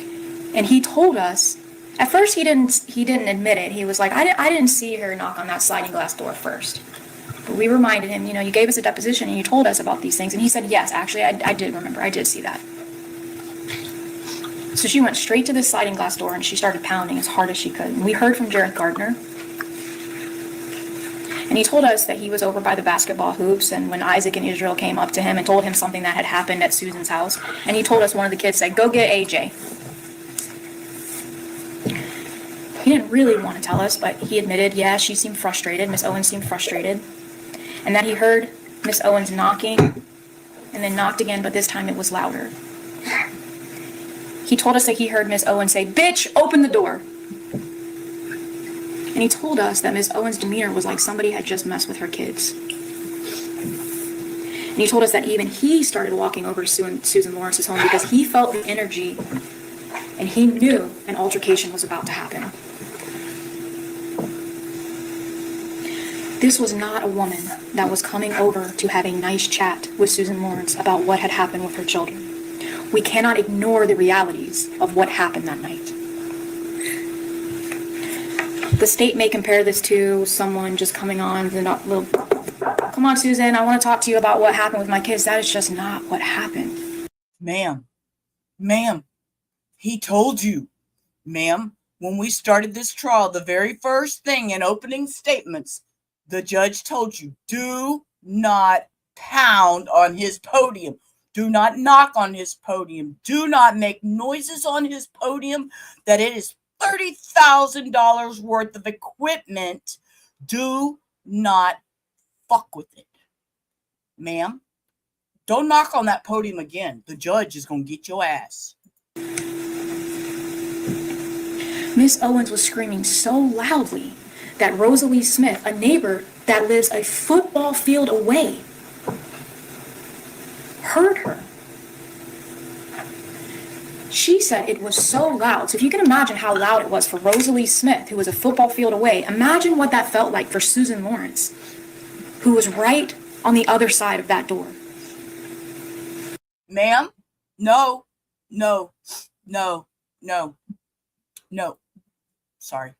Got a cigarette in my hand. No. Remember, the lady that was a football field away said she could hear commotion. She could hear some banging. But it wasn't until she heard what she thought was a firearm shot that she called 911. So she couldn't hear any words. She didn't make out anything that was said. So, Miss Defense Attorney?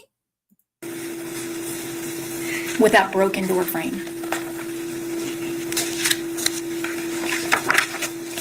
Miss Smith told us it wasn't just 3 bangs and then another 3 bangs.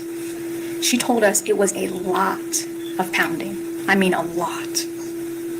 And that it felt like even to her, it went on forever.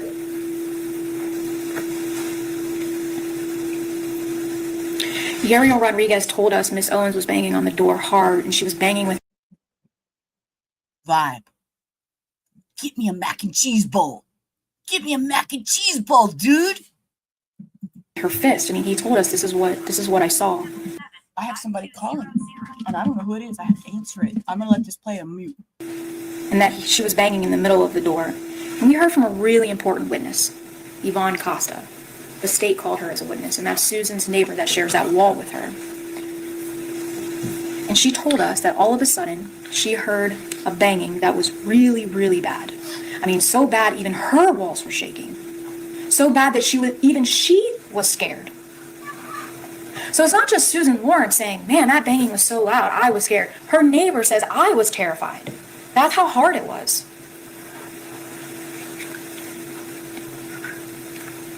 She told us that the banging stopped, and then she heard it again, and then at this time it was even worse. And that there was a lot of it. A lot of banging. Not just 1, 2, 3, 1, 2, 3, a lot. She told us that while she heard the banging, she heard voices. Loud, aggressive, very guttural and deep voices, and that it sounded like it was coming from outside. Miss Owens was angry. And if she got through that door, and Susan Lawrence thought that she was going to because she saw it moving in and she heard that crack, she was in fear for her life.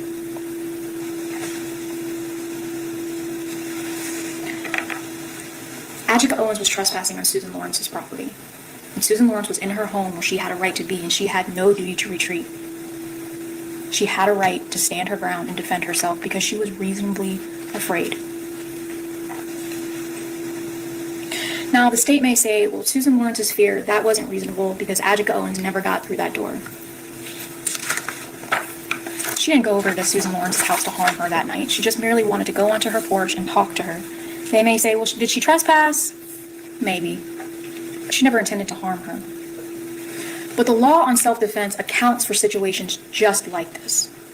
Situations where someone unlawfully and forcefully comes onto someone else's property. The law tells us, hey, there are certain circumstances where if certain things happen, you can presume that someone has a reasonable fear. If certain things happen, you can presume that the person was going over there to cause harm. And these next two slides, they deal with that portion of the law. And we sort of have to read these in conjunction with each other, and so I want to go over the definition of dwelling. And this is something that Mr. Buxman didn't talk about, and this is really important. So dwelling means a building or conveyance of any kind, including any attached porch. Whether the building or conveyance is temporary or permanent, or mobile or immobile, which has a roof over it, including a tent, and is designed to be occupied by people lodging therein at night. So remember that includes any attached porch. So when we go back and we're looking at this, the person against whom the defensive force was used, aka Miss Owens, was in the process of unlawfully and forcefully entering or had unlawfully and forcefully entered a dwelling. So a dwelling includes an attached porch. So did Ms. Owens unlawfully and forcefully step onto that porch? Absolutely. Not the door. We don't have to wait for her to get inside the actual house. The patio is part of the house. The law tells us that.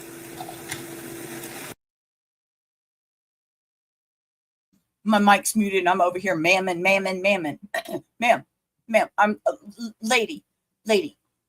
There was no gate.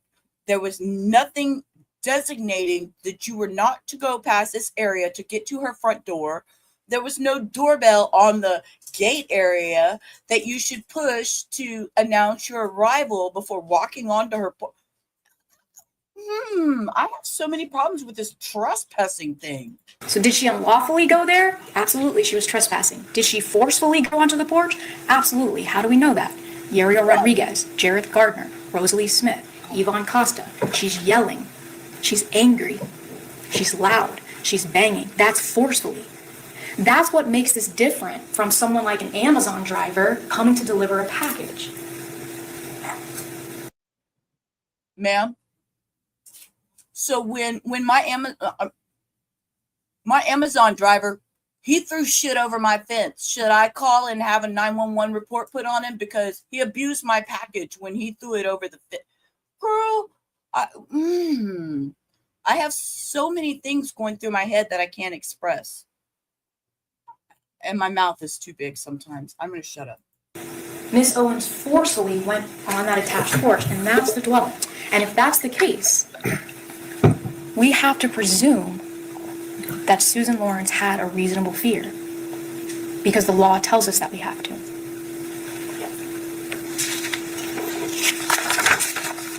If that's the case, we have to presume rabbit hole, Cindy. That Miss Owens was going over there with the intent to commit an unlawful act.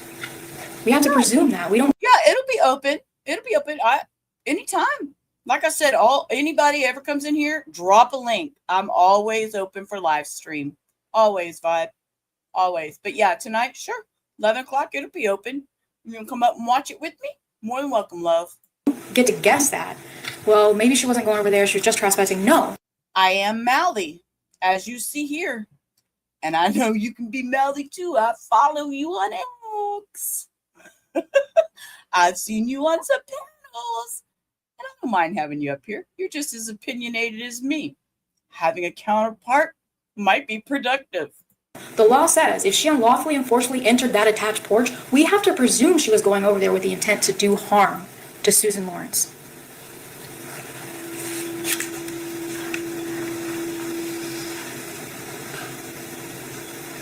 This slide is really important.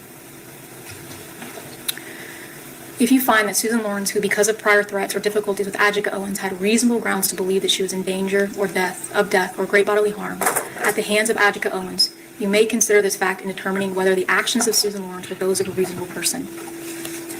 So let's talk about those prior incidents that we heard about. So Deputy Coleman testified. The state called him as a witness, and he told us, yeah, I went out there in February of 2022.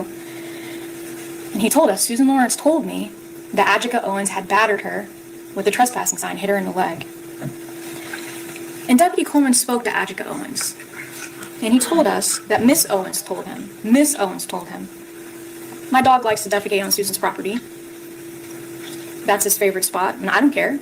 That's where he's going to go. And unless she can show me a deed or something other than that, that's where he's going to go.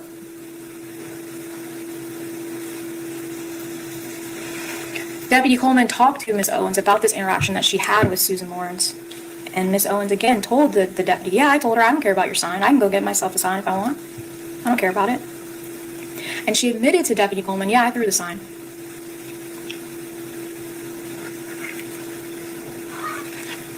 Deputy Coleman told Miss Owens, look, even though she's renting, that is not public space. That is private property. You cannot go over there. If you have an issue, call us. Coleman told us that he saw a red mark on Susan's leg, but despite that, he never arrested Ajike Owens. But we heard from London Remy, though, right? She was there and she saw this. She told us. I saw the sign hit Susan's leg. I mean, it barely hit her, but it hit her. For whatever reason, deputies decided not to arrest Ajike Owens.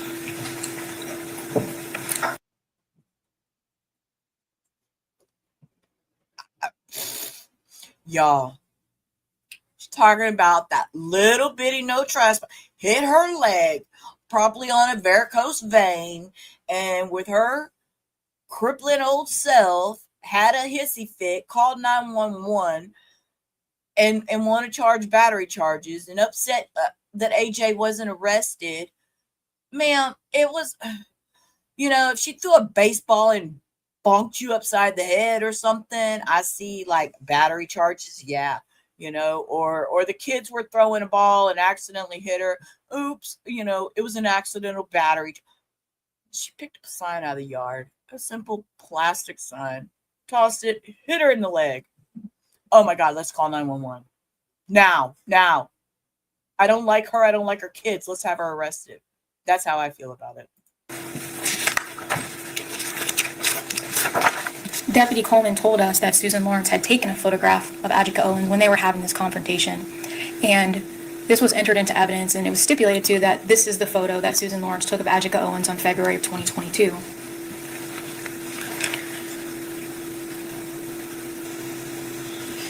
Now, we also heard from Shelby Kinsey, and she was another deputy that had responded out in December of 2022 because of another altercation between Ajike Owens and Susan Lorincz.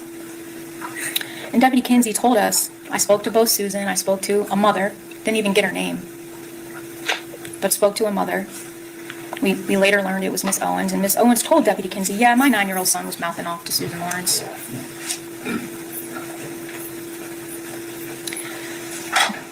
Miss Lorincz had told Deputy Kinsey that Miss Owens came to her house, knocked on her door, and said, if you treat my son like this again, I'm going to rip your ass out of your house and beat you up. Again, on that night, Miss Lorincz told Miss Owens, you are trespassing. Please leave my property. But Miss Owens didn't leave again on that night. She said, I have my son here, and I'm just going to talk to you about what happened. Susan Lorincz said, get off of my property. And when she felt threatened, she called the police, and that's when Ajike Owens left. Deputy Kinsey told us that Miss Owens herself said, Susan told me I was trespassing. Leave. I didn't leave. I wanted to talk to her about what happened with her and my son. Deputy Kinsey told us that Miss Owens herself told her, I said to Susan, if you walk up on my sons again, you're going to have to deal with me. Those were Miss Owens' own words. As every parent with children would do. You mess with my kids, you're going to mess with me. Once again, Miss Owens wasn't arrested, and Deputy Kinsey told her, you can't go over there. If you have an issue, call us.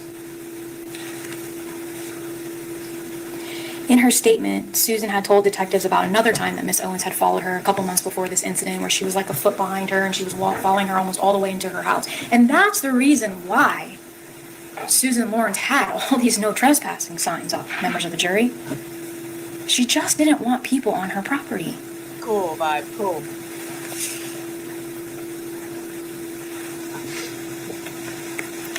Now, this slide and this part of the jury instruction sort of deals with that same premise of if there's prior interactions between Miss Lorincz and Miss Owens. And this talks about if you find at the time of the alleged manslaughter by use of a firearm, Susan Lorincz knew that Ajike Owens had committed an act or acts of violence, you may consider that fact in determining whether Susan Lorincz reasonably believed it was necessary for her to use deadly force. Now, Mr. Buxman said, well, threw the sign, hit Susan Lorincz in the leg. London Remy told us that it did, but who cares? It was a flimsy little sign, no big deal. Maybe it's not a big deal to him, but it could be a big deal to Susan Lorincz as she's experiencing a traumatic situation, and it's something you have to take into account, and she knew that she had been previously battered by this woman. It was a big deal to her, to Susan, and that's what matters. In considering the issue of self-defense, you may take into account the relative physical abilities and capacities of Susan Lorincz and Ajike Owens. Why does the law do that? because it recognizes that a 35-year-old, 293-pound woman is much more dangerous if she gets her hands on a 58-year-old woman with the physical problems that Susan Lorincz had on June 2nd of 2023. Ajike Owens has much more capabilities, and Ms. Lorinc's medical records are in evidence, and you can take your time when you're deliberating, and you can go through them and look at all of those things. And we heard Susan talk about all of the medical conditions that she was suffering from when she spoke to detectives about her cervical fusion and her bad knees, her knee going backward, and all of those things. The law says you have to take those things into consideration.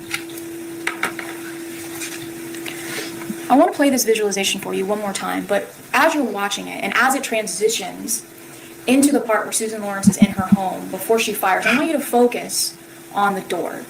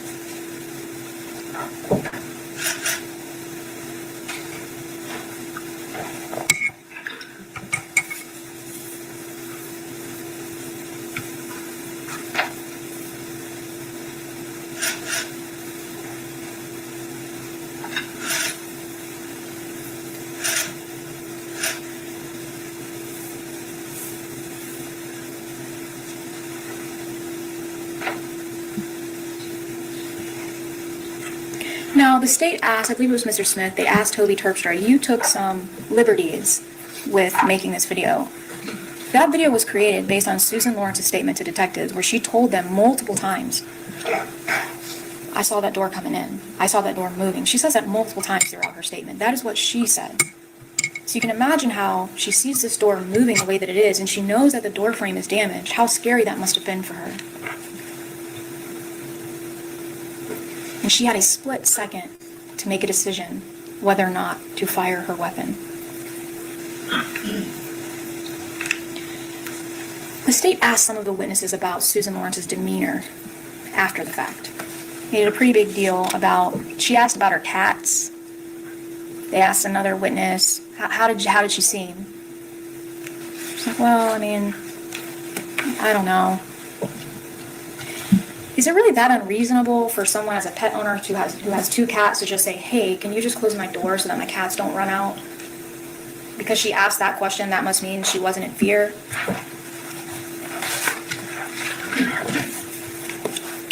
And I want to address this, this is my only chance to speak with you, and Mr. Buxman may get up and speak, or he will get up and speak after me, so I want to address this just in case.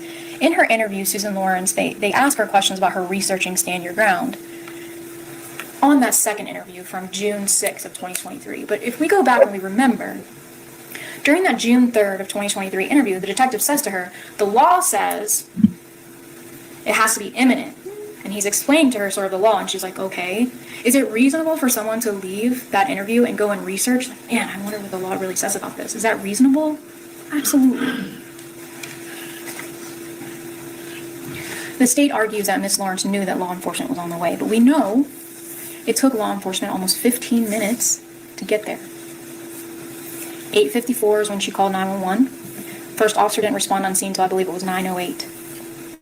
A lot can happen in 15 minutes, members of the jury, when you are in fear for your life. A lot. One of the last times the police came out, when Susan Lorincz told them that she had been battered, they didn't even ask Ajike Owens her name.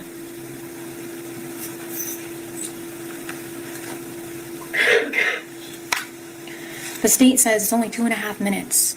Only 2.5 minutes have went by.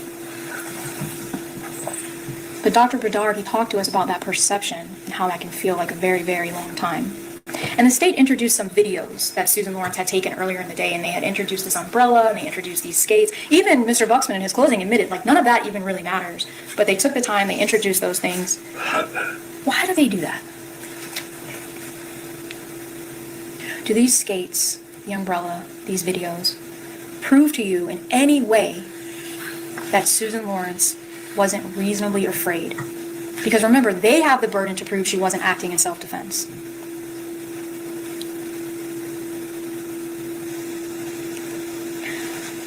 During the trial, Mr. Smith made it a point to ask some of the witnesses, particularly our expert, Joshua Wright, did you see there could have been gunshot residue on that door? You know, all the stuff about the gunshot residue. Did their crime scene tech ever test the door for gunshot residue? Did you ever hear any of that? It took law enforcement over 2 weeks to even go out and collect that door and place it into evidence. And by that time, Charles Gabard had already got his hands on it, sanded it down, filled it in, painted it over, Yes, ma'am. before they even collected the door and placed it into evidence. A door that they made it a point to ask the witnesses, was there any dents, any scratches on it? Waited 2 weeks after Charles Gabard had done work to it to even collect it. No, sir. No. So I want to talk to you just a little bit, I'm almost finished, about the state's burden. And I want to show you a little bit about sort of how that means, or what that means. If you are anywhere along this chart, other than the red part at the bottom, you have to find Susan Lawrence not guilty. If you think it was self-defense beyond a reasonable doubt, she's not guilty. If you think, man, this might be self-defense, that's not guilty. Even if you think it probably wasn't self-defense, that's not enough. She's not guilty. It's not until you get down here where they've proven to you beyond a reasonable doubt that it was not self-defense. That is the only way that you can find her guilty, because the law says so. Now, this is the verdict form, and this is what you're going to see when you go back there to deliberate. And based on all of the facts and evidence, when you get back there and you're deliberating, we're going to ask you to check that box B. The defendant is not guilty. Thank you. Mr. Bush, if you, Ms. Sizemore, approach real quick. Okay, they're going to go break. Sorry, meet Barker. He's on a roll. I don't know what, and I keep telling him to go away, but he doesn't want to listen to me. He wants to be right up here in my stuff.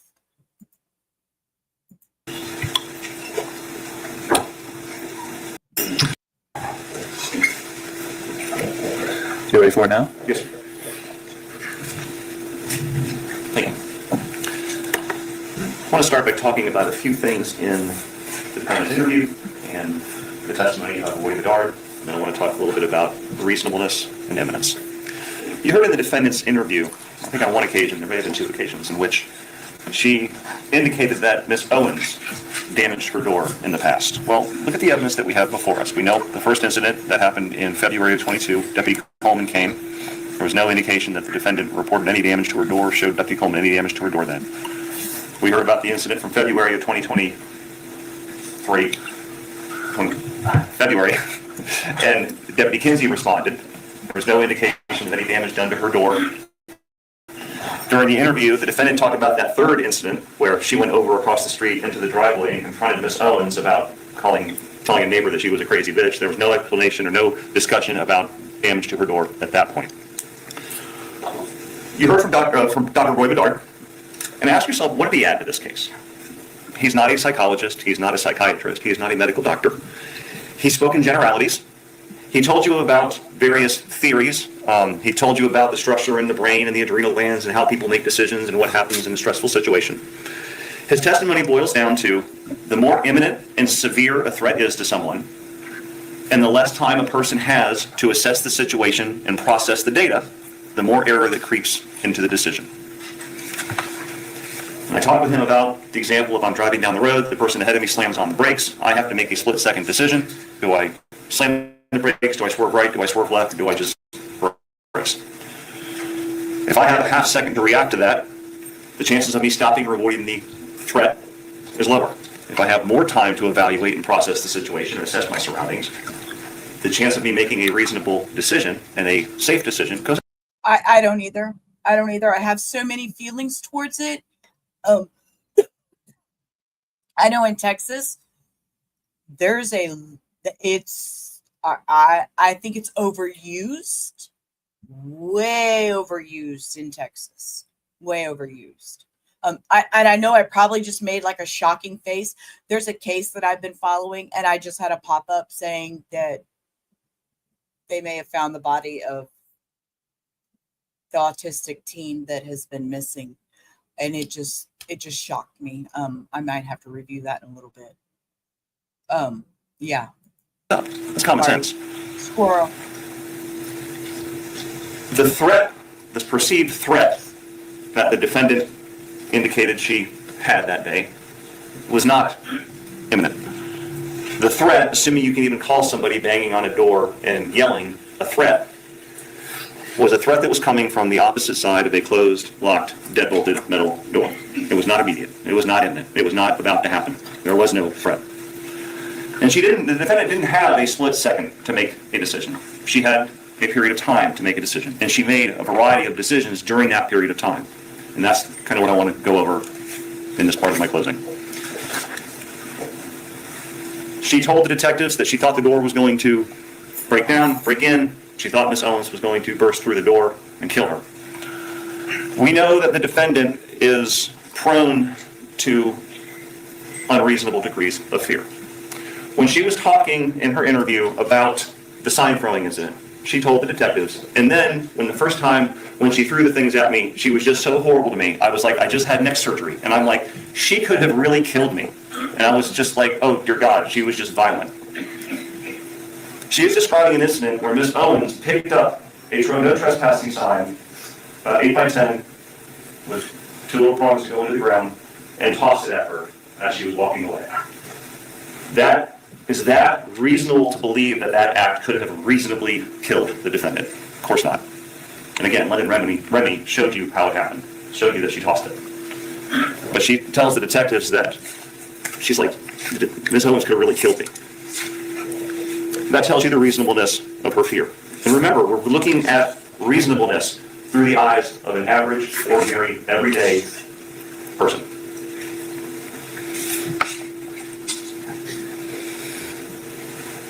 You heard about it, and we talked about the incident, the second incident that Deputy Kinsey responded to.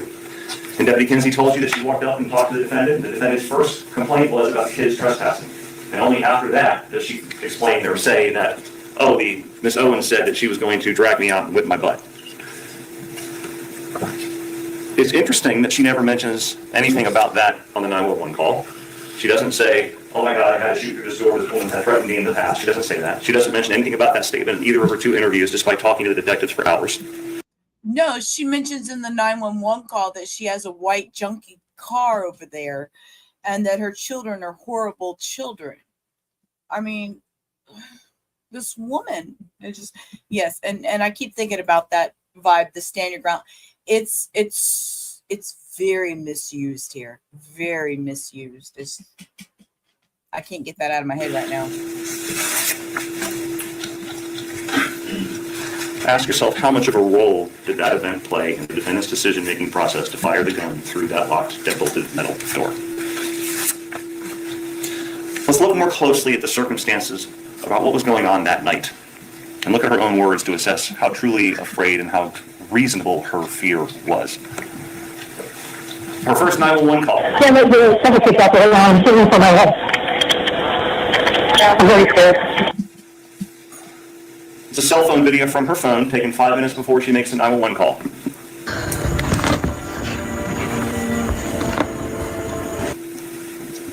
That's what's causing her fear.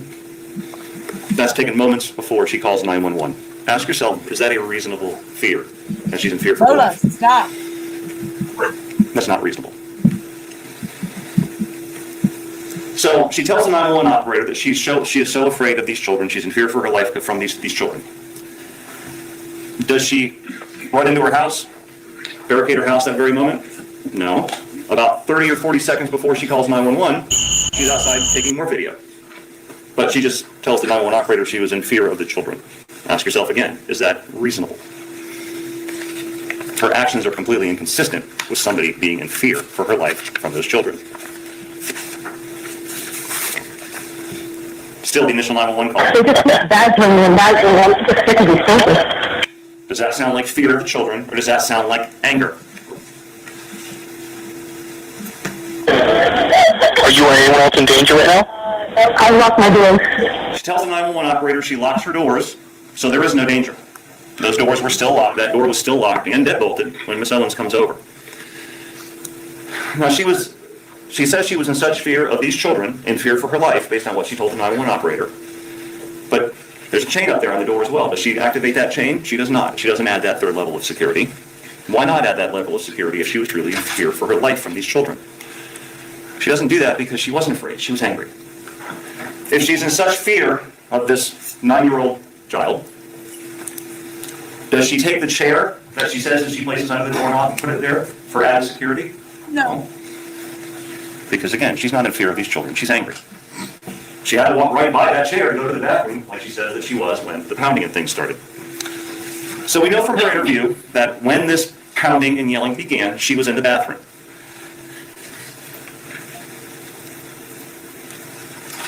She hears this pounding and yelling, and she is so afraid, she goes and washes her hands.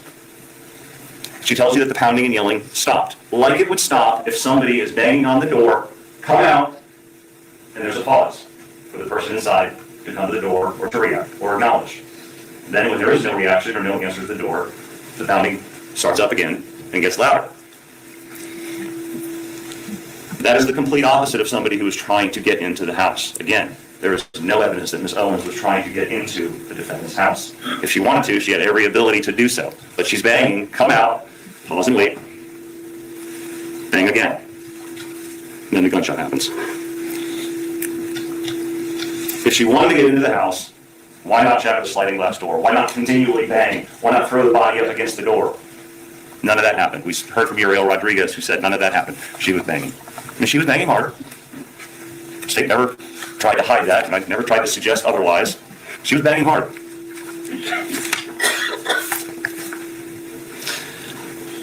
As we talked earlier in my first closing, that the defendant she's not required legally to retreat because she is in her own home. So in order for her to claim and argue self-defense, she doesn't first have to retreat. But her actions inside the house are relevant to consider the degree of fear, the reasonableness of her actions, and the imminence of this perceived threat. So what do we know? When the banging and yelling starts, she's in the bathroom. This is based on her own words in her interviews. She doesn't shut and lock her bathroom door to put up another barrier between herself and this perceived threat. Instead, she leaves the confines of that additional safe space and walks towards the kitchen, towards the door. Does that sound like someone who is afraid for her life? Of course she's not, because there's a big metal lock that bolted. That's who. 19-year-old Zacharias Stallings. He has Asperger's syndrome. Last seen his home insurance on October 18, 2025. He was wearing a white shirt and black shorts. They are currently, there's a body has been found and it's believed to be his. And they are on the scene right now. So it's very sad. It's fluid, so I don't do anything until we have more facts. So that's why I don't put things out until I have more facts. I don't like doing that. But this is it's the 19-year-old that's been missing since the 18th. So door standing between her and the knocker and the yeller. In her interview, she admitted that the first words out of Ms. Owens' mouth were, "Why do you speak to my children this way?" Not, "I'm going to kill you." Not I'm going to come into your house. Why do you speak to the children this way? When the yelling starts, she doesn't go find her phone that she had 2 minutes earlier when she just hung up the phone with 911 to call again. Instead, she goes to the bathroom to wash her hands. Ask yourself, how truly, reasonably terrified is she? The banging starts up again and she goes to her bedroom. She grabs the gun from her bedroom, and she doesn't grab the .22, the Ruger, the little plinker that she called it. She grabs the more powerful .380 Remington firearm. She doesn't shut and lock her bedroom door where she is with the gun to put up another barrier between her and this perceived threat in case by some chance, if she truly believes that Ms. Owens is going to come into her house, now she has another barrier to protect her. She doesn't do that. She doesn't walk around the corner and point the gun, ready and waiting. No, she doesn't do that. Instead, she leaves the additional safety and security and that additional barrier that she could have put up and walks towards the door. Walks towards this perceived life-threatening threat. She says she walks up to the kitchen table, she raises her firearm, points it at center of mass, where a person would be, and pulls the trigger. One shot. Not a panic flurry of gunfire, One controlled, precise shot, a kill shot. Ms. Sizemore told you that the defendant, there's evidence that at the time, right before she shot, the defendant said that she heard a crack in the door. You will listen to both interviews and the 911 call. You look at the transcripts. If you want to listen to them again, you have every right as a jury to listen to those interviews again. Nowhere in those interviews does she say anything such as, I heard the door breaking, I heard the door cracking before I fired. If you want to listen to them again, you have every right to do so. There's no wood splinters on the floor. There's no new damage to the door frame. There's no wood hanging off when the deputies get there and the crime scene investigators examine it. There's no evidence whatsoever to indicate that there was a crack before the gunshot took place. You heard from Josh Wright and Toby Terpstra. They collectively created the diagram as well as the digital animation. And using the diagram created by the defense, before we do that, Catherine Medina, there was discussion about Catherine Medina doing a trajectory analysis and how that she didn't calibrate certain things. Her role was not to do a full-blown trajectory analysis. She's told you she doesn't have the training and the experience to do that. Her goal was to create a general representation of the trajectory. And even Josh Wright said, based on what she did, it may be a little larger cone of error, but her job and what she did in her representation was a good representation of where the defendant would have been in the path of the travel of the trajectory of the bullet. But take the diagram provided by the defense as true. Who fires a gun like this? She's trained, she's gone to the range, she's practiced. She's, I think in her interview, she said she's watched videos of how to properly shoot and things like that. She even demonstrated in her interview that she held the gun like normal people hold the gun. Exactly. That's what I was going to say. We all saw in her little interview, when we did see it, she held it like a normal, you would hold a normal. Nobody's going to stand up, put their arm way up above their head. This is so inconsistent with what you would naturally do in a situation. If you were fearing for your life, that's not how you would hold a gun, in my opinion. Don't hold the gun over your head like that. That's the representation provided by the defense. That is inaccurate. That's not reasonable. People don't do that. In order for the gun to be brought down lower, she has to advance closer and closer to the door to maintain that trajectory line. Now, ultimately, does it really make much of a difference where the defendant is standing in her house when she fires? Not really. Does it matter if she's standing right by the kitchen table or if she's standing a foot or two up or a foot or two back? Not really. It doesn't change the facts in this case. What's important about where she's standing is, assuming she's even standing where she says she was standing, what's important is, after she gets the gun, she's approaching the door. She's walking towards whatever this life-threatening threat that she thinks there is. She's approaching that threat. That is inconsistent with somebody who is afraid for their life. Unless you're a law enforcement officer, or military, or firefighter, most people don't approach the threat. They don't run towards the threat. You heard and saw the video reenactment created by Mr. Terpstra. He admitted that that was based on the defendant's version of events.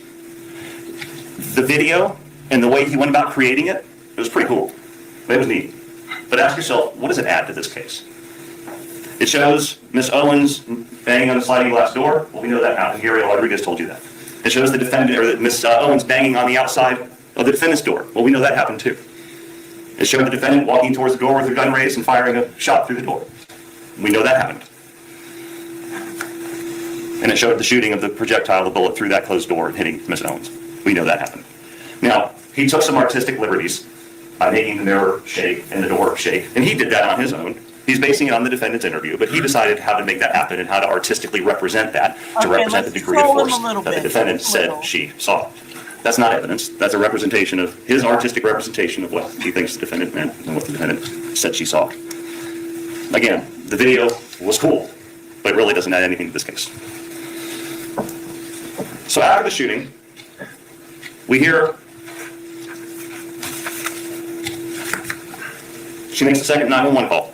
And we heard during the first couple minutes of that second 911 call, she's crying. She's upset. Of course she's crying and upset, ladies and gentlemen. She just fired a shot. She knows she shot somebody and realized the gravity and the implications of what her decision was. But notice how her demeanor changes very quickly during that 911 call when she starts talking about the children. Something trespassing over here. The bothering me and bothering today. That's fucking up fast. Actually, her boys were here earlier. They keep leaving their garbage all around the house. And then I told them to take the crap away, get the fuck out of here. That's after she fires and after the first initial minute or two of her crying. I'm going to rewind that and I'm going to mute it and I'm going to read what she said because that's loud.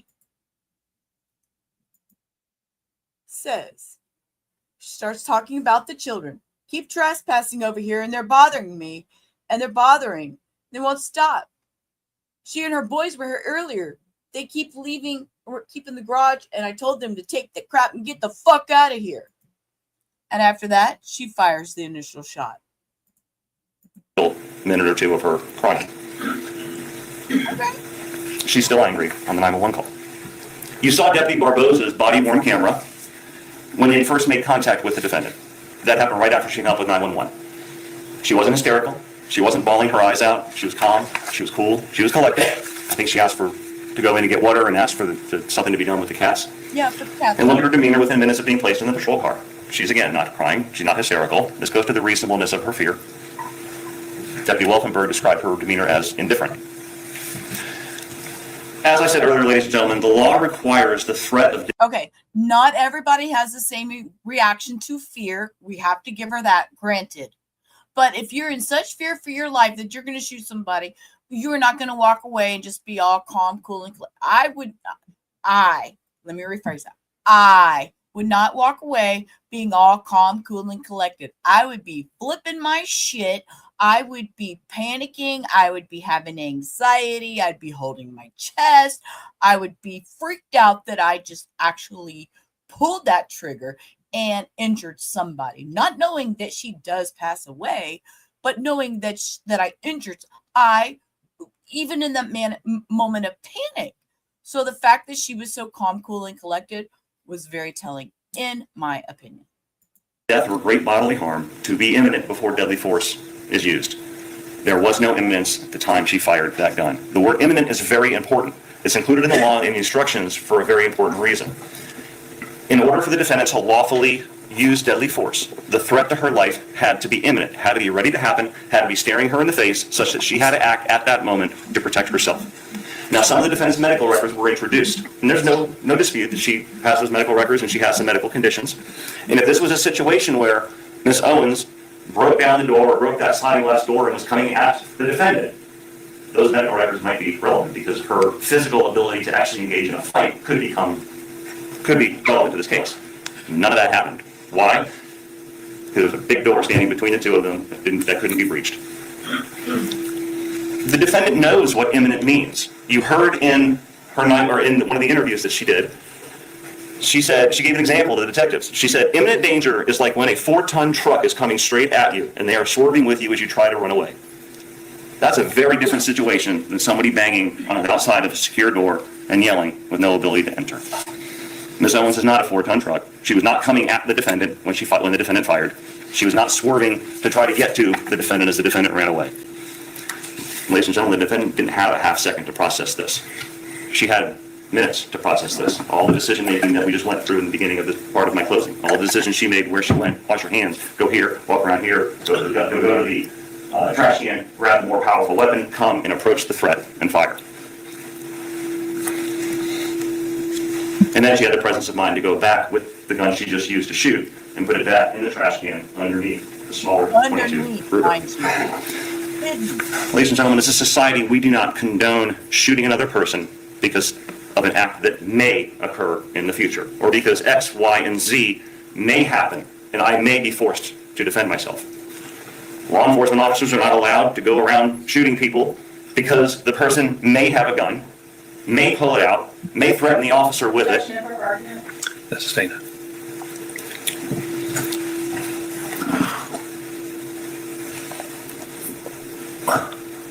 The danger has to be imminent.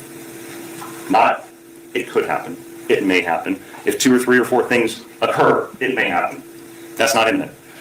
The defendant does not get to shoot Miss Owens because Miss Owens may somehow manage to get through that door and may then decide to attack.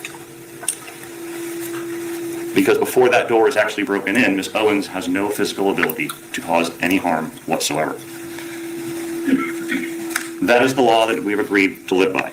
Because there was no imminent danger when the defendant pulled the trigger, her decision to shoot and kill Ms. Owens was not reasonable, and it was unlawful. We talked in jury selection that your role in this case is to determine whether or not the defendant's actions on the night of June 2nd, 2023 violated the law. It is not anyone's role here to determine if the defendant is a good or a bad person. And this decision that you're about to make should not be based on sympathy to Ms. Owens, her family, sympathy to the defendant. Your decision in this case should be based on the law as the judge reads it to you, and how the facts that you know that have been proven apply to that law. And as I said when I started this, the facts really aren't in dispute. Ms. Owens is banging on the door yelling. She's angry. She's angry about how the defendant treated her children. Ms. Owens is not trying to jiggle the doorknob or break down the sliding glass door, break the window, not trying to get into the house in any way. Law enforcement was on their way. She gets her gun. She fires one shot, center of mass, which kills Ms. Owens. The judge will tell you that it's your duty to determine if the defendant is guilty of manslaughter. If you find the defendant guilty, it is his job to determine what the proper punishment or sentence should be, not yours. I submit to you that if you are back in the deliberation room talking about the case, and you're thinking, what's going to happen if she is found guilty? You've already made your decision that she is guilty, because that's what the evidence has proven.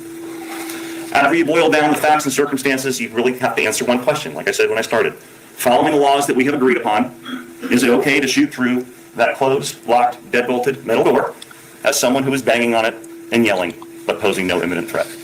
Based on the facts of this case, it's not okay. Based on the law in this case, it's not okay. Just being afraid is not enough. Just her saying. She did, but supposedly it was after her arrest and release. After she was originally detained and released, because she was not arrested at first until there was an outcry by the community that said this was not stand your ground. That's when NAACP got involved. That's when Ben Crump got involved. That's when the state attorney ended up looking into it further and found that it didn't fit a stand your ground law. She's afraid is not enough. Using that ordinary, average, everyday person standard, you have to ask yourself, were her actions reasonable? Was her decision reasonable? And was that threat imminent? Was it about to happen right now? Ladies and gentlemen, the facts of this case have proven her decision was not reasonable. The decision wasn't made while acting in necessary self-defense. It was not justified. Because of that decision, because of that unlawful decision, Ajike Owens lost her life. We ask you find the defendant guilty of manslaughter with a firearm, because that's what the evidence has proven beyond any reasonable doubt, and that's what the law requires. Thank you. Okay, we will pause there because I will go over a couple things. So they go to deliberate. They come back twice, needing more information. Okay? They come back. They want to re-listen to the 2 911 calls Lorincz had made on the night of the shooting. In the first, before the shooting, she sounded calm in reporting the confrontation with the children and telling the dispatcher her door was locked. Okay? Then the second question that came through in the second one they wanted to hear the second one made after the shot. Ajike Owens, her voice was barely audible after, as she had reported, having fired her gun. Okay, so those were the two questions that they had come back with. What was you asking? I have so many questions. Wonder what she did as soon as she shot. Did she open the door? She said they didn't say she opened the door. She called 911. When it happened, the neighbors had come and pulled her away. All that is on body cam, and it is in the Perfect Neighbor episode. So they deliberate for 2 hours. Here's where they come back with one question.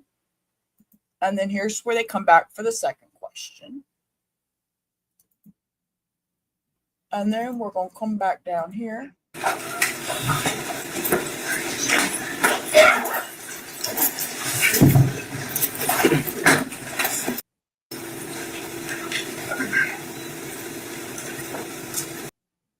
and the verdict is fixing to be read.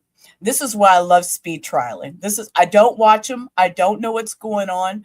Sometimes I know the verdict. I know this is up to 30 years. Manslaughter is up to 30 years if convicted.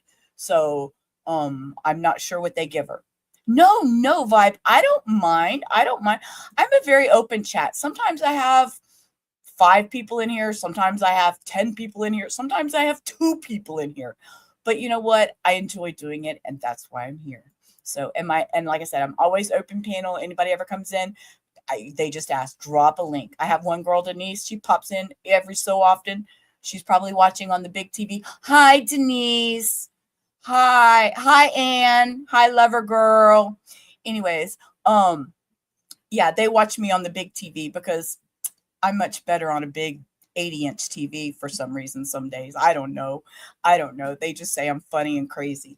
But anyways, no, I don't mind you typing so much. Like I said, the link's always open anytime. You just ask. I drop them. Anybody can come up here and talk. I don't pin. The reason I don't pin is because a lot of times when I'm doing trials like this, my pin constantly changes because I pin who's ever on the stand to let anybody who's coming in know who is on the stand speaking. Notice all the cops gathering. Keep the family away. We know there's tension.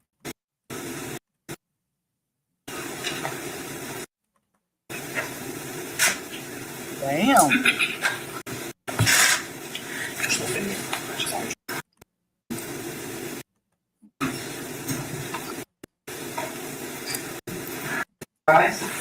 All right, here we go. Court's now back in session. Have a seat, everybody.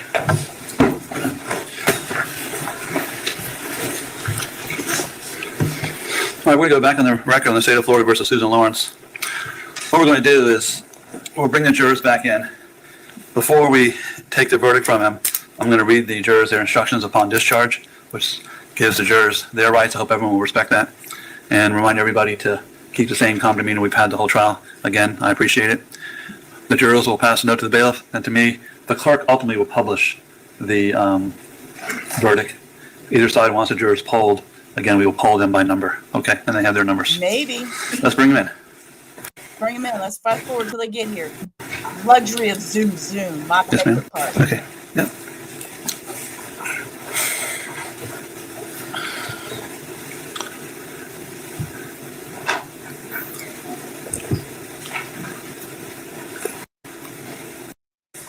What I'm going to read to you is the last instruction. This regards you as jurors. Ladies and gentlemen, I wish to thank you for your time and consideration of the verdict in this case. Is that correct? What I'm going to read to you is the last instruction. Okay. This regards you as jurors. Ladies and gentlemen, I wish to thank you for your time and consideration of this case. I also wish to advise you of some very special privileges enjoyed by jurors.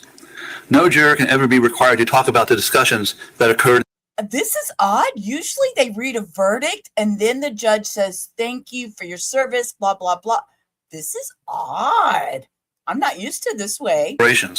Discussions, and votes should remain their private affair as long as they wish it. Therefore, the law gives you a unique privilege not to speak about the jury's work.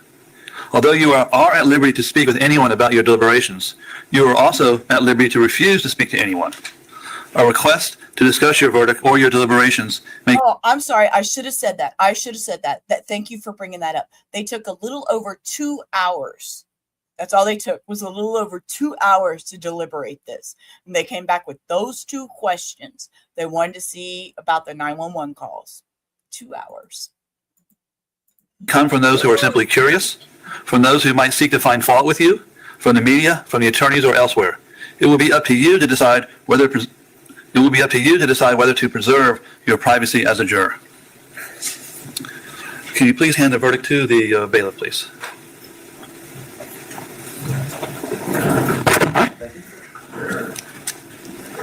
I'll have the clerk read the verdict. Verdict as to count 1. We, the jury, find as to count 1 of the charge. The defendant is guilty of manslaughter. Did the state prove beyond a reasonable doubt that during the commission of the offense, the defendant personally used a firearm? Yes. So say we all, dated the 16th day of August, 2024. Does either side wish to poll the jurors to be polled? Yes, sir.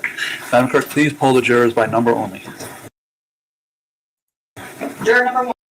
And while that's going on, we have a special thing. We have a special. She will be added to our list. Are you ready?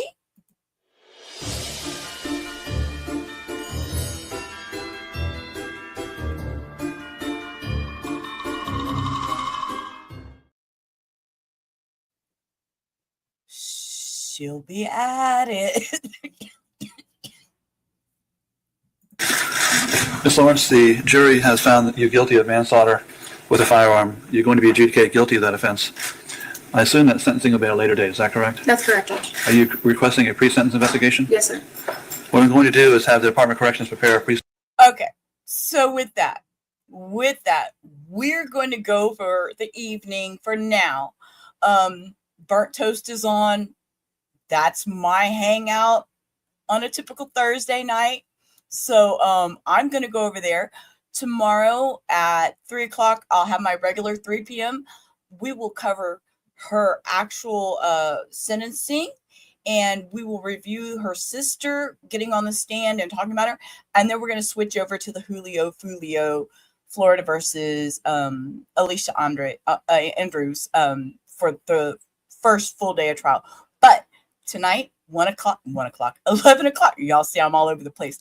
11 o'clock Central Time, I will be back, open panel, and I'm going to do a rubber Ramada review of the opening statements. I started to watch it on my TV and I said, whoa, hold up.